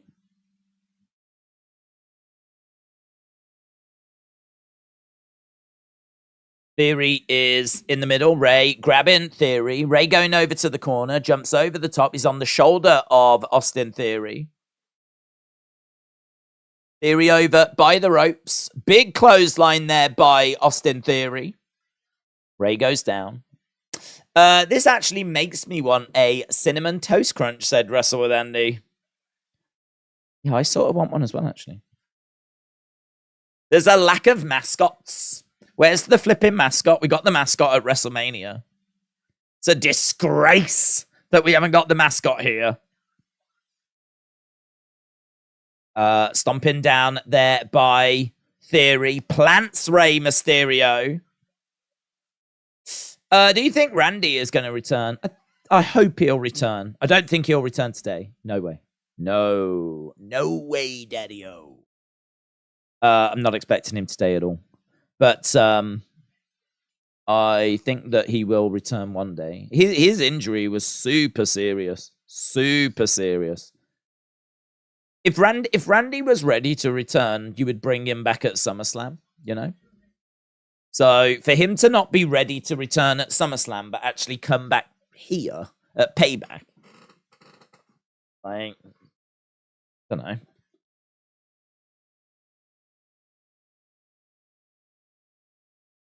So no, I'm not expecting him to stay. Alex said, have they got a Cinnamon Toast mascot running around? No. They did at Mania. They did at WrestleMania.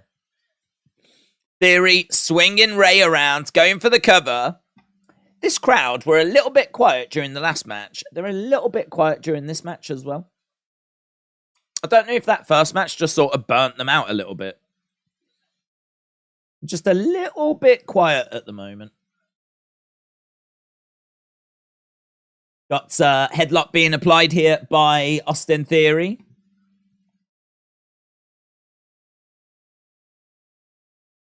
We're just seeing over 14,000 inside. That's got to be a record. That's got to be a record. I would imagine that's probably the highest paid crowd we've ever seen in the history of wrestling. I'm surprised WWE aren't trying to announce it as that. We've got 82,000 in attendance here at Payback. We would try and show you the whole arena, but it just keeps going up. Just keeps going. It's about 20 levels.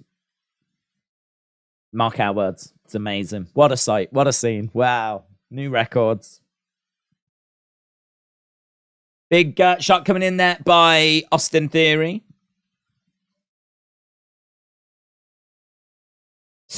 Austin Theory isn't really that over, says Corey. No, it's been a struggle, in it. It has been a struggle. So Rey is down. Theory very much in control at the moment. Callum said, what do you think Cena will do now? Well, we may see Cena again because he is the host. So there may be another little backstage thing that might hint towards what he'll be doing. I don't think it's going to be LA Knight.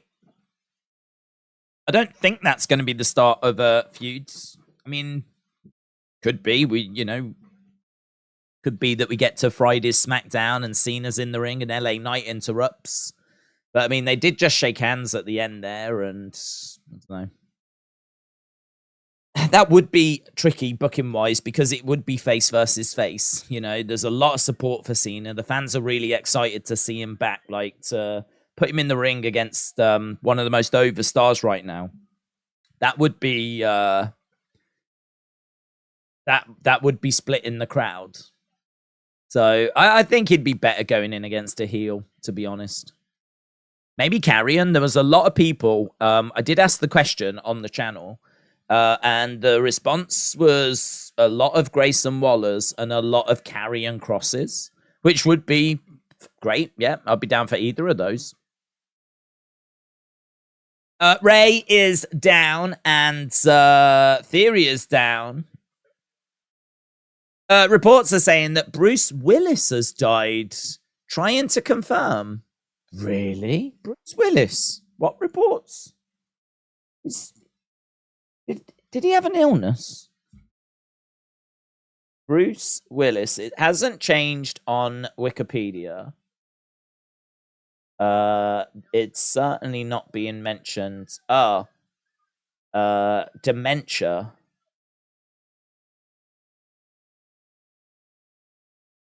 Has he had dementia? Fellow caregivers. I'm good. Best put forwards.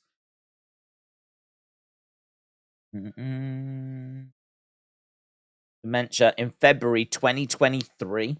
So he got dementia in 2023. I mean, earlier this year. It's a more common form of dementia in people younger than 60. Such a horrible disease. My nan had that. Such a horrible disease. I don't know if it was that type, but horrific.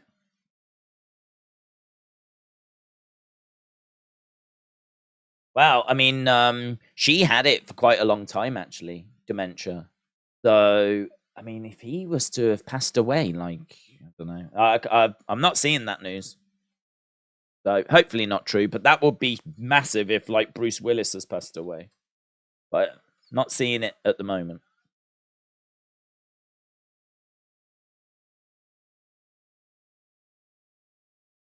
Right, Mysterio is... Bruce Willis didn't die. He debunked the rumors on August 25th. Oh, I thought someone was saying, like, these rumors are coming out now type thing, you know? That was pretty cool by Austin Theory. He's got, he had Ray up on his shoulders, spun him round, powerbombed him down.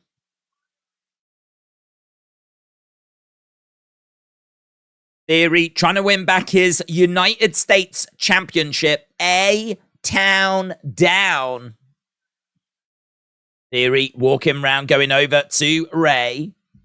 Roberto said, I'd love to see Shinsuke as World Heavyweight Champion, but not yet. I'd love to see AJ Styles dethroning Seth at Mania. Over to the outside goes Theory. Theory rolling through. Drop kick. Ray goes against the ropes. Basement drop kick there by Ray. So both guys are down. So both of them hitting drop kicks on each other. So both Theory and Ray are down. Crowd trying to make some noise, trying to encourage these two to get back up to their feet. John Cena should face Nakamura. Waller coming out to interrupt this match. Well, we have been live with Payback for 1 hour, 20 minutes. This is the third match of 6 matches. So only 3 matches to go after this.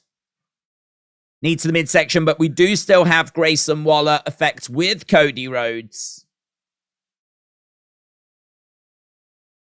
And over in the corner, against the ropes goes Ray, looking for a 619, and it connects. It connects. Goes over. Oh, big splash. Knees up by Theory. Theory has got Ray. Looking for a... He's got him up on his shoulders. No, rolled through by Ray. 2, 3, Ray wins. Get in your scores. What did you think about that match? Put your scores in. New United States Champion, Rey Mysterio. Rey Mysterio. PWO. Pittsburgh World Order. I didn't have a flipping clue what PWO stood for. Wow, there's a long article on Fightful Select all about CM Punk.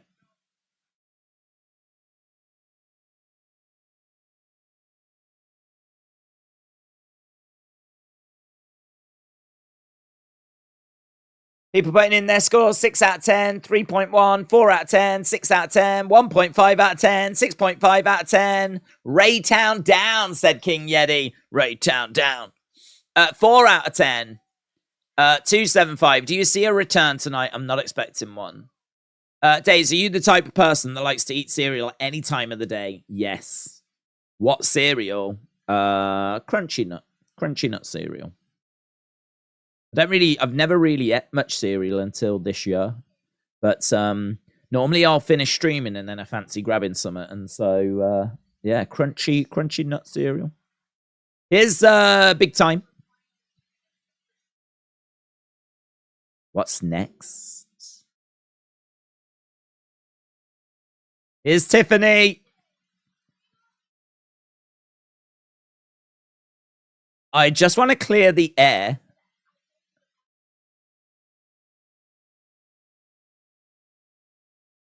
Better than Charlotte. When I said I was going to be the best women's champ of all time, I totally forgot that you were never champion. I just wanted to apologize.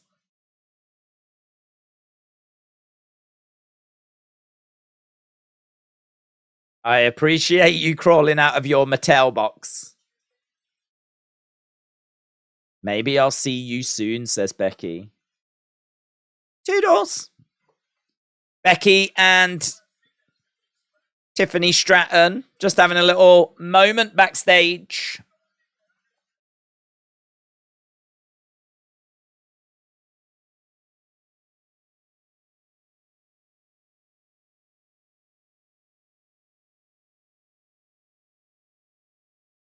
Okay, Kevin and Sammy coming up next.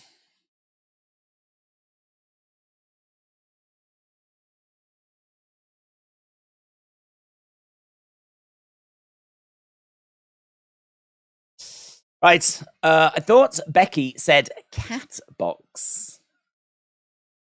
I heard it as Mattel box. I wanted to just quickly try and read some of this. AEW announced that CM Punk was terminated both as a wrestler and an employee. AEW founder Tony Khan said the decision was one he didn't have to make, but needed to for the safety of the AEW team. While it was noted the termination was with cause, thus far we do not know if there is a non-compete attached or a severance or severance periods. As a result, we don't know when Punk would be eligible for a move to another wrestling company. The AEW roster included several that were close to Punk, did not know as of Saturday that Punk was set to be fired. There was an investigation during the week which saw a disciplinary committee informed of the findings. We don't know who comprised that committee, but we've heard of people in the company being interviewed. Tony spoke about the situation before Collision in a manner in which had many people questioning things. He appeared sitting in a chair and said many things that he would go on to say in a pre-recorded statement at the top of the show, notably that outside legal counsel and the disciplinary committee both recommended the termination of CM Punk's contract. Khan said he feared for his safety and life in the situation.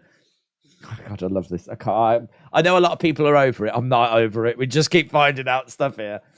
He genuinely said he feared for his safety and his life in this situation. I flipping love it. Which matches up with words that he was in plain sight of the Jack Perry and Punk confrontation. There was also word that Punk lunged in his direction.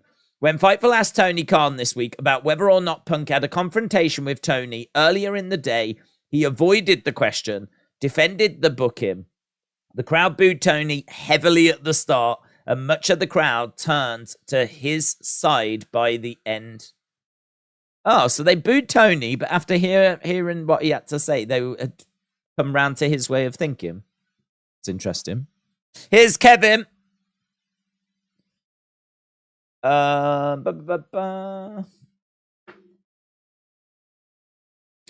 there's a fair bit, like little bits and bobs in here that are quite interesting. Here's Sami Zayn. I just think it's wild, man. He brought in CM Punk thinking that he could manage him and thinking that I can keep him on the straight and narrow. I know what I'm doing. I can cope with this. And in the end, he's having to talk in front of a room full of crowds, fans of people, thousands of people saying that he was worried for his life and his safety. I mean, that has to go down as a fail, doesn't it? That has to go down as a fail. Yeah, I can manage him. Yeah. No, I'll be all right. Oh, listen, he'll be a big boost to our business. I can put up with whatever I need to deal with. It'll be fine. Bring him in. I'm interested. Bring him in. We'll do some good work together. It'll be good. I was worried about my life. I was worried about my safety and my family and my life. Someone help me. How it started, how it's going.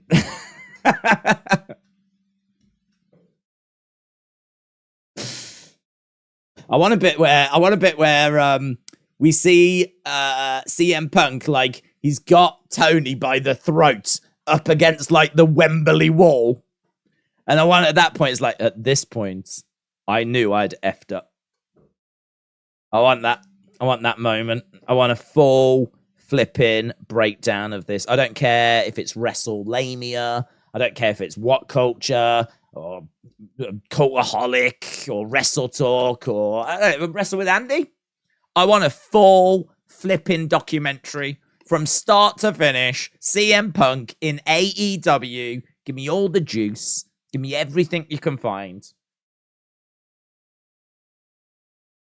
I want a computer 3D reconstruction of what happened backstage at AEW All In.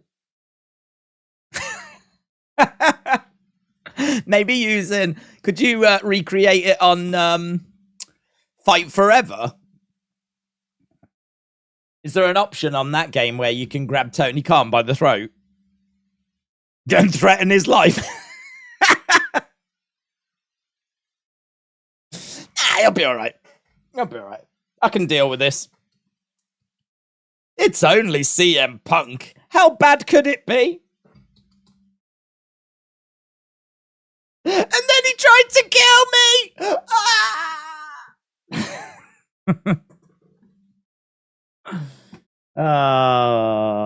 Let's go. Do you think that all 4 members of the Judgment Day will finally hold WWE Golds? Rhea, Women's Champion, Dominic, North American, and now maybe Finn and Priest, Undisputed Tag Team Champs. I'm going to say no. I don't think they'll win.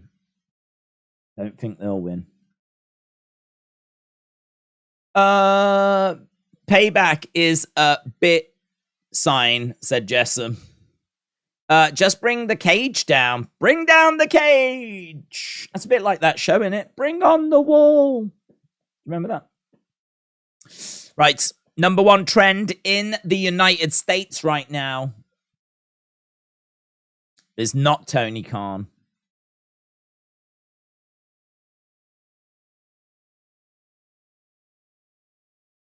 Never have I ever felt that my security, my safety, my life was in danger at a wrestling show.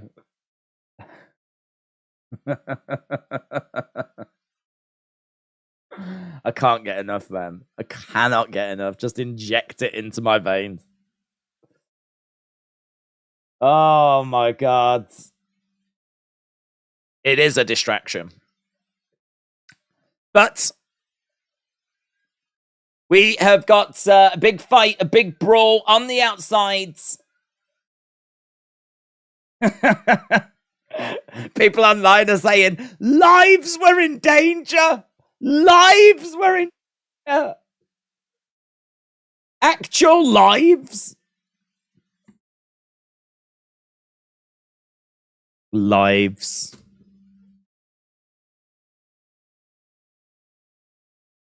Did you ever watch Monty Python? Not really. I've seen bits.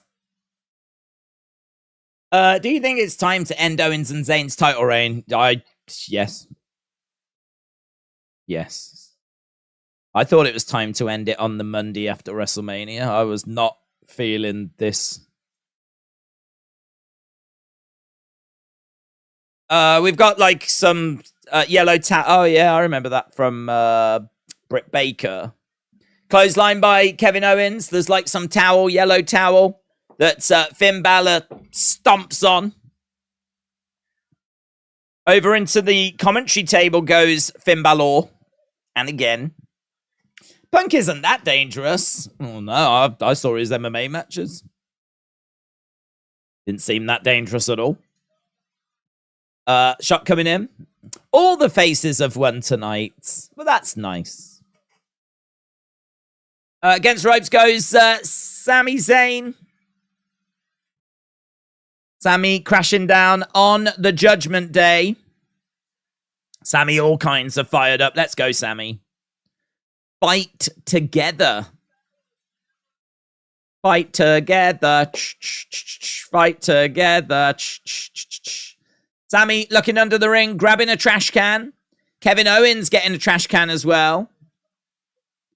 Going around after this. Wow, the 2 matches we got left. They're the 2, man. Rhea Ripley against Raquel Rodriguez. And Seth Rollins versus Shinsuke Nakamura. Tony Khan has joked Vince and Triple H must be laughing, said JJB. Put up the poll! Put up the poll! Let's go. Who wins? KO and Sami versus Judgment Day. Kevin Owens with a kendo stick. Sami with a kendo stick. Balor has got a trash can over his head. Sami and Kevin are walloping away at it. It's a little bit stadium stampede, this, isn't it? Balor goes down. So, Balor is down. Loving the t-shirt that Kevin Owens has got on. We haven't mentioned it. Terry Funk. Kevin Owens on the outside of the ring. We finally made it on TV sign. Ah, the Trinidad guy. I didn't see. He's right next to the green shirt guy. This is like the flipping Avengers. It's like the Avengers of United. So Kevin Owens setting up a table. They already announced their tag team opponents at Saudi Arabia. We all know Kevin and Sami is going to win, said Jay. Smashing it into Damian Priest. Big shot coming in by Damian Priest. And again, Damian Priest with a trash can. Wallops Sami with that trash can. Hurls it over at Kevin Owens. Big right hand coming in.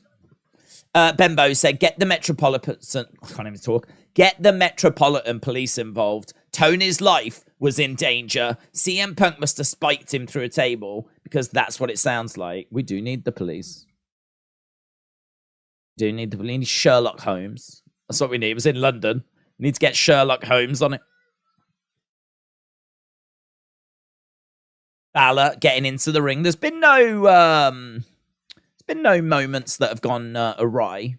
Can I just say my picture has been so much better for like, I don't know, past 40 minutes. Much better. I was having such trouble at the start, but it's great now. Balor with a trash can looking to drive this into Kevin Owens. Boom on the heads. Shots coming in. Sami being driven back. Big right hands coming in. Kicks coming in as well. Sami down in the corner.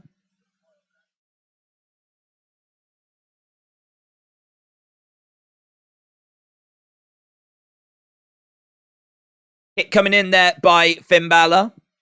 And he comes crashing down onto Sami. And again, Punk versus Tony Khan in fights. Gotta take Punk in that. Sub J, shout out to you. Jeremy said FTR gave CM Punk straight edge X on the way to the ring. Apparently, some of them didn't know that CM Punk was getting fired today, so it took a lot of people by surprise. It's mental, isn't it? It really is mental. Last week, we have the news of Bray Wyatt passing away. This week, we've got news of CM Punk being fired. I mean, do you remember that period last year where it was just big story, like Sasha and Naomi walked out, and then we got the Vince allegation news, and then later in the year, we had the sale and everything. Like, there was some just big story after big story just dropping, like, in. I mean, obviously nothing compares to like Bray passing, but it was a big story, of course. And now this week, CM Punk gets fired. Steel chair in the Steel City. There's chairs in the ring. Finn Balor goes to the outsides. Dark Knight said, to be fair, Tony Khan isn't built like Vince McMahon. That's true. I'd imagine that Tony Khan gets intimidated by his shadow. I should imagine there's been a couple of times where his life has felt in danger when he's seen his own shadow. Face first, not brilliant. You could see that Finn didn't really connect with... Oh, hello, here's Dirty Dom. Dirty Dom has come down, colliding into Sammy. Dirty Dom checking on Finn, checking on Damien.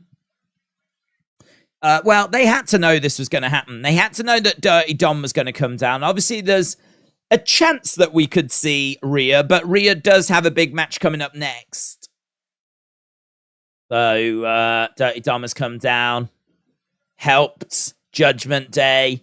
Finn Balor has got his arms in the air. Probably not wise, the fact they're not looking at their opponents.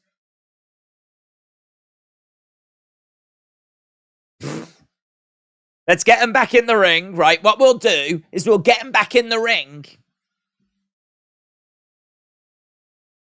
They've had chance.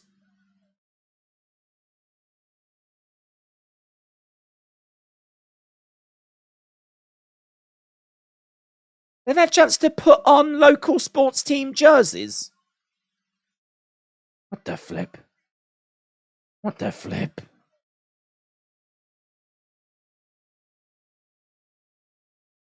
I mean, they were taking forever, weren't they, Judgment Day? They were taking forever. They were like, right, we'll get them in the ring. Then what we'll do, 1, 2, 3. Yeah, we'll pin them. I did wonder, I was like, what are they doing? Why are they stalling this long? And it was so they could have a wardrobe change. It's like flipping Diana Ross. They've got like 20 different outfits. Where's all that blood come from as well? Like, there's blood pouring down the face of Kevin Owens. What happened there? What happened to Kevin Owens? Why has he got all the blood pouring down his face?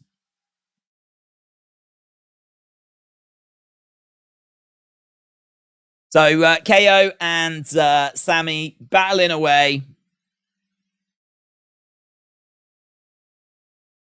King Yeti said, who's going to magnetize the chicks in AEW now? It'll have to be Tony. Elbows coming in by Finn. Back elbow there by Finn.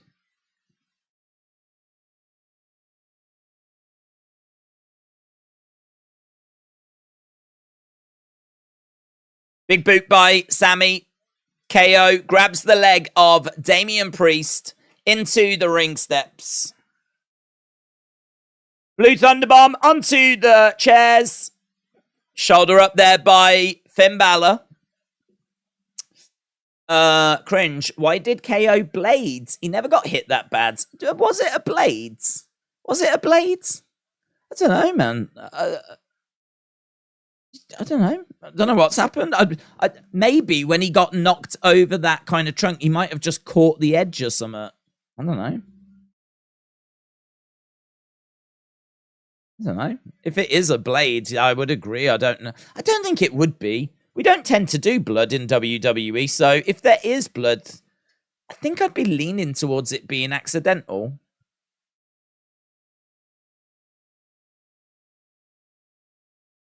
Hockey stick being driven into the midsection. Another big boot coming in. Blood in a hardcore match in WWE in 2023. It's all I've ever wanted, said Amy Jobson. Can someone stop these corny Canadians? Right, cover 1, 2, and Kevin throws a chair. My God, what happened to Sammy? Did that chair catch Sammy in the dong? Sammy goes down. Oh, I wanted to see a replay there. Chair might have caught Sammy in the dong, but I'm not sure. Sammy was down, and then Kevin throws the chair to break the pin. And all I saw next was Sammy like, ah. I need to go back and have a little, I'll have to have a little recheck of that. I'll make a note. Sammy, chair, dong, question mark. Corey Graves, trying to get out the way. Balor, trying to clothesline Kevin into the crowds.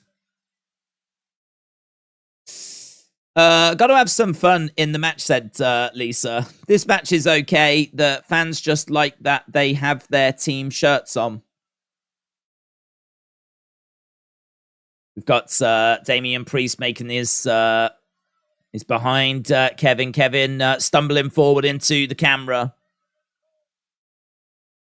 What's that sign say? Today's my birthday. No one cares. You're 25. Grow up. Shots coming in by Kevin Owens. Here's Sammy. He starts unloading on Damian Priest. We're over by the kickoff show table. Chair gets rammed into Damian. Sammy unloading some more shots. There's no one on the kickoff show panel. We've just got the desk. Kick coming in there by Finn. Sammy grabbing Finn, trying to smash him into the payback table. Sammy is on top of the kickoff show table. Looking out at the fans. Launching himself off the table. Onto Judgment Day. Sammy enjoyed that. Sami Zayn lives for this, says Michael Cole. Here's Dirty Dom. Dirty Dom unloading on Sammy. Here's KO. KO throwing in some shots. Goes face first into the trunk. Right, Kevin is setting up a table. I was waiting for someone to point at a table and say, it's real glass, says Kai. No blood now, lol. Well, I don't know what's going on. I don't know if he's, like, wiped it away or... I don't know. I don't know. It is a great mystery. One of life's great mysteries. What the flip's going on with Kevin Owens and this bleeding situation? Kevin is climbing up. Look at these. Look at that woman. She's about to explode with excitement. Kevin Owens in the crowds.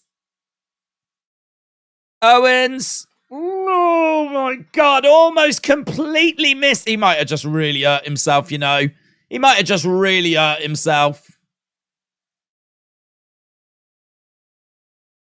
No, he's grabbed his arm straight away.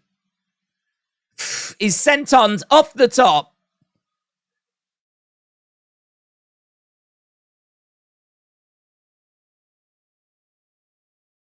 Jesus Christ. These wrestlers, they're just determined to kill themselves, man. Kevin Owens comes crashing down. He does just connect. He clips with his like head and shoulders. Dominic, but the bulk of his body misses the table. Crowd are chanting, this is awesome. I don't think Kevin thinks it's awesome. An exploder into the corner by Sammy. He landed on his arm. Yeah, if he's messed up his arm and he's out for ages now. 1, 2, shoulder up. There was a trash can thrown at Sammy. So Sammy charging over. Trash can was chucked at his head. Finn Balor going for the cover.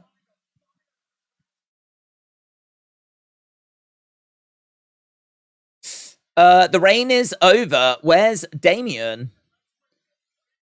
Can't knock Kevin Owens putting his body on the line. Right, we've got Finn Balor up top. Goes over. Sammy knocks into Finn. Back elbow by Sammy. Looking for an exploder into the corner. Sammy going over to Finn Balor. Finn Balor gets knocked to the outsides. Into a table. I was worried about feet and tailbone. Broken ankles. Broken booty, says Michael. Balor goes through a table. Here's Kevin Owens. Hits a stunner. Goes back down again.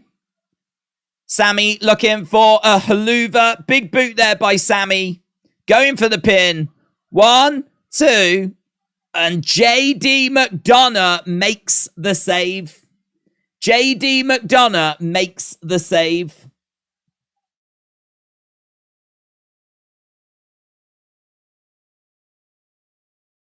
Kevin Owens throwing in some shots.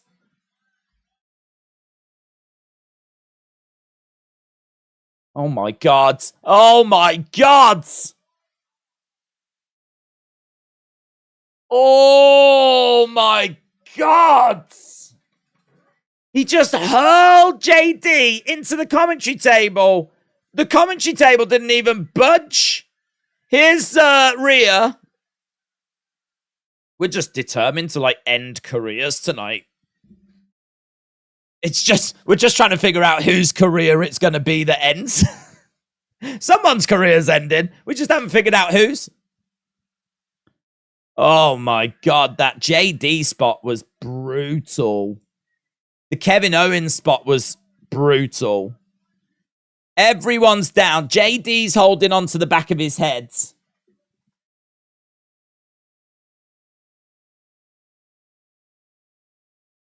This is ugly. I agree with Corey Graves. This is ugly. Finn Balor and Sammy trying to get to their feet. Sammy trying to get back up.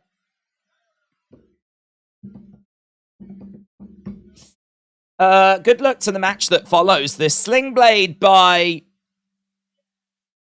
Finn. Drop kick by Finn. Finn Balor climbing up top. I think Tony could do with some bodyguards.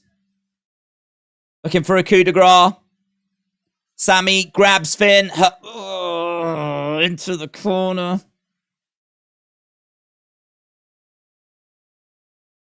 Sammy looking for the haluva. Big haluva by Sammy.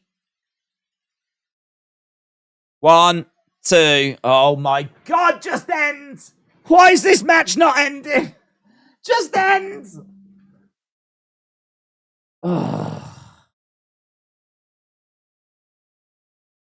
Right, Judgment Day have picked up the win after Dominic uses the Money in the Bank briefcase. He smashes it into Sammy. And finally, this match comes to a close. So Kevin and Sammy lose the titles. I don't know that anyone's going to know, though. I'm not sure that anyone's going to be aware. They're going to have to scrape the bits of them, all the different participants up off the floor.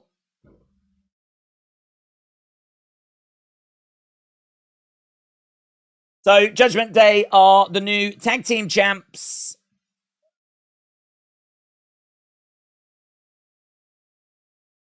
Yeah, Rhea got involved. I mean, they all got involved. This was Sammy and Kevin taking on Finn, Damian, Rhea, and Dominic. All of them got involved. So Judgment Day are victorious. We've got new tag team champs. Do a video. Put in your thoughts. There's the image confirming it for those that aren't watching. Big breaking news coming out of WWE Payback. We have got new undisputed tag team champions, the Judgment Day. They manage, after quite a long exchange, quite a long contest between them and Sami and Kevin Owens, they managed to get the win. Obviously, they didn't do it on their own. Dominic would come down and be a big help. Rhea would come down and be a big help. JD McDonough would come down and be a big help. But it has led to a victory for the Judgment Day. It means that as of right now, Rhea has got a title, Dominic has got a title, and both Damian and Finn have got titles as well. The Judgment Day is dripping in gold. Obviously, a lot of disappointment for Sami and Kevin, but to be honest, I think their title reign had probably run its course. And so I'm perfectly fine for these two to maybe get into some singles competition now. But the big story is we've got new undisputed tag team champions. Judgment Day on the entranceway. That rhymes. Put in your thoughts. What would you score that match out of 10? The Beach Kevin said, do you think Triple H will unify the tag belts and introduce a new design? I hope so. I hope so. I'm not a fan of like the reds and the blue. Like, there's not really, unless we're going to separate them again, there's not really a need to have these all these belts being carried around. So I think we could definitely do with a nice new classy design. New undisputed WWE Tag Team Champions. Judgment Day, B, Sami, Kevin. Days, what's next for Kevin and Sami? Well, as I just said there, I'm totally down for them going their own directions now. I mean, I don't think they need to stay together. They overcame the Judgment Day. They overcame the Bloodline. They now can, concentrate on whatever it is they want to concentrate. I'd love to see Sami go after that world title. I'd love to see that. You know, could we see Shinsuke win tonight and then see Sami go after it? After Shinsuke, could you imagine Shinsuke Sami on the main roster? That match banged so hard down in NXT. Like, to do that on the main roster, you know, babyface Sami and a heel Shinsuke, like, that could be a lot of fun. That could be a lot of fun. What's this? Got a little advert.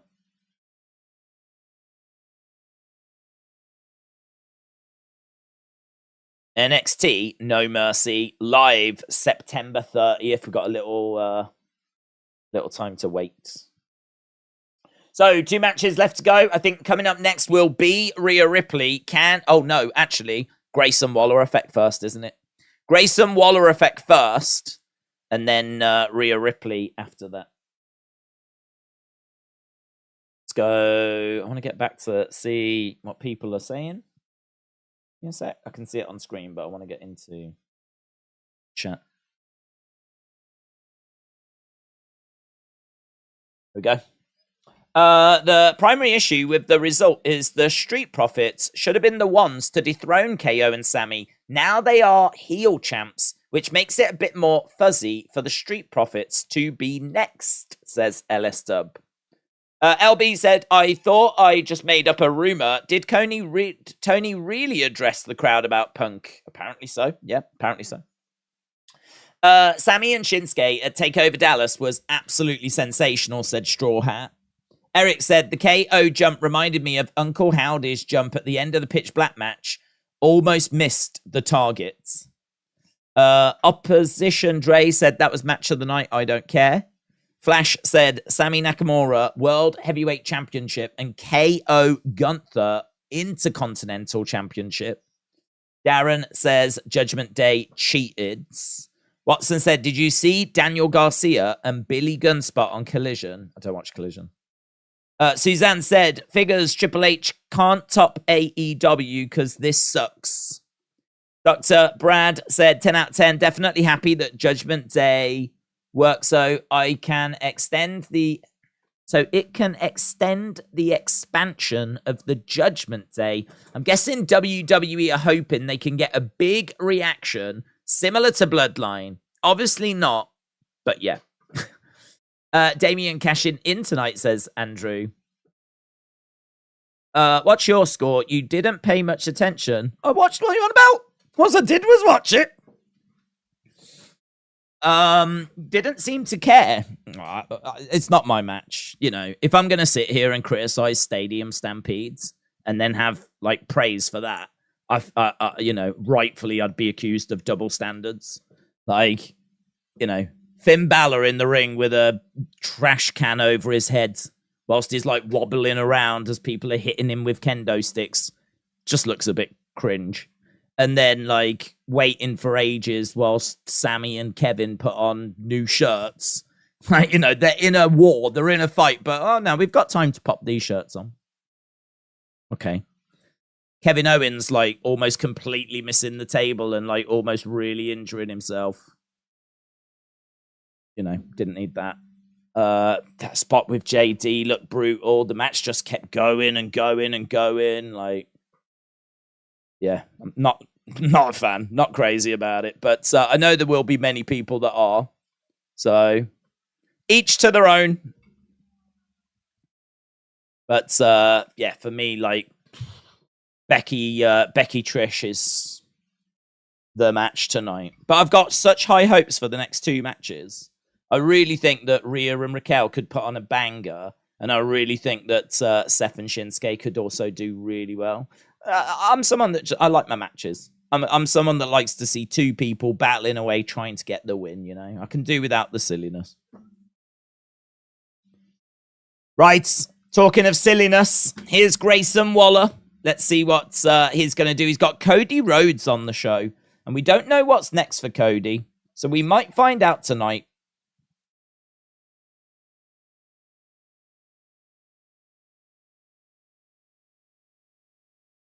Grayson Waller effect with Cody.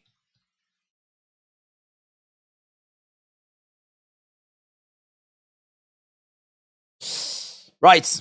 Could we see... I don't think we'll see a feud between these two because they're on different brands. But this is big for Grayson because he has been in the ring with Edge. He was at Money in the Bank when John Cena was in the ring. He came out and interrupted. They do keep putting him in there with big names. And so this is a big segment for Grayson Waller. Cody is in a suit, which you would expect. But nothing implying that he's going to have an impromptu match or anything.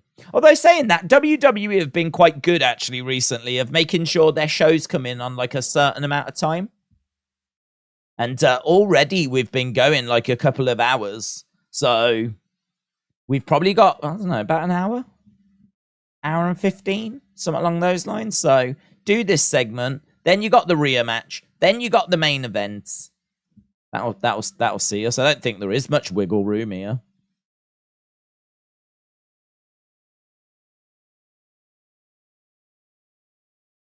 Cody gesturing to the fans.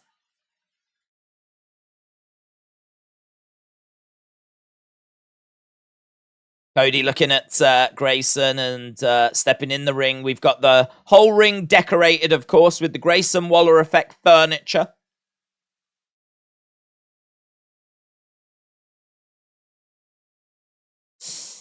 The Woe Street can hear me, says DB Mikey.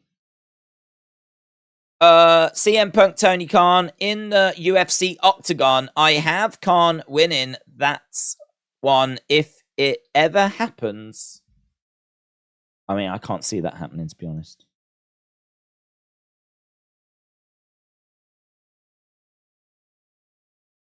Okay, so Cody in the ring.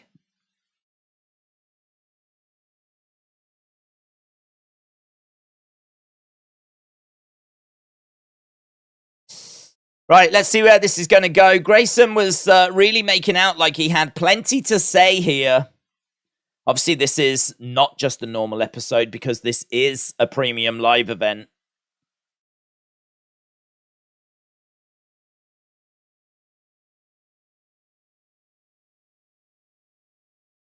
So, what do you want to talk about?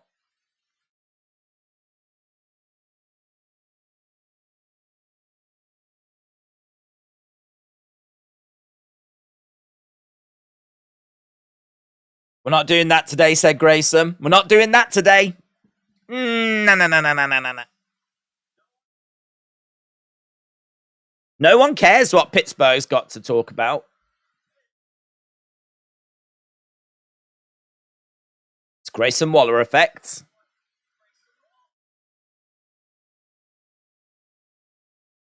Who's for Waller? It's hard seeing someone handsome for the first time, isn't it? Your big announcement. I've heard the whispers.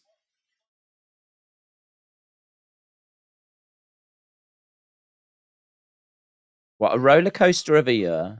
So Grayson's making out there's going to be an announcement here by Cody.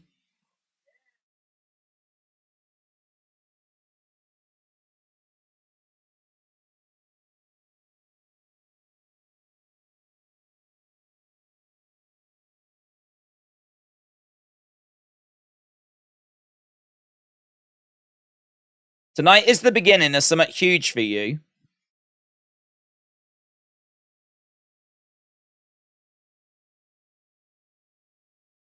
Fine speech. Where's this going?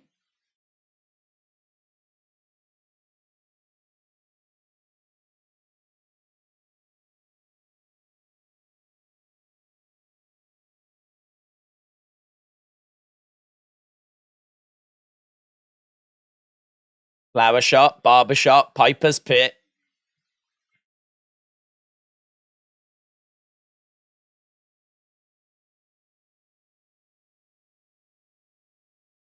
You're going to say some mean stuff to me? Try and get under my skin? I take my tie off. We get into a fight.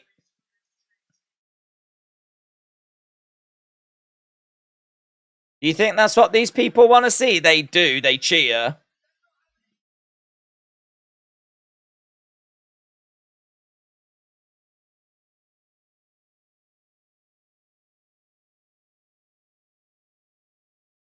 Okay, so Cody's like, you've seen all these shows before. You know how this goes. Yeah. I asked to be on your show, says Cody. For the rub. Thank you. Thank you for the rub. I want to give you some. I want to give you a big scoop.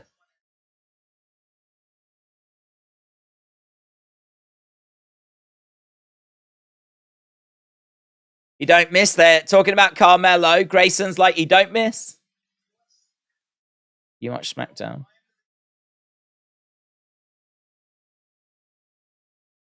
Grayson. SmackDown is intriguing.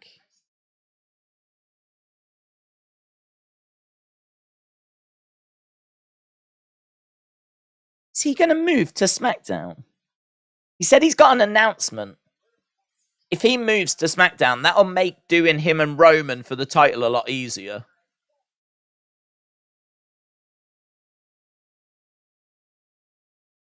Ladies and gentlemen,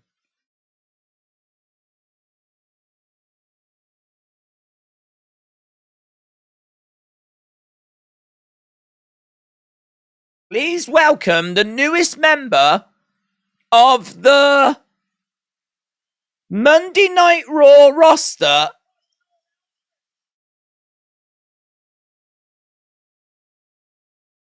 main event Jey Uso.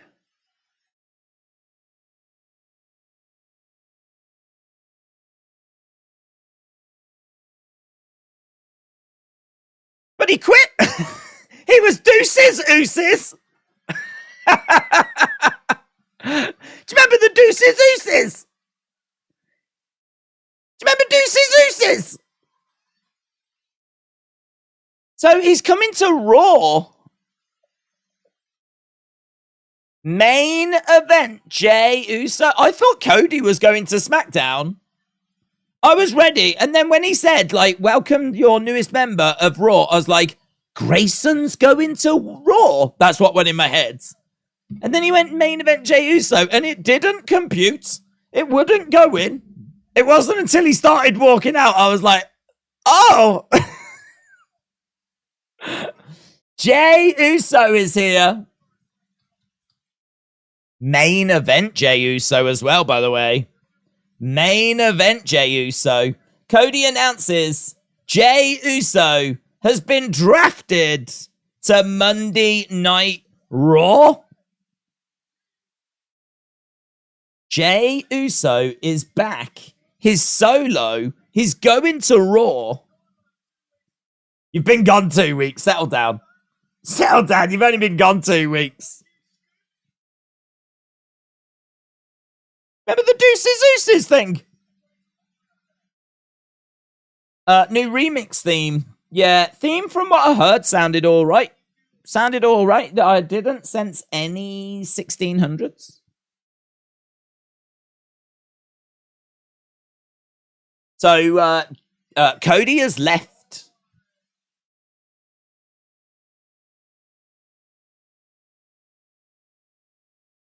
Usi chants. Yeah, here's an Usi. Oh, man, he's going to be on Raw. Isn't Sammy on Raw?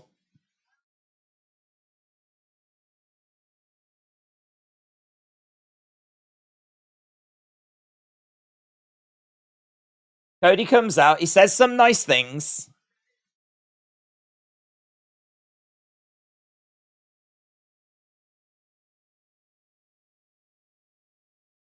Super kick. Grayson Waller goes down. Grayson Waller goes down. So have we got Jay going to Raw and we've got Jimmy trying to get back into the Bloodline? I think that feels like the situation, doesn't it? Undercover said it's been a great pay-per-view, good matches, good segments in between. We don't usually get at a pay-per-view, but it feels like a big show, says Undercover Manager. What do you think will happen with Money in the Bank as he is a tag champ? I don't really like the fact of more people holding tons of gold at the same time. Well, I don't think there's a need to cash in. I mean, he's got a title tonight. I don't think he needs to cash in. I'm way more into the idea of Sammy and Shinsuke. Give me what I want, in the words of Batista. Give me what I want. So, Jey Uso is back.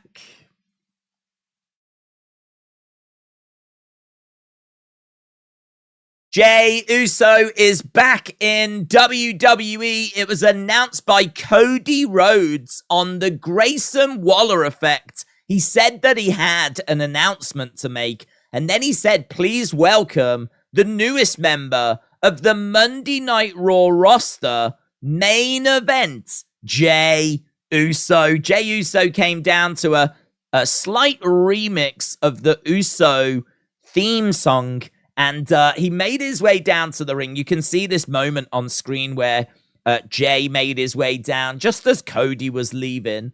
It meant then there was a little back and forth between Jay and Grayson Waller. It resulted in Jay delivering a super kick. I don't think anything more will come between those two.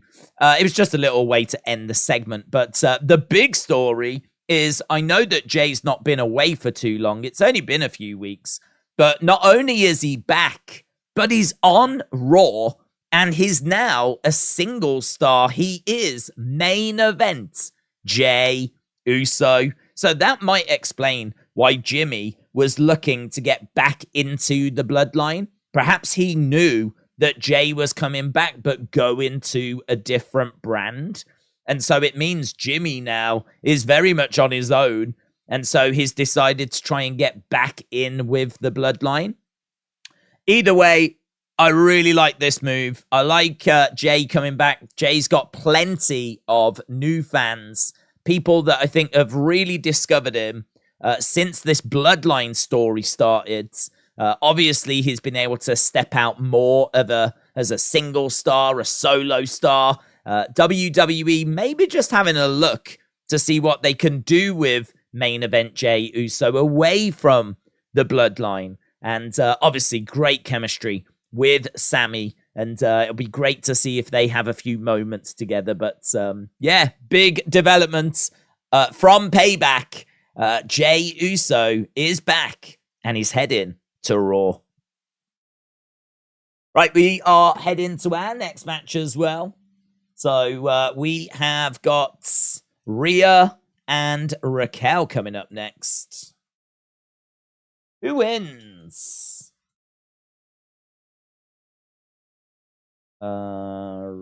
Rhea or Raquel? Right, let's get that going. We'll get another poll underway. How long we got? Don't know actually. We've got 2 matches left to go. Hard to say how long is left, obviously. Coach Co said, I thought Cody was going to SmackDown. See, when he said the new member of Monday Night Raw, I thought Cody had messed up. I can totally sympathize with that. I was under the opinion as well that something wasn't quite right. Yes, it was quite the surprise, but a pleasant surprise, definitely. What happens with JD McDonough now? Well, I would imagine Judgment Day are going to be in high spirits. I mean, I think that JD would probably into Judgment Day. I think Balor is going to try and convince them to bring JD in. There might be some resistance, but I got to think that Judgment Day are bubbling. You know, they're in a good place because they've got all the gold. So I think that there's a chance, man, that they will allow him to come in. And then what you might see is Balor getting close to JD, maybe even Dominic getting close to JD. We start to see Damian Priest getting kind of pushed out. I don't think they'll be tag champs for long. I don't know now. I'm starting to wonder if, Finn, Damian could be the match at WrestleMania.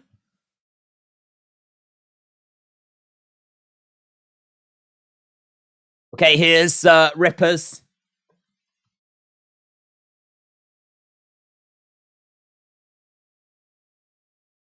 She's come out on her own. No sign of Dominic. No sign of Dirty Dom.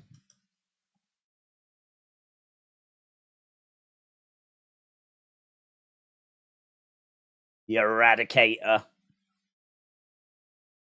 I think Raquel could win since Judgment Day won the tag team titles. And Rhea said if they didn't all have gold, there would be changes, said Sean. LS Dub said Raquel's good, but this isn't her time. She needs to feud and get put over by a name like Bianca or Charlotte. She'll be ready soon. She's next up. Well, keep putting in your thoughts. Which way do you think this is going to go?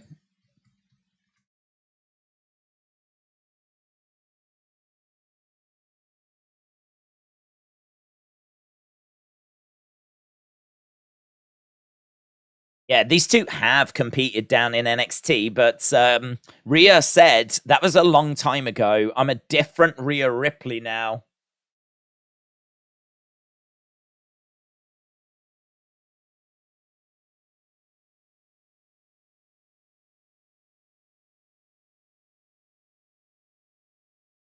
Okay.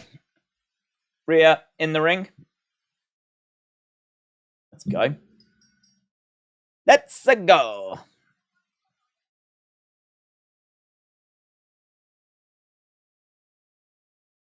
Rhea in the ring with that title. I really like Raquel's ring gear. It's got it's black, but it's got like some flames on it. Not in a Bam Bam way, probably more in an Eddie Guerrero way. But it looks really good. She shows off her back. Really do appreciate that. The best back in the business. No denying.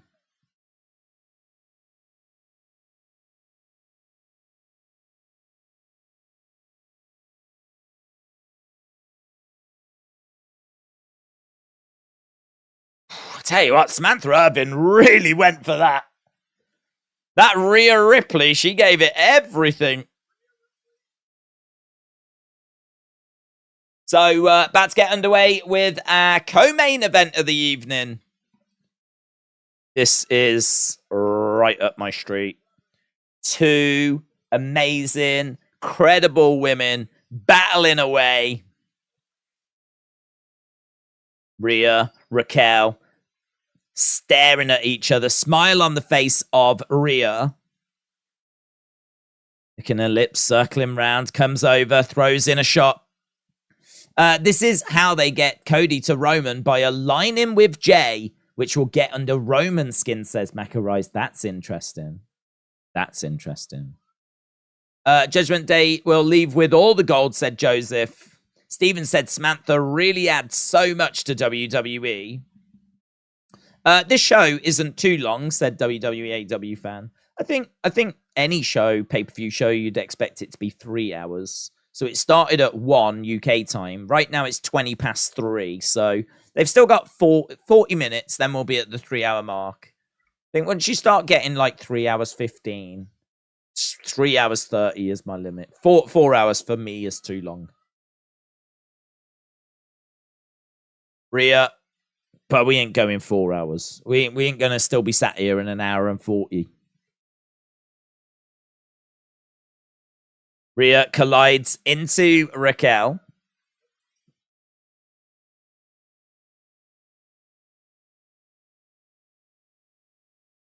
You up for a challenge?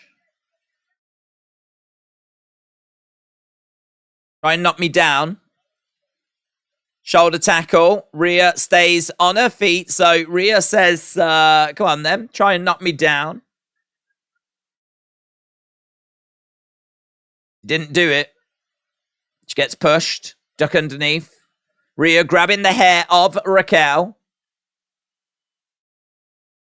Raquel has got Rhea's arm. She's picking up Rhea. Rhea on the shoulders. Rhea lands on her feet. Pushes Raquel against the ropes.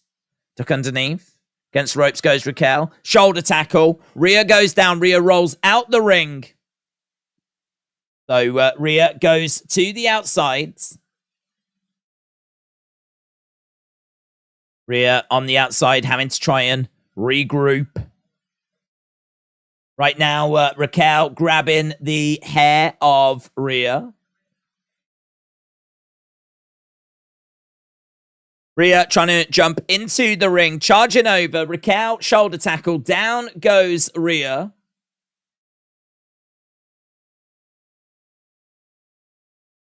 This is going to be a good scrap, man. This is going to be a good scrap. Kick coming into the midsection by Rhea. Pulling on the arm. And again.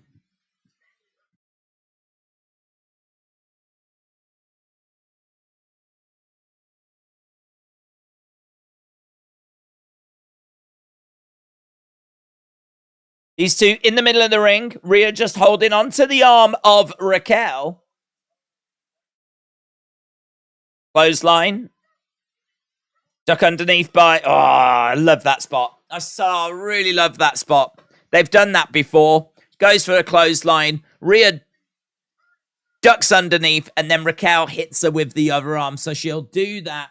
Rhea will duck underneath, and then she comes back with the other arm and knocks her down. It looks so good. Rhea taking the legs away from Raquel. Middle of the ring. Rhea goes against the ropes. Drop kick there by Rhea. Coming over. Throwing in a big shot. And again. Blood's coming down the nose of Rhea. Bang. Right in the face. Thoughts on the idea of Jay being on Raw and taking a break from the Bloodline? I like it. It avoids us going backwards. Yeah, I agree. I like it. Anything that's just going to be fresh and is just, as you say, not go backwards, you know. Don't need to see Jay and Jimmy feuds. I'd like to see the match, but, you know, I don't need to see them bickering and arguing and whatever. Like, Jay going over onto Raw. And, you know, engaging in a few new feuds and being away from the Bloodline. I am into that, yes.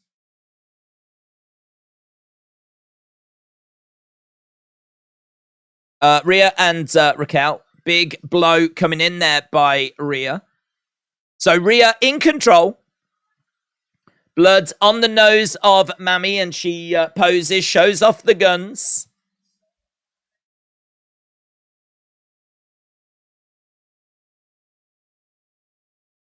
Again, jumping on the back of Raquel, but we know that back strong. We know that back can take that punishment. Back elbow there by Raquel, and again, Rhea jumping on the back, turning Raquel over, looking for the cover. Kick out by Raquel. Matches slowly builds in, bubbling away. Lovely, lovely. Stomping on the leg there of...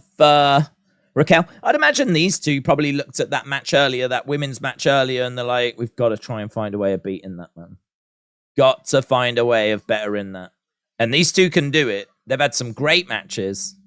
They've got some great chemistry. We haven't seen it on the main roster, but nice stretch by Rhea. Lovely work. Oh, digging it. Oh, yes. Yes. Digging the fingers right in the side. She's got on the elbow as well. Yes. Yes, Queen. Elbow in the side, digging the fingernails in. I love the subtlety of things like that. It's subtle, but you can feel it. You know it hurts. Knees coming in there by Rhea as well. Front face lock being applied by Rhea. I really like the early stages of this. Raquel up being thrown. Throws Rhea. Raquel trying to get up to her feet. Raquel's on her feet first. Goes over to Rhea. Rhea knocks Raquel into the ropes. Is that a kick? I didn't see what she did there. Did she get her in the face? She went for a kick. Stomp coming in. Another stomp. Stomping away. Rhea telling the crowd to shut up. As they're slowly getting behind Raquel.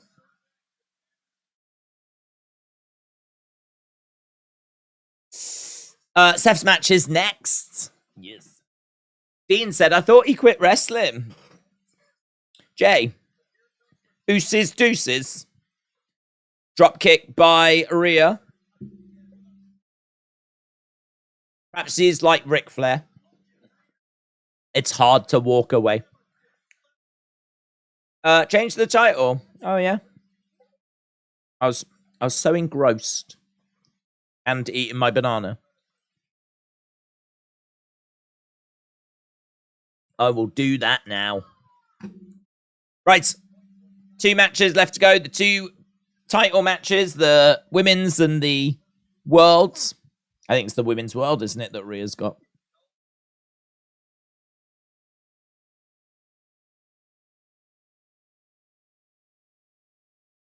You want to make me bleed my own blood, says Rhea. Rhea grabbing Raquel round the throat. Raquel grabbing Rhea round the throat. Driving Rhea back. Rhea going for a big overhand right. Big clothesline by Raquel. Another clothesline. Misses. Oh, misses. Oh, my God. Oh. Oh, my God. So good. So good. Do you remember how we were singing the praises earlier about how I love that spot, how she goes for the first clothesline, misses, and then gets her with the second one? And I was like, it's really good. It's a great looking spot. She's done it before. She's just gone for that one, missed, gone for the second one, missed, and then done something I have never seen before. Come back with this arm and clobbered her. It's so subtle, but it just shows that she's got to be thinking on her feet. It just shows that she's got to be innovating. It shows that she's got to be trying to stay one step ahead, Raquel. Rhea is so good that even that move, Rhea can eventually work it out and scout it. And she's done that. She's worked it out and she scouted it. And so now Raquel has had to innovate and actually improve on it. And she's done that by just something quite simple, just coming back with her arm so that she does manage to get her. Oh, that is so clever. It's just a clever spot. It's like Shawn Michaels psychology. Lovely suplex in the ring by Raquel. This is good. Raquel, without her strength, wouldn't be a match for Rhea, said AB. Look at the suplex there as well. 1, 2, kick out. We're working, baby. We working. Rhea on that middle ropes corkscrew splash. Picking up, couldn't get Rhea up. Looking for a back elbow. Back elbow. Charging over. Headbutt coming in there by Rhea. Rhea picking up Raquel, slamming her down. Little bit sloppy that. Couldn't quite get the elevation. Knee strike, though, looked vicious. 1, 2, and Rhea showing off a gun. That was quite a nonchalant cover. Knee strike right in the face. She's smashing Raquel's head into the mat. Rhea getting up to her feet. Rhea is in control. You know that when the babyface is going to start coming back, the crowd will start really getting into it. They're a little quiet at the moment. Raquel slams Rhea down. She's managed to grab Rhea. Picking up Rhea. Look. Oh! Rhea Ripley is able to reverse it. I don't believe that was a botch. I think it was Rhea actually shifting her weight. Clothesline. It did look a bit awkward, though. Shoulder up. There's a bit where Raquel picks up. Are we going to see the replay? No. No. She picks her up like this, but Rhea shifts her weight and she kind of falls backwards. It does look awkward. She picks up Rhea, looking to drive her into the corner. Shoulder first. And again. She's putting her up top. Shot coming into the chest. Raquel climbing up. Looking for some sort of suplex. Headbutt coming in by Rhea. Rhea struggling a little, but manages to hold on. Oh, chop block by Rhea. Takes the leg away from underneath Raquel. So, Dirty Dom rocks. I can't tell if it was a botch or not, said Mr. Clark. It did look awkward, didn't it? It did look awkward. Prism lock. It's a lovely hold, that is. It's a lovely hold. So, it's like a clover leaf. But, and to have the strength to be able to put that on Raquel Rodriguez as well. Like, Raquel's a big girl. Oof. She picks up Rhea, slams her down, big power slam. Do you know what? You just don't see Rhea Ripley being treated like this, do you? You don't see Rhea Ripley. They're just showing like a replay a couple of times of like Rhea tweaking her leg a little bit as her leg got kind of caught up in the corner. But we are seeing Rhea just being like power slammed and chucked around. And obviously you just don't see that from the majority of women on the roster. Rhea and Raquel both getting back up to their feet. Slap coming in there by Rhea. Slap coming back by Raquel. Rhea and Raquel going at it, wailing away at the moment. The crowd is quiet. They're hitting gears. They need to, but the crowd seem fatigued. Crowd are fatigued. I think that these two women are doing well. I think this is some really good stuff. But yeah, the crowds are quite fatigued. What I would say though is, you know, one thing that tends to bring the crowd in are like those close pinfall attempts. Had a couple, but we haven't really been digging into those yet. Big boot coming in there by Raquel. Rhea over against the side of the ring. Raquel picks up Rhea, drives her into a ring post. Rhea definitely felt that. Going to look to try and... Oh, I thought she was going to drive her into it again. Instead, she chucked her into the timekeeper's area. She just broke the count. She just broke the count. I don't think they were really paying attention to the referee counting. Into the ring post. Shoulder first goes Rhea. Raquel over by the timekeeper's area. Now Rhea being chucked back into the ring. We've had over 600 votes as to who's going to win this. Here's Dirty Dom. Dirty Dom making his way down. We might as well start the poll for our next. If this is the worst pay-per-view of the year, it's more proof that it's in the best year of pay-per-views in history. Do we think it is the worst pay-per-view of the year? That'll be interesting, won't it?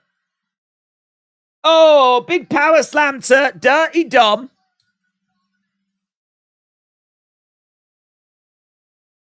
Kick coming in.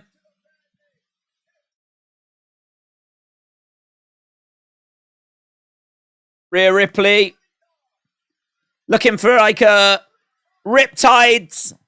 1, 2, 3. I think they did some really good foundation work. I think that the match was in a decent place. I think it was building quite nicely. And then it's ended. That's what I think. I think it needed some back and forth, but we didn't get it. Instead, we got Dirty Dom come down. Sort of feels like these two women were wrestling like a really great 40, 50-minute match, but they only had 20 minutes to work with. That's how it feels to me. Feels like this could have been a really great 40, 50-minute match. Like one of those where you're like, wow. putting in the foundation work. You've got some really interesting spots, really interesting psychology. And then it ended. Who's that? 5 out of 10, said Brian. 6 out of 10, said Marty. The match was what I expected. Maybe now we can get Liv and Rhea, said Deborah. Oh, we're backstage with... Has he got a suit on?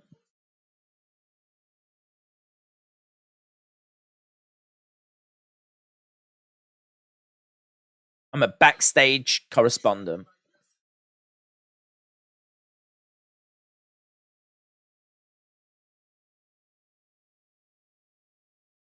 I'm channeling my inner Lance Catamaran.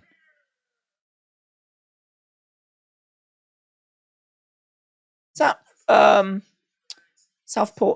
Was it Southpaw Regional Wrestling? What was that spoof wrestling promotion that a load of wrestlers did on the network? And they all came up with like wacky names and everything. Can't remember if Cena was in that. Was it Southpaw Regional Wrestling? Lance Catamaran. We've got...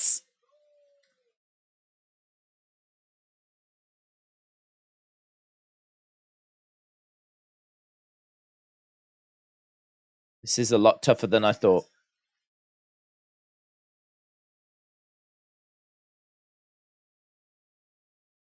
South Park Wrestling. Is that what he said? Southpaw Wrestling. Correct.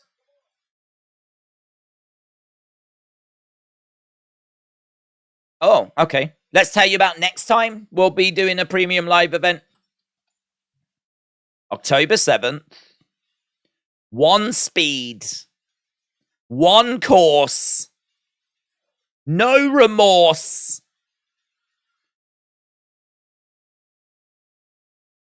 Indie calls. Take it all. What's this? Like a flipping Kojiko super chat? Wrestling.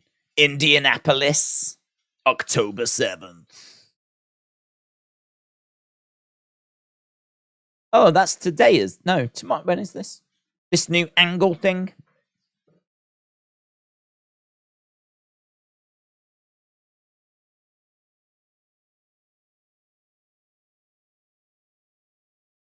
Don't tell me you didn't notice the rope get caught in Mummy's cheek, said Jalen. No. I am all about the wrestling. Yeah. Dad Stuff said, do we think Seth wins? But since Shin focused on his back so much, Damian cashes in and wins. I am not expecting that. But then I wasn't expecting Judgment Day to beat KO and Sammy. So I could be surprised. But I think Damian's already got one belt tonight. Live this Monday, Chad Gable takes on Gunther. If Gunther wins, he is breaking the records. Honky Tonk Man. I want Gunther to win, and then I want Honky Tonk Man to come down and start berating him.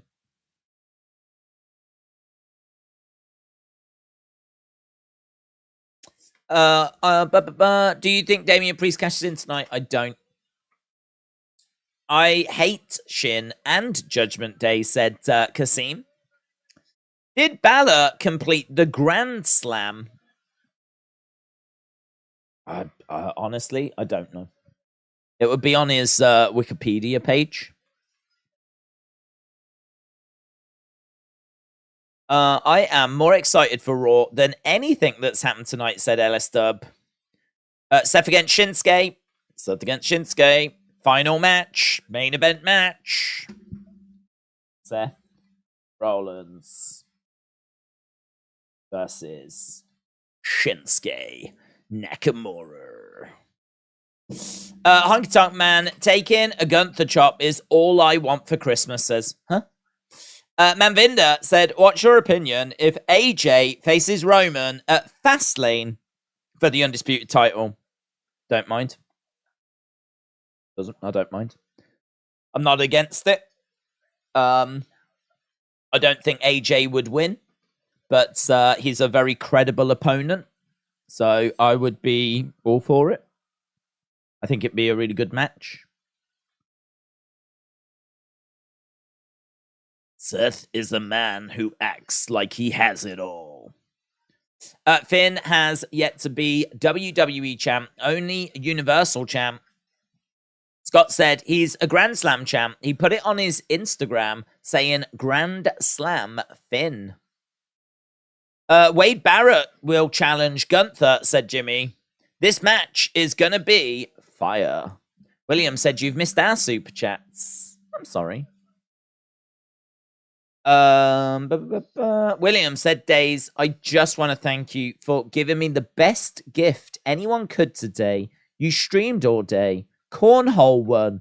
Punk was fired. Tony Khan was bullied. It's the best B-day. Is it your B-day today? Is it your birthday today? William Hensey, happy birthday. If it is your B-day. William Hensey is 15 today. 15 today. William Hensey is always causing trouble, but he is at that age, in all fairness. So, happy birthday to William. I didn't know that. I thought you'd been a bit quiet today. Probably explains, having a bit of cake. God bless you. Jack's Hats 5 said, where's 3D when you need them? Get the tables! Mommy going through a lot of tables. It's, it was a match that I think had a lot of promise, that last one. But didn't quite get where I needed it to get to, unfortunately. But I was right there for it. Now, can this one get to where we need this one to get to? That's the question. Kojiko said, I thought Cody was going to SmackDown. So when he said the new member of Monday Night Raw, I thought Cody messed up.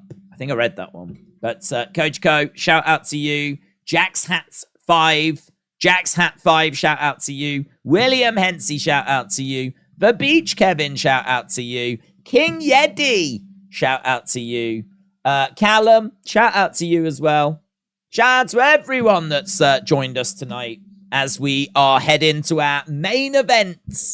Seth freaking Rollins coming out with a big gold coat. Seth making his way down to the ring. That is a big gold coat in it. That's a big old gold coat. Crowd's woeing away. Even the Trinidad guy is woeing away as well.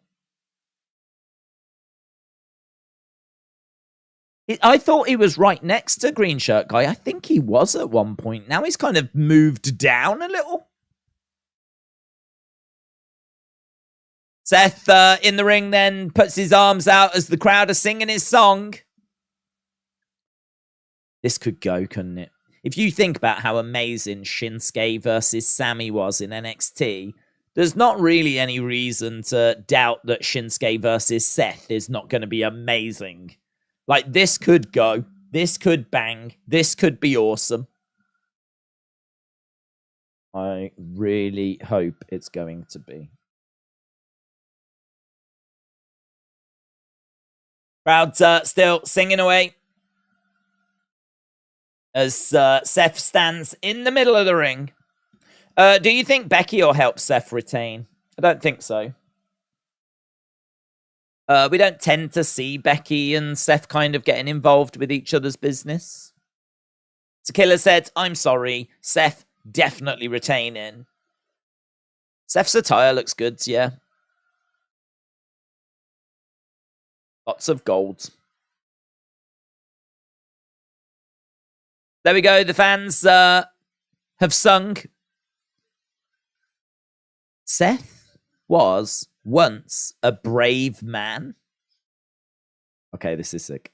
Defiant. Bold. unwavering. This is like comic book. The storm has eroded him. He has served only his ego.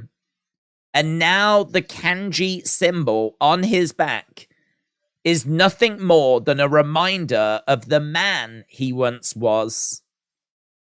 Like a horse at the end of his legs, it is my duty to put Seth out of his misery. I will remove the burden. This is a cool video package of the World Heavyweight Championship that his back can no longer hold. Tonight, Seth, I will set you free. This is the beginning of your end. No, no, no, no, no. Come on, Shinsuke. Come on, Shinsuke. Come on, Shin.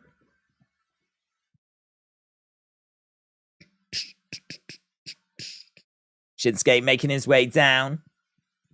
I like this version of Shin. He's like a kung fu flick villain, said Zoe Killer.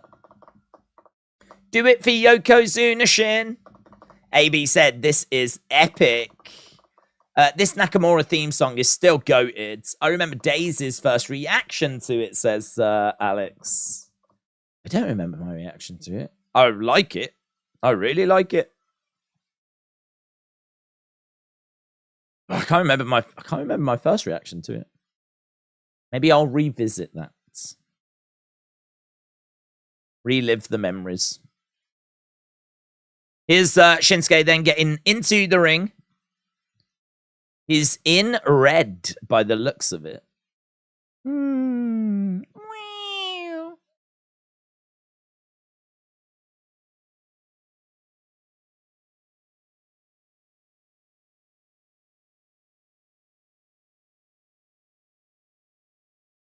There's the great Muta in the crowd. Wonder why he's decided to come along to this show.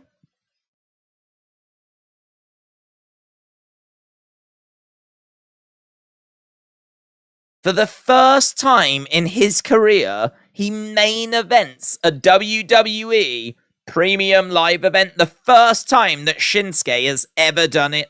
Main events a premium live event. Hashtag world title. Come on, Shin.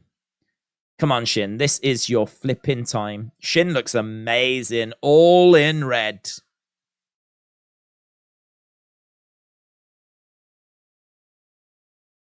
Shinsuke takes a bow.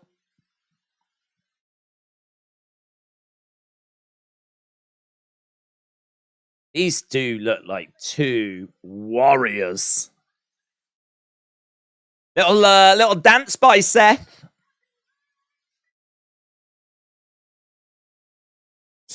This feels big, said Alex.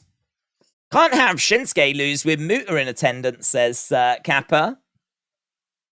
As much as I want Shinsuke to win, I think Seth retains, said Scott. From Davenport, Iowa, this is the worst intro city I've ever heard, said Aubrey. Okay, we've got Seth.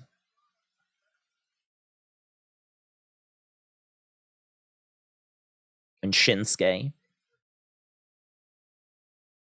So we are just seeing the championship being held up, displayed. Brendan, number 1 in the US, WWE Payback. Okay, Shinsuke's entrance gear is still in the corner.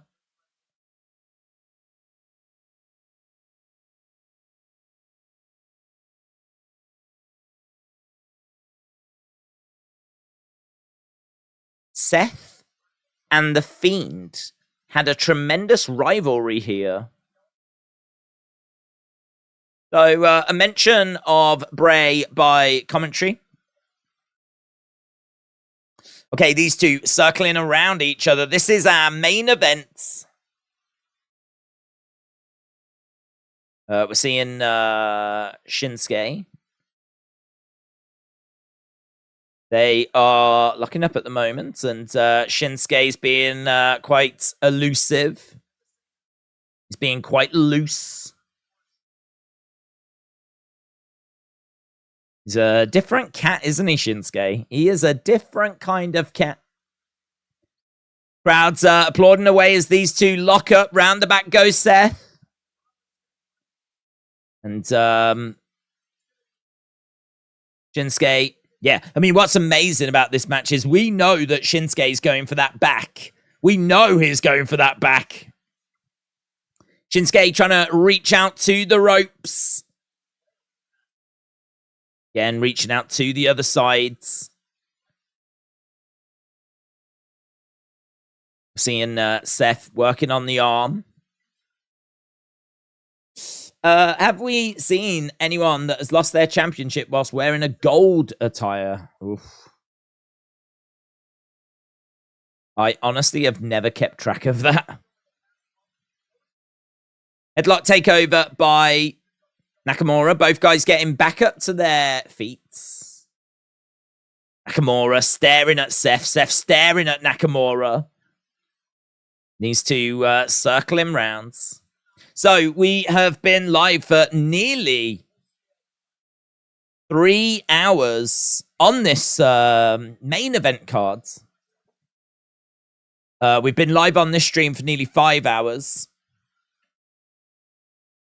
And obviously we are only just starting this main event. So we've probably got a good 20-odd minutes still to go here. I reckon we'll be done by about 1:30. I reckon we got about half an hour to go, all things in tolds. Nakamura is being kept grounded at the moment. AB said, I don't think if Nakamura wasn't winning the title, Muta would be ringside. Hypeman said they should change the name of the pay-per-view, the Day of Judgment, because of Judgment Day. Kian said, did you know that Survivor Series is in Chicago in November? It could be a chance of CM Punk returning to WWE. Thoughts? Not happening. Mad Jason said, good to have the Raw title for the main event and not the undisputed one. Yes, I agree with that. We need to build this belt up. Yeah, Kian, we spoke a lot about like CM Punk coming in. He's been very vocal about hating WWE, and I just don't see that having changed. Stomped there by Nakamura, round the back Seth. Against the ropes goes Seth, looks for a forearm strike. But did you think Damian cashes in? I don't. I think Damian's already won gold tonight. I don't expect him to cash in and get another title. I wasn't expecting him to get that title. Kicks coming in there by Seth.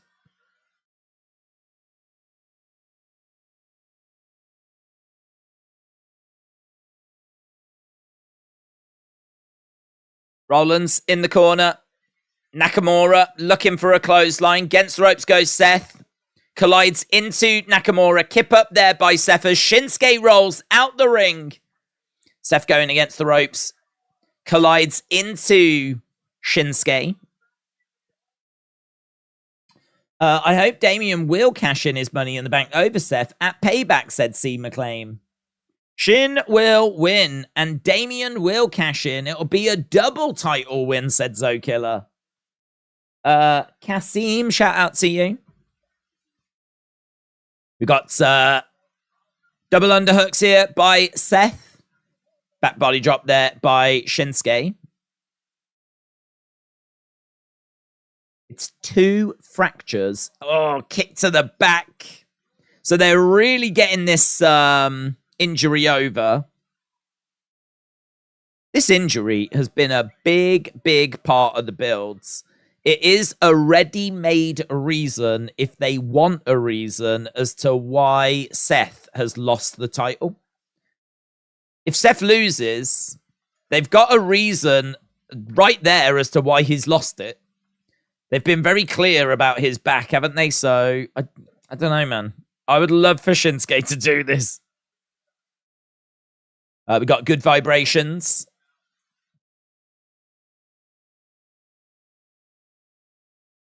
Shinsuke has got Seth up in the corner as well.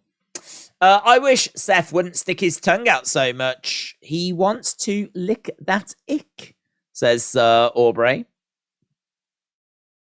If you are just joining us, it's been eventful. It's definitely been eventful. Seth Rollins colliding into Shinsuke. Suicide dive by Seth. Shinsuke on the outside. Look, he's gone back to right next to him. I knew he was next to him before. The Trinidad guy is right next to him. Green shirt guy and Trinidad flag guy right next to each other.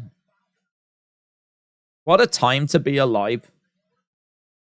Shinsuke going face first into the commentary table. Rollins going in the ring, coming back out again, getting on top of the barricades. So Seth, Shinsuke hurling Seth onto the commentary table, but the commentary table doesn't break. Shinsuke hurling Seth into... he gets flipped upside down against the barricade. Shinsuke hurling Seth into the ring. Tonight, Seth will go on vacation until the Rumble, said Andrew. Look at that. Grabs him. Flipped him, turned him upside down. It was like the Fresh Prince. Oh, my God. Oh, another kick coming into the back. Did you see the Khans had the Jacksonville Jaguars pulled from WWE shop? Meltzer and the Sheep called WWE Petty, said Travis. Is that why? WWE said it was out of stock. But it was actually that Tony didn't want their belt being sold by WWE. Is that what the truth is? Listen, I don't think Tony did that, to be honest.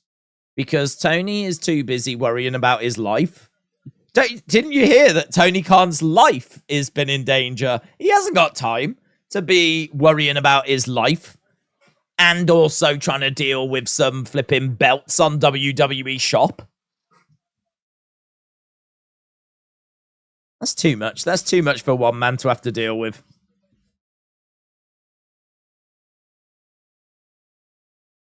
Shinsuke jumping on the back of Seth. That announce table is undefeated, said Hayden. It's the real winner tonight, Hayden. You are right. John said, just tuned in. How is the pay-per-view so far? It's a real tricky one.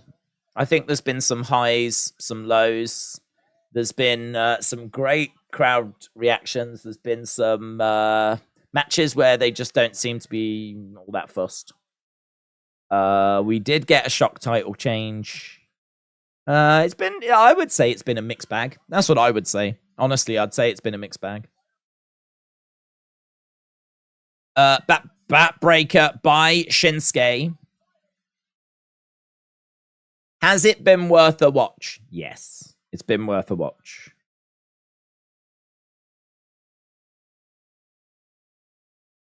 Shinsuke dragging Seth on the edge of the ring. He's going to look to drive a knee into the side of the head of Seth.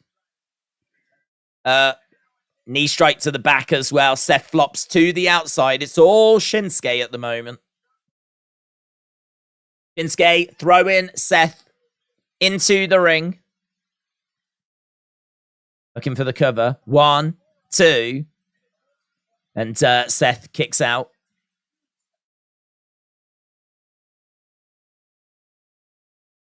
I do like that. Shinsuke knows that Seth's going to kick out, but he also knows that in order for Seth to kick out, he's got to like work the back. He's got to kick out. He's got to bend his back, and he knows that that is just doing more damage. Kick coming in there by Shinsuke.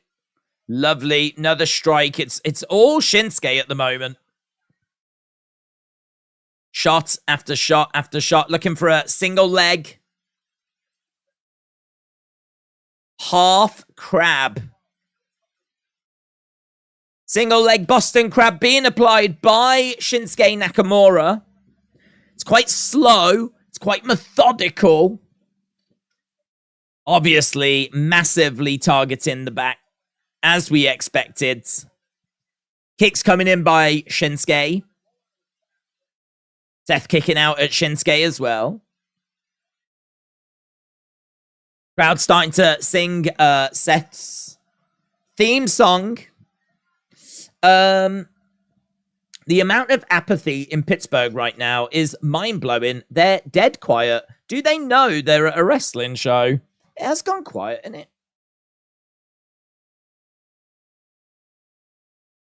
Big chop coming in.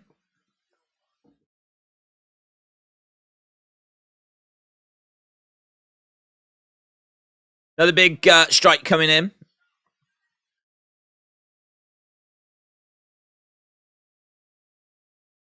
Probably should have done that tag match last.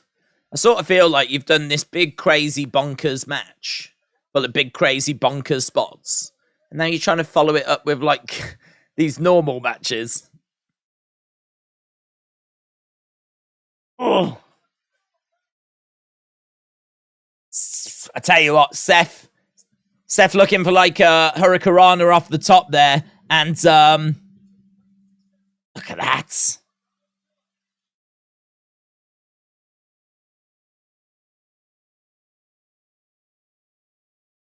He did still land hard there. Seth with a Hurricanrana, but I think he took as much damage as Shinsuke. The crowd aren't even standing. Forearm shot coming in by both guys, being exchanged. Dig to the midsection. No, Roman, and the pay-per-view is mid. He really is the tribal chief, said Hyperman. Imagine this. Jay beats Roman for the WWE Championship. Jimmy beats him for the Universal Championship. Then Jimmy versus Jay for the undisputed gold title at WrestleMania, said Alexis. Sling Blades by Seth. Seth going to the outsides. Seth perched.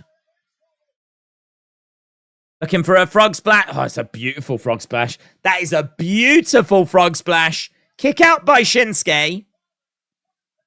Wow. He sort of, like, changed midair. He was in the corner, and he had to sort of... So, look at that. He, like, jumps to the side, doesn't he?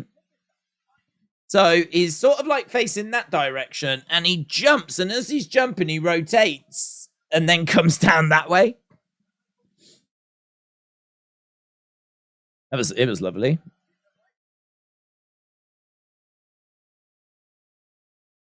So Shinsuke trying to get back up to his feet. Seth grabbing Shinsuke. Muta to miss Seth and cost him the title, said Wrestle with Andy. Seth with Shinsuke. Shinsuke landing on his feet. Kick comes in, but misses. Clothesline. 1, 2 by Seth. Oh, shoulder up. Just. Priest should cash in tonight, said Sir Killer. Kasim said, did you hear about Bray's death? I did. LB said, who are your top 3 wrestling crowds? I have UK as number 1. Don't know. I mean, I know that Montreal were mental. Montreal was special. Actually, got to give props to Puerto Rico. I thought they were good for Backlash. They were rocking. But, I don't know. In the US, I mean, I feel like the Chicago crowd is quite infamous. They're always seen as a hot, good crowd. UK are good. I thought the Money in the Bank crowd were really good. I might have to give it Montreal, though. I might have to give it to Paris earlier today for UFC. They were amazing at times. Went for a curb. No joy. Shinsuke has got a sleeper hold applied here on Seth. Shin trying to pick up Seth. Couple of back elbows coming in. Big back elbow there by Seth as Shinsuke goes back to the corner. Big boot by Shinsuke. Shinsuke up top. Knee strike by Shinsuke. 1, 2. Oh, shoulder up. Shoulder up. David, shout out to you. Hype Man said Arsenal or Man United tomorrow. I am going to say Arsenal. I want Man United, but realistically, I think Arsenal. They're more together. They seem to be more cohesive. They just seem to be a bit further down the road than United's. They obviously finished higher last year as well. Scoop here by Shinsuke. He plants Seth. Montreal is the best crowd. 100% said Rock and Sock. Alex said Puerto Rico were mads. I'm going to say New York, but I am biased, said AB. How long left? Don't know. I reckon probably no longer than, say, I don't know, tricky. 15, 20 minutes. I think we've been underway here with the main event for about 10 minutes. Shinsuke has got Seth, trying to get him back up. This is a big match for Shinsuke, but it's a really big match for Seth. How often does Seth get a chance to close a pay-per-view in this day and age? So they could really do with this crowd actually getting on board. Nakamura looking for a slide-in German. 1, 2... And Seth gets his shoulder up. Seth gets his shoulder up. Shinsuke looks pained. Shinsuke trying to pick up Seth. Picks him up, plants Seth down. Shinsuke backs to the corner. He's going to look for the Kinshasa. The crowd don't give a flip, man. The crowd couldn't care less. No one is shouting or doing anything. 1, 2. Shoulder up. Shoulder up. Kinshasa was right there. Like, Nakamura was like, oh. And in the background, all you could see were people like...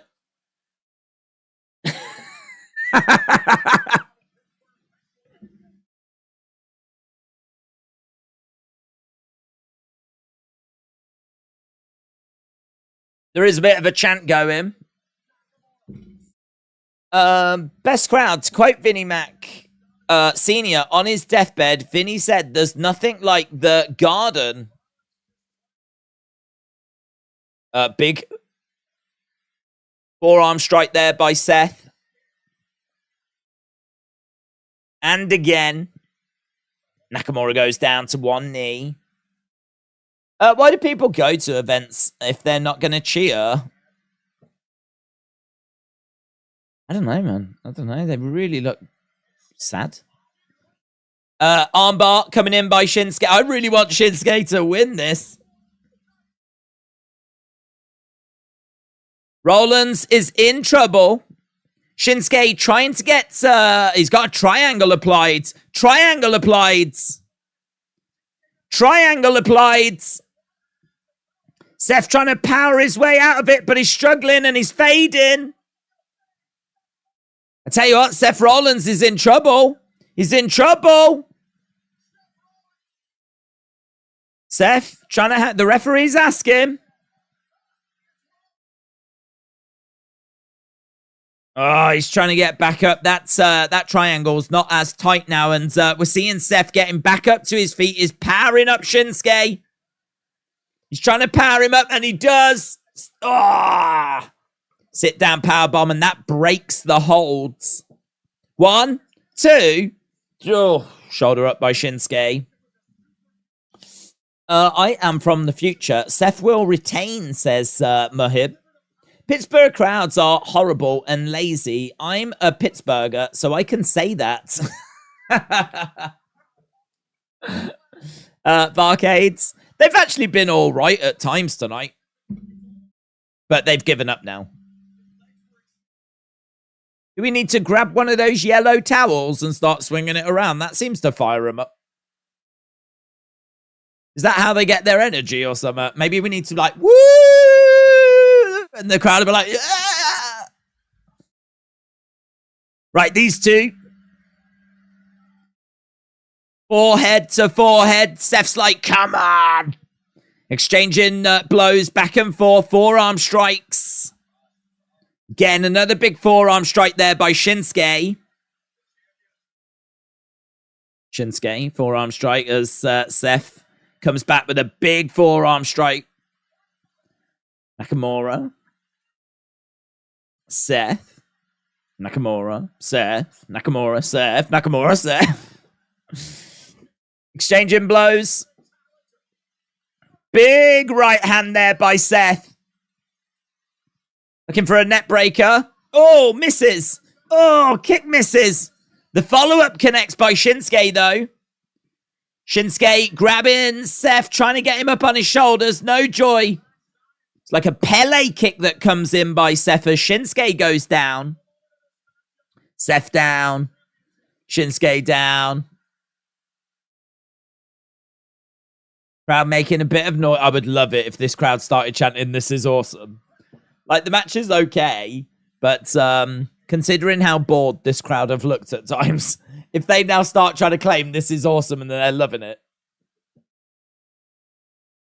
Well, they've not gone there. Instead, what they've done is they're singing Seth's theme, but they've given up already. They have given up. Seth going over to the corner. I am going to need them yellow towels when they face my team, the Ravens, said Henry. Days, you are right about the black and gold towels in Pittsburgh. Right, we've got Shinsuke coming over, knocking Seth to the outsides. Shinsuke trying to climb up. He's got Seth on his shoulders. He's got him on his shoulders. Wobbling away. And he's trying to plant him down. Oh! Jesus. Nakamura. Kick out by Seth. Seth holding onto his back.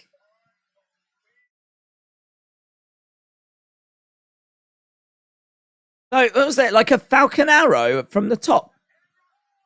Kinshasa, I think, just connected.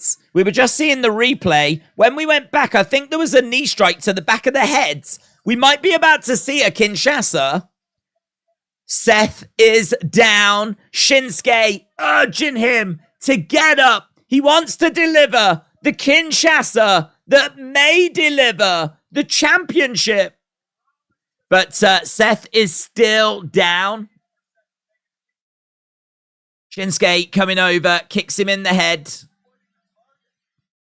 Actually, the back has worked against Shinsuke here. The amount of pain that Seth is in means he couldn't get to his feet. Right now, he is on his knees, but he's got too much about him. Any sort of Kinshasa wouldn't land at the moment. Shinsuke with a bit more work to do. Knee strikes coming into the midsection. Seth is being driven to the outsides. Kicks coming in there by Shinsuke.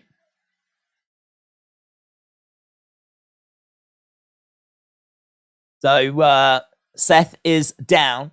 Shinsuke coming over.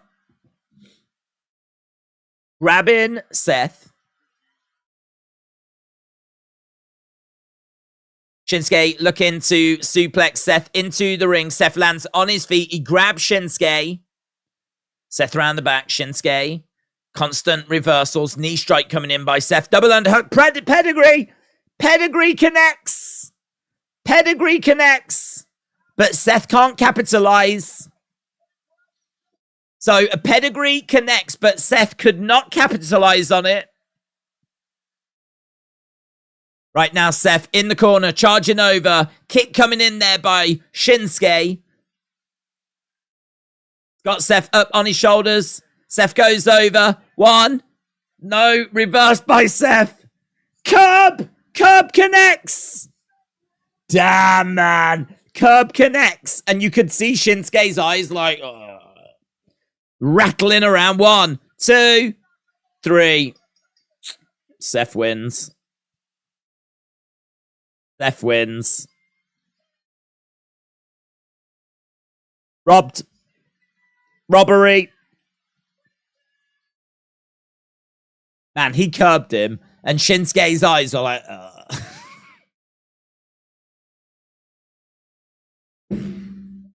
Boo. JD McDonough intercepted the briefcase, setting up a major argument, said Richards.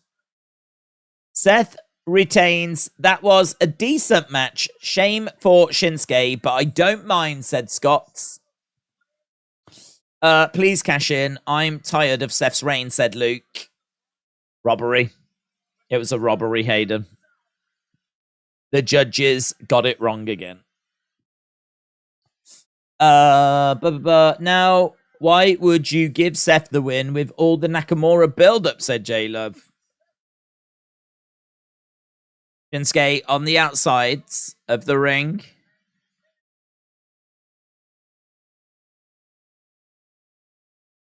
Seth in the ring. Angle coming up next, streaming on Peacock. Have a great weekend, everyone. Have a great weekend.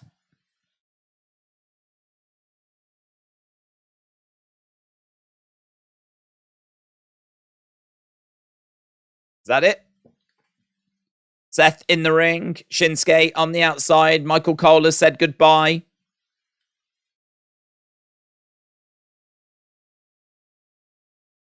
That's it. That's the show.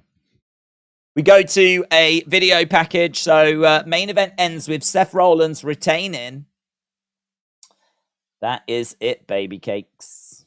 That is it. I'm going to put the thing up on so people can vote. That is 11 hours. Just coming up to 11 and a half hours we've been streaming today. Let's go. Right. What do people think?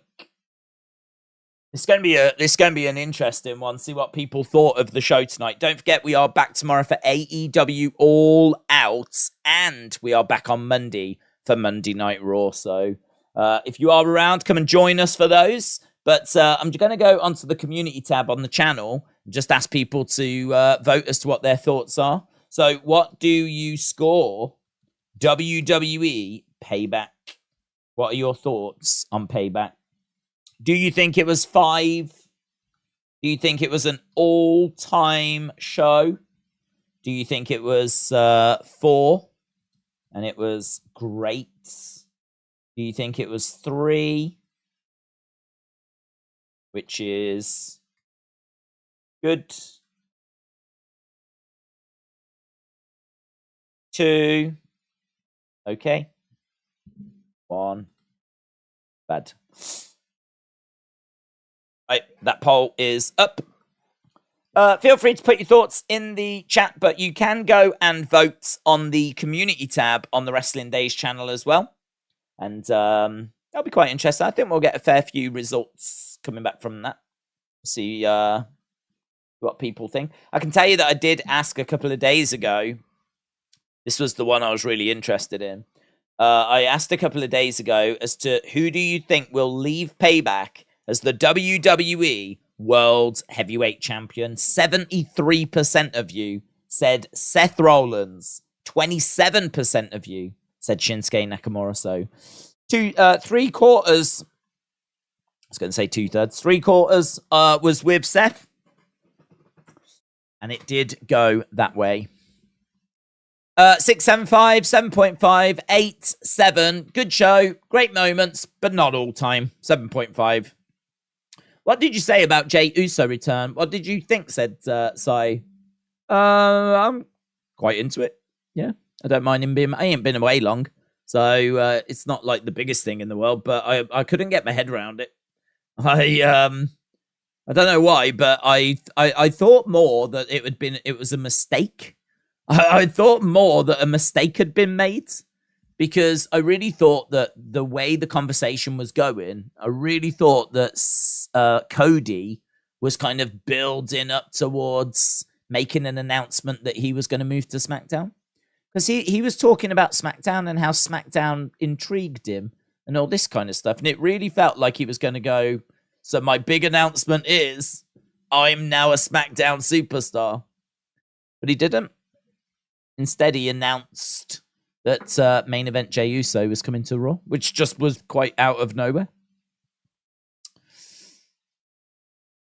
Right.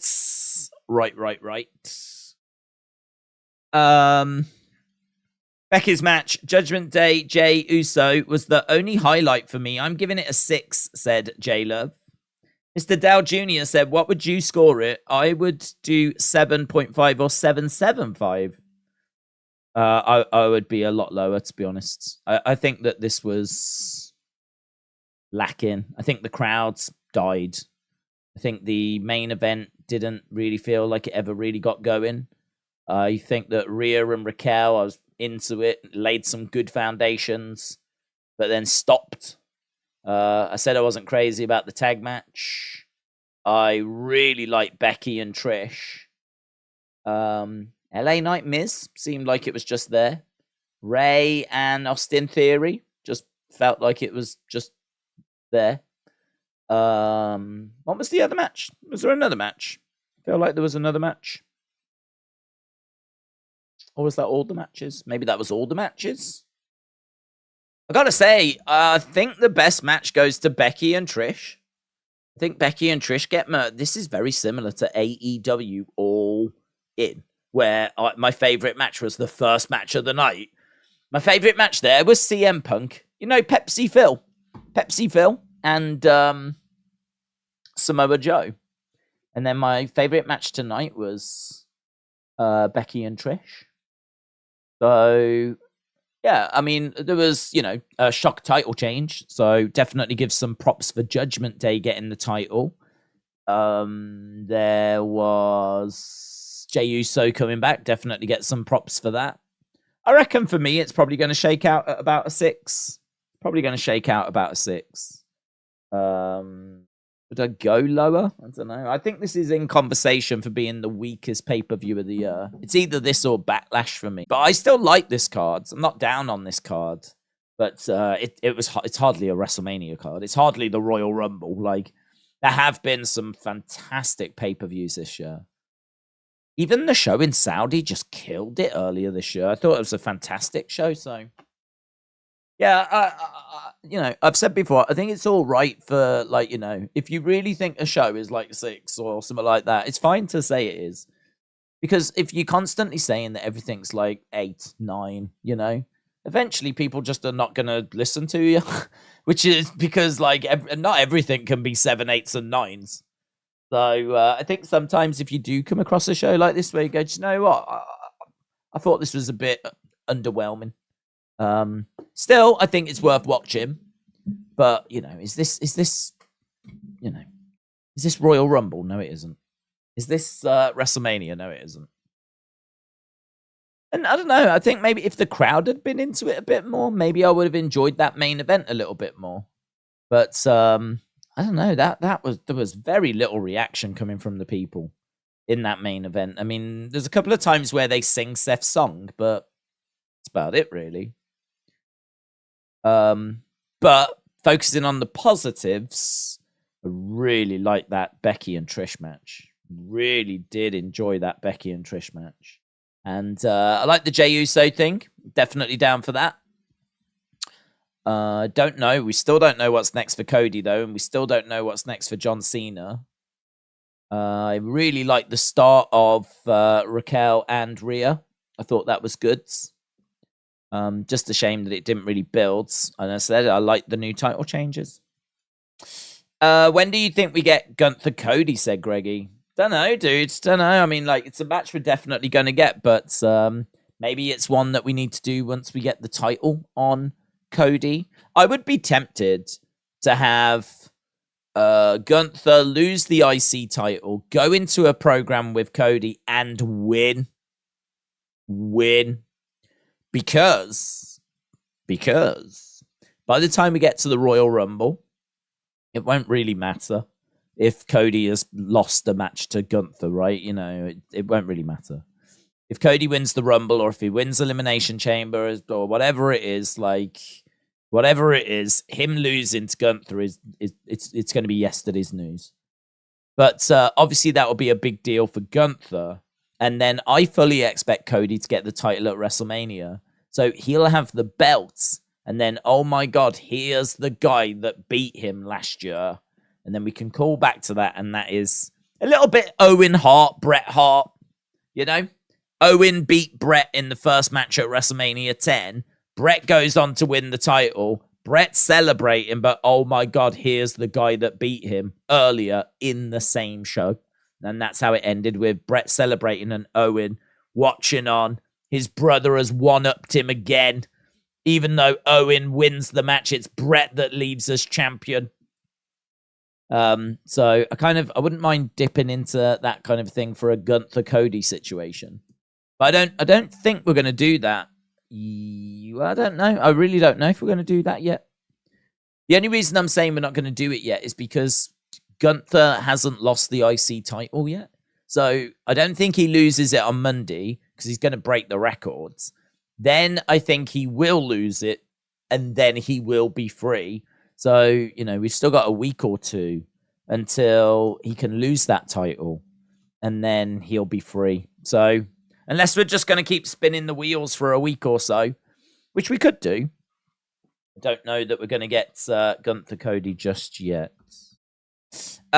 Second to none, shout out to you, said $2 for not having 1 minute chat requirements. $2 for not having a 1 minute chat requirement. Second to none, shout out to you. I don't know what a 1 minute chat requirement is. What's that mean? What's that? I have tried in the past to try and limit my answers because I flipping ramble away, which is just rubbish. But I do need to try and cut down the length of my answers and try and get to more. I was talking earlier, I'm really interested in starting to do some Sunday streams where we don't watch anything. We literally just chat. And then, like, I can talk a bit more and we can throw theories around and dig into some, you know, might be like, oh, you said this on the Raw stream or this got mentioned on SmackDown or someone in the chat mentioned this on NXT. I think it was really good. I just wanted to highlight it again. Now that we've got more clarity on what happened on SmackDown, what do we think about this? I think there probably is a value on a Sunday stream where I've just never done it before because it's like we're not watching anything. So used to just doing a stream where we watch stuff, to actually have like an hour or two where we don't watch anything and we can just like dig into a few things. That could be quite interesting. And I would even be open to opening it up where if people wanted to send stuff in, we could play it on the stream. I'd be like even open to that. So obviously we can't do it tomorrow because we've got AEW All In, but that is definitely something I could see us doing. I'm really interested to see how many people would be interested in that. So watch this space.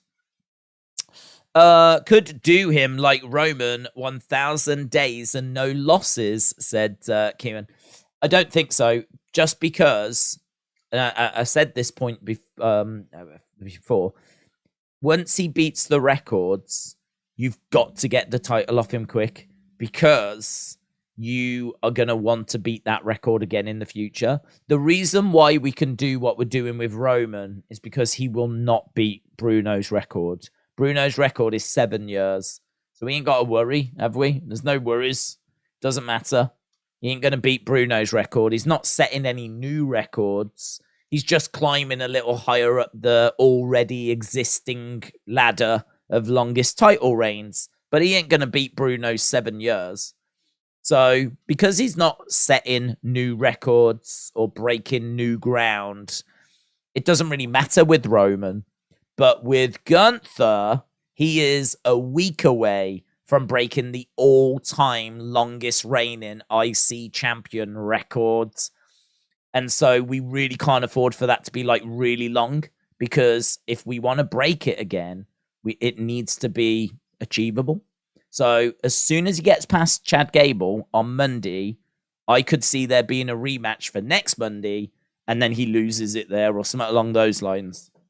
Or we just try to get to Fastlane. Maybe Fastlane will be enough, and he loses it at Fastlane. But it really won't be long. I really don't believe it'll be long, because you've got to have that record be beatable for other people in the future. And this is the problem with the Bruno records. WWE was not thinking about this in the 60s. So when Bruno smashes that 7 years in the 60s barrier, he all of a sudden just makes it really unbeatable for anyone that's to follow. It's really bad booking, actually. It's really bad booking. Bruno could have dropped that title after a couple of years and won it back again. But no, he has to have it for like 7 years straight, doesn't he? So, where is Sheamus, Edge, Omos, MVP, Beth Phoenix? What do you think about these people? I think they're all at home, and I think they're all lovely. Sheamus, he's been used quite a bit. He's been on plenty of pay-per-views, just not his time for this one. Edge is trying to figure out if he wants to re-sign or not. Omos only tends to get brought in for very special occasions. This wasn't one of those. MVP is obviously the manager of Omos, so if Omos isn't around, I don't expect MVP to be around. Beth Phoenix doesn't really get used that much. You know, she's been used in a few storylines with Edge, of course, but she's not like a full-time member on the roster, so... I think it should be Fastlane, said Nathan. I say he wins with help. That's the good thing about him. He doesn't need help. That is a good thing about him. AB said, would the J thing feel bigger if we got Jimmy last week? Would the J thing feel bigger if we got Jimmy last week? I don't think it would make a difference. Don't think it would make a difference. Are we saying that because we saw Jimmy on Friday and then we got Jay, it just felt like we were getting like the Usos back or something like that? I don't know. I mean, Jay's only been gone a couple of weeks, so I don't think it would really make much of a difference. He said the deuces, ooses, and then he didn't really go. So, if you wanted it to feel bigger, then that needed to be a longer period of time. Street Killing HD said, was there really booking back in the 50s and 60s? Lol. Well, there was, and it was bad. Right, it was all right, actually. I mean, they sold out the Garden many, many times, but they certainly weren't thinking about all-time records. Street Killing HD, shout out to you. Apparently, Shinsuke has attacked Seth off air. Let's go. Rematch. Shinsuke wins. New champion. Yeah! Jam said, I was a big fan of the show. Very good. Bobby said, shout out from Knoxville. Shout out to you, my friends. Never needed you at all. Bianca Belair. Sai said, do you think the Beth Phoenix can challenge Rhea Ripley? She has faced Rhea Ripley. I mean, I don't think she'll challenge her for the title. And I certainly don't think she should be the one that beats her. I think that probably should be Raquel. But, yeah, Beth could challenge. And they have been in a feud. But I wouldn't expect Beth to win it. 1 minute requirement is a setting on YouTube that makes you be a subscriber for at least a minute before you can chat. Oh. Well, is that so that people don't subscribe? Well, you don't even need to be a subscriber to chat here, do you? Oh, I don't have this on a subscriber-only setting. Let anyone chat? I saw a video on WWE's YouTube channel. Balor and Priest got interviewed by John Cena backstage after they won the tag team championships. It was on the show. I think this can work out. If they do SmackDown versus Raw at Survivor Series, you could have Cody and Jay on one side and Jimmy and Reigns on the other. That's interesting, actually. I didn't think if we was to go back to SmackDown versus Raw. They did. I'm right in saying they abandoned that, didn't they, last year? So I didn't think if they brought that back. That's interesting. That is interesting. Grayson Waller won Twitter today. Even Sean Ross Sapp retweeted the banger, said Mr. Unfamiliar. Did you know Omos is 48? No. Is he 48? He doesn't look 48. Is he really 48? He's not 48. 2 years off being 50. Omos. Wikipedia. What's Wikipedia say? It's 29. It says here it's 29. Born in 1994. Close, buds. Close. Days, who do you think Lashley's next opponent is? I think the OC would be pretty good. AJ, Gallows, Anderson. You could do something pretty fun there. I don't know that that's the way we're going, but that could be pretty fun. Want to say thanks. Hard work. Loopy Girl, shout out to you. Days, try and watch Daniel Garcia and Billy Gunspot when you have time. Wrestling can be crazy sometimes, says Watson. Okay. Days, what is your rating? I said I'm probably about a 6. Probably about 6. It's one of those where, like, I think a lot of matches for me personally just didn't quite didn't get going or didn't get to where they needed to get to. So, you know, as I said, the Ray Theory offering I thought was a bit underwhelming, and I thought the main event was a bit underwhelming, and I thought that the women's match actually had some good early work, but didn't. Just finished. Like, it just didn't have, like, the back and forth drama, the close pinfalls and all that stuff. So it just sort of had some really good foundation work, but then just ended. So I'm struggling to get that match, like, into the force, to be honest. But had it have kept going for another 10 minutes, I think it could have. Massively. I was feeling it. So, but there is, as we said, you know, a really good opening match, and there is some highlights in there. So there's definitely stuff that stops this from being a disaster. I couldn't sit here and say this is a 2 or a 3.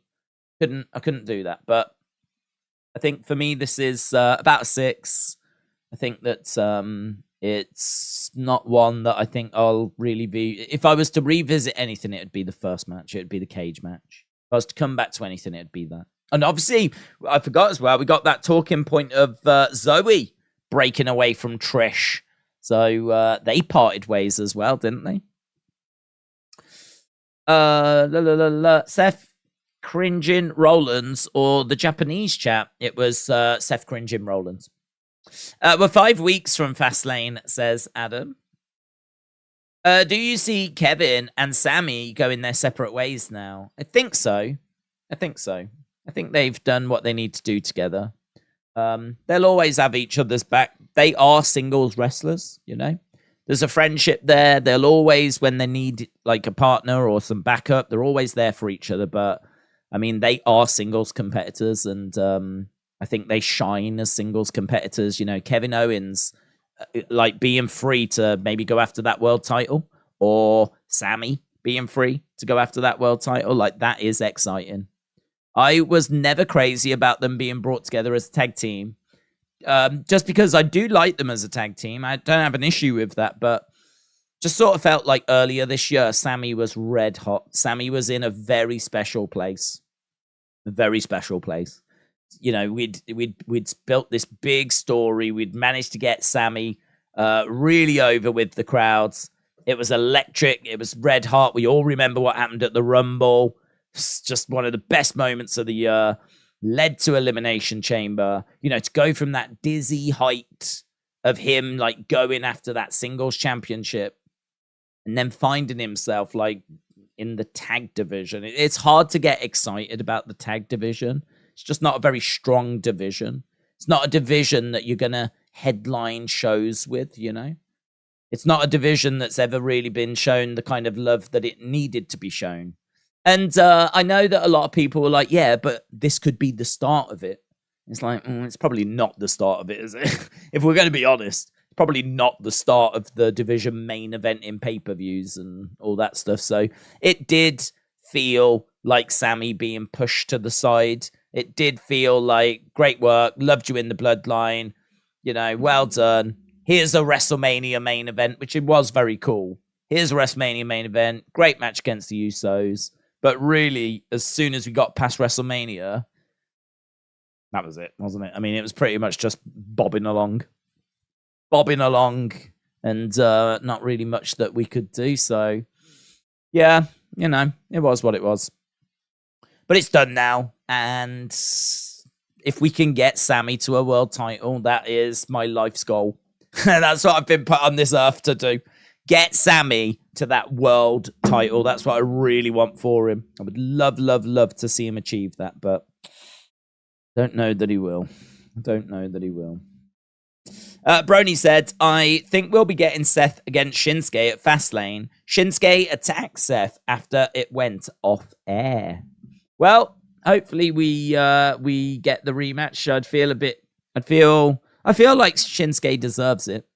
And if Shinsuke can make a few changes and get it at the next time of asking, that would be great. That would be fine. I'd be totally down with that.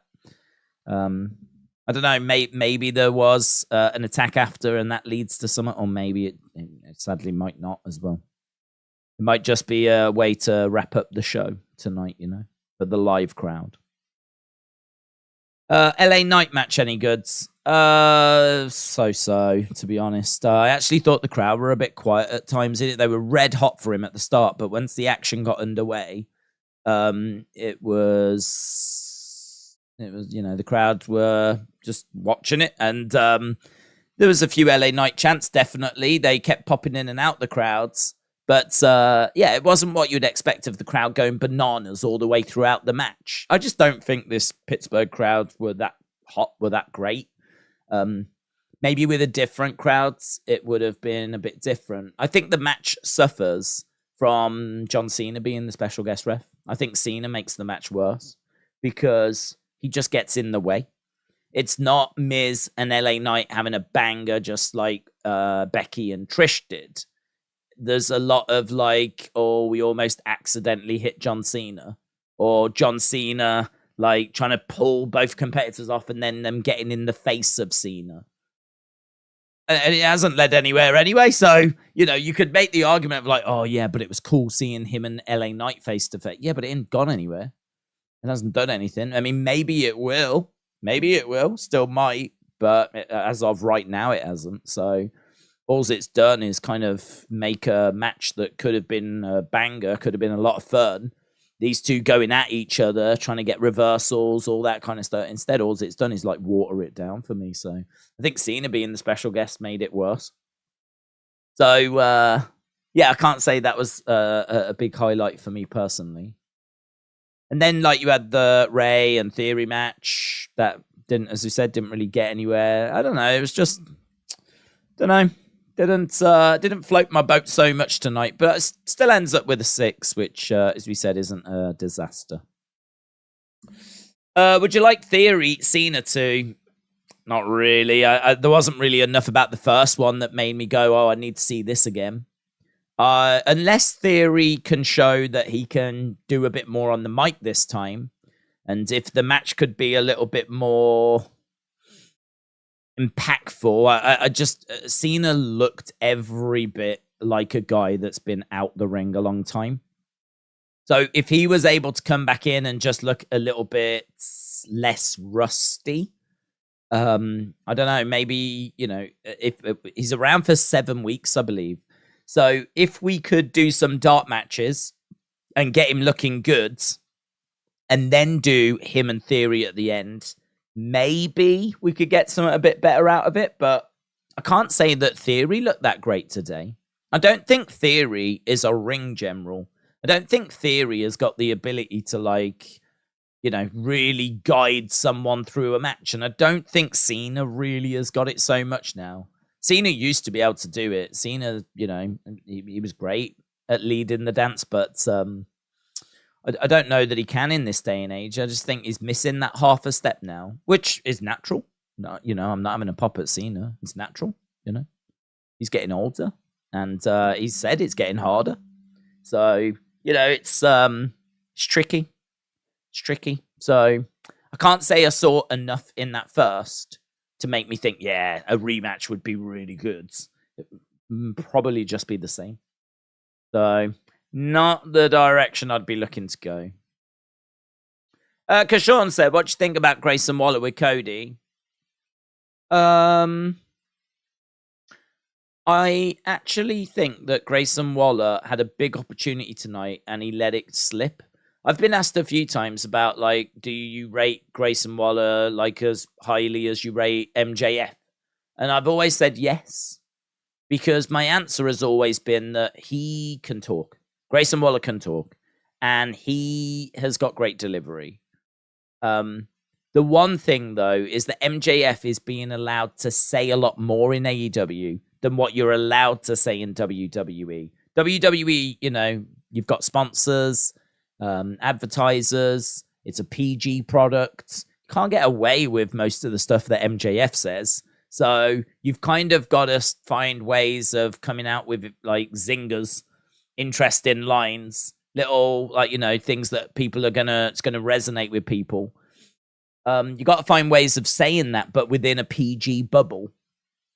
You know, Grayson Waller had his own talk show on a pay-per-view.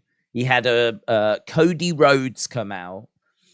I mean, I'm guessing that if he wasn't, he should have been thinking at least all week about, like, some really good stuff to say. Whether he could have got it authorized or not, I don't know. We know these segments are scripted by writers. So maybe he was told, you've just got to read the lines you give him. We're not interested in, like, you know, you coming out with any zingers. We just want you to read the lines that you're given. If that's what's happened, I think it's disappointing, because this feels like a big opportunity for Grayson Waller to really grab people's attention. It's a big platform with a big guest, and this feels like this is where he should have really gone. You know, I mean, he should have shot. His personality should have really come out. And, you know, he still said some stuff, but there was nothing that stuck with me. There's nothing that's, like, reverberating around my head. The biggest part of that segment was Jey Uso. There was nothing that Grayson said that I was like, oh, that was rough. You know, like, MJF has come out with quite a bit, obviously, recently, as he has throughout the past few years, where it's like, you know, a zinger after zinger, and you're like, ooh. But there was nothing like that from Grayson Waller. And I think he's got it in him, because I saw him coming out with stuff down in NXT that was really good. I remember when he was in a feud with Carmelo Hayes, and he had, like, Carmelo's quite small, and so he had this t-shirt of, like, a little tiny Carmelo Hayes on his t-shirt, and it was like a little dig at Carmelo, and he had a t-shirt printed with a little Carmelo Hayes on. He came out and he was cutting this promo. I remember it being really good, and it had some zingers in it. It was good. It was really good. And so I know he's got that ability, but I can't say it really showed itself today. He's just, I don't know, they're holding him back too much, or he's holding himself back too much. I can't see any reason why he's not got the ability to throw in a few killer lines to Cody, or, you know, whatever. It seemed a bit safe. It seemed a bit paint by numbers, and that's not what Grayson Waller should be. Cody, I mean, was fine. His main purpose was just to introduce Jey Uso. Jey Uso didn't really say much. Obviously delivered a super kick to Grayson Waller, and that was that. So everyone sort of did their job.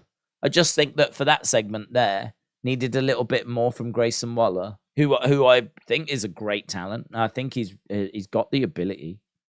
It's just, I don't think the creative was there for him. Joshua said it puts wrestling greats into perspective at the age Cena is. Think about what Flair or Terry Funk had accomplished. Who won, Cody or Grayson? It wasn't a match. It wasn't a match. It was just a segment. Grayson had a chance to speak a lot, said Joe. I feel like LA Nightmares could have meant so much more. I love seeing Cena there, but I feel like he kind of took away from the match. The match itself was all right. The crowd hardly helped. I really agree with that. I really agree. I think Cena being involved does make you go, oh, this is big. LA Knight in a match with John Cena, special guest referee. You can see why in a meeting they would want to do it. You can see why if someone proposes it, you go, yes. LA Knight in the ring with John Cena, yes. All of that makes sense. But when you actually watch the outcome of the match, go, actually, that match could have banged a lot harder. That match could have banged a lot harder, and it could have been a lot more exciting if it wasn't Cena getting in the way all the time. So, yeah, you know, one of those. I mean, I'm sure LA Knight's not complaining because he's just been in the ring with John Cena and they've given him a few moments. There was a moment where he was face-to-face with Cena in the ring and a moment where he was face-to-face with Cena after. And I think there'll be plenty of people going, oh, could you imagine these two in a match? And so, you know, there'll be plenty of posts on social media saying that kind of thing. I don't think they're going to go that way, but, you know, at least he's managed to get that out of it. But I think the match quality suffered as a result. So I agree. And the crowd were weird, weren't they? You'd imagine they would have been going bananas, but, you know, very subdued at times. Dave said, is Grayson Waller doing better than LA Knight? Which two do you think have the best time in WWE so far? Which two? Is Grayson Waller doing better than LA Knight? I don't think he's doing better than LA Knight because clearly LA Knight is like massively over. So I can't say that Grayson Waller's doing better. What I can say is Grayson Waller is younger. He's got a good look. I think he's still got a massive, bright future. I think Grayson Waller should be looking at LA Knight. I think there's obviously a lot of value in catchphrases. You know, it is true. The crowd loves singing Seth's song, and they love saying, you know, LA Knight's catchphrase. I think if you want to, like, really get the crowd on your side, like, having a catchy theme song, having a catchphrase, like that, if I was a superstar, that is something I would definitely be looking at. But Grayson Waller's a heel, so he doesn't need a catchy theme song. He doesn't need a catchphrase. But what he does need is he needs good put downs. And I just don't think he's got them at the moment. So I don't know if he's trying to build up his catalog because he doesn't have, I mean, I don't know what his wrestling experience in Australia is. I think he did have some, but it just sort of feels like he's still building up his catalog of insults. It still feels like he's still finding his feet to a degree. I think he is good. I think he's got a bright future. But he didn't knock it. I mean, just got to be honest, he didn't knock it out the park today, did he? He didn't knock it out the park today. WrestleLandy said it might be crazy talk, but what if the Punk firing is a work?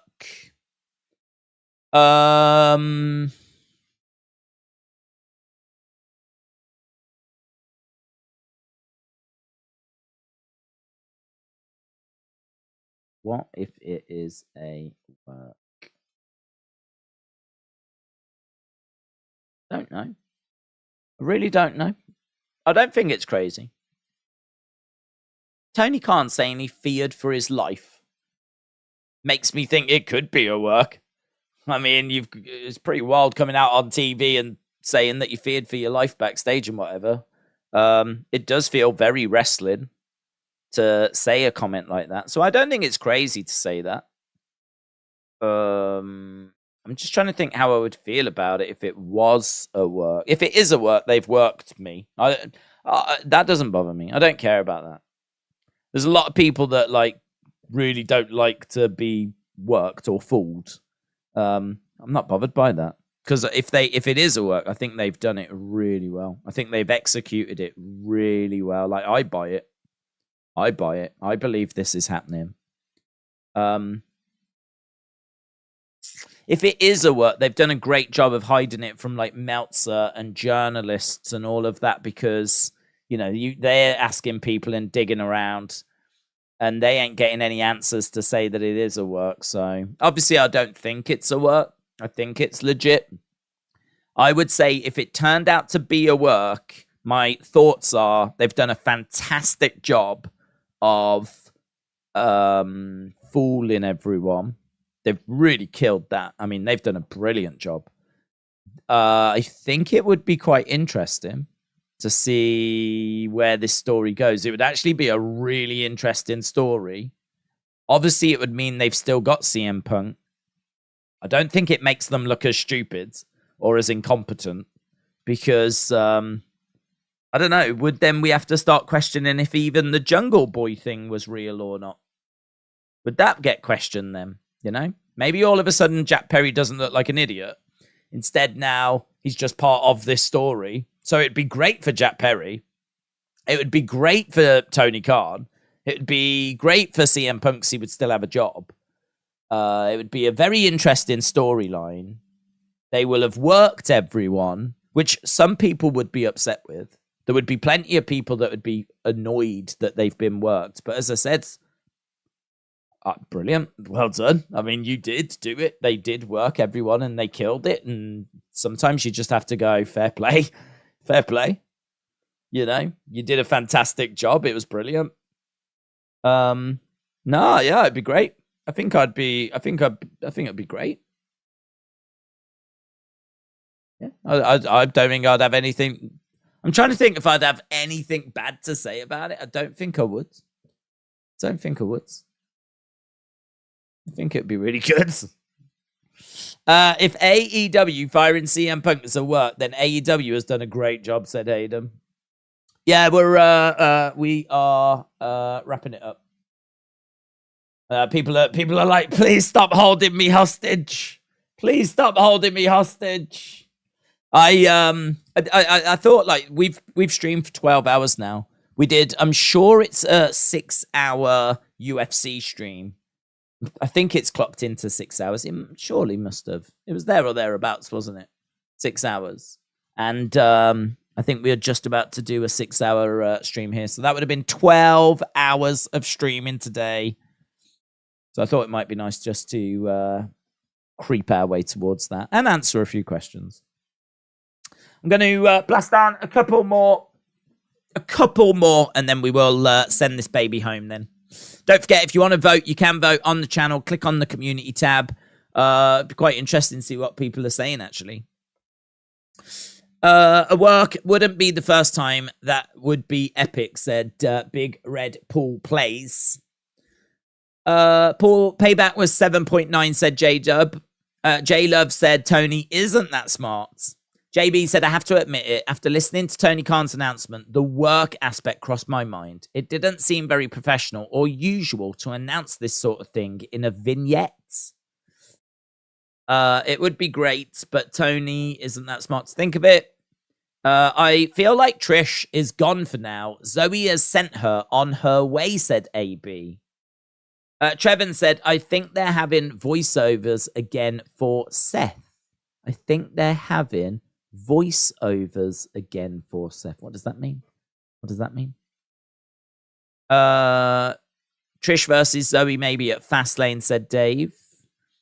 What would the goal be? What would the end goal be to make sense? What, for the work thing? So, I don't know. I mean, could you build to Jack Perry CM Punk for like a big match? Plus also, I mean, you have generated a lot of chatter anyway. So the end goal could be that you do Jack Perry against CM Punk.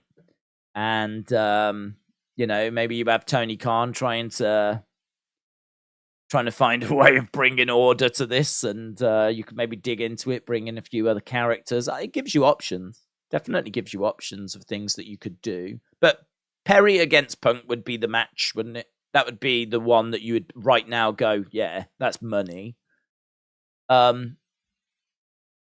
It's also, you know, we've said before as well that like their backstage drama is at times more interesting than what they put on screen. So now you're really bringing some of that backstage drama to the forefront, you know? So that's kind of interesting as well. And they've generated so much buzz. You mean, just think about the buzz that announcement has made today. Like, it's Payback. There's been loads of people that have tuned into Collision tonight to see what's going to be said, you know? And actually, one of the things it would have achieved is you could have planted the seeds last week. And then what you've done is you've potentially made the impact of Payback on Collision, you've potentially minimized it, because they might have picked up a decent rating this week because people were tuning in to see what Tony Khan had to say about the CM Punk stuff. So you've created all this extra chatter around your products. You've made sure that the Collision rating against Payback didn't suffer. You've obviously had all the social media press around the announcements. You still actually do have Punk under contract, so you haven't lost Punk. So you've still got Punk as well. And you can build towards a Punk Perry match, and you could potentially bring in other elements. Could this be a way of capitalizing on All In is their big show. We said they had to capitalize on it. Could this be like a really good underground plan to try and capitalize on it? I really don't think this is what's happening, but we're just exploring it for fun. No press conference, kind of sad. I love watching those. No press conference tonight. Tony said he will never work the wrestlers, said Nelson. Becky, NXT champ. Yeah, looks like we are heading that way. Did you have your sandwiches? No, I've still got a flipping plate of them here. Look, and they're probably gone a bit hard now. They've been sat there for 6 hours. In fact, they are hard. We're going to eat them. Try and find the softest ones and go for those. Yeah, look, we're going to wrap it up there. We're definitely done. Big thank you to everyone that's joined us. Really do appreciate the support. I hope you enjoyed it. Don't forget, we are back tomorrow or later today, depending on where you're watching, for AEW All Out. If you want to avoid more CM Punk talk, might be a stream to avoid. But if you want more CM Punk talk, well, fill your boots. I'm sure we're going to be going crazy, chatting away about CM Punk later today. If you want more WWE, we are back on Monday with Monday Night Raw.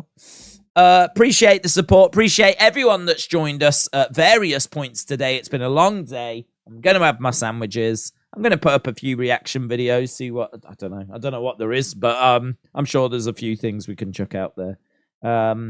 And yeah, appreciate the support. Really appreciate the support. Hope you had fun. Hope you enjoyed the stream. And hopefully I will see you again next time. Bye for now.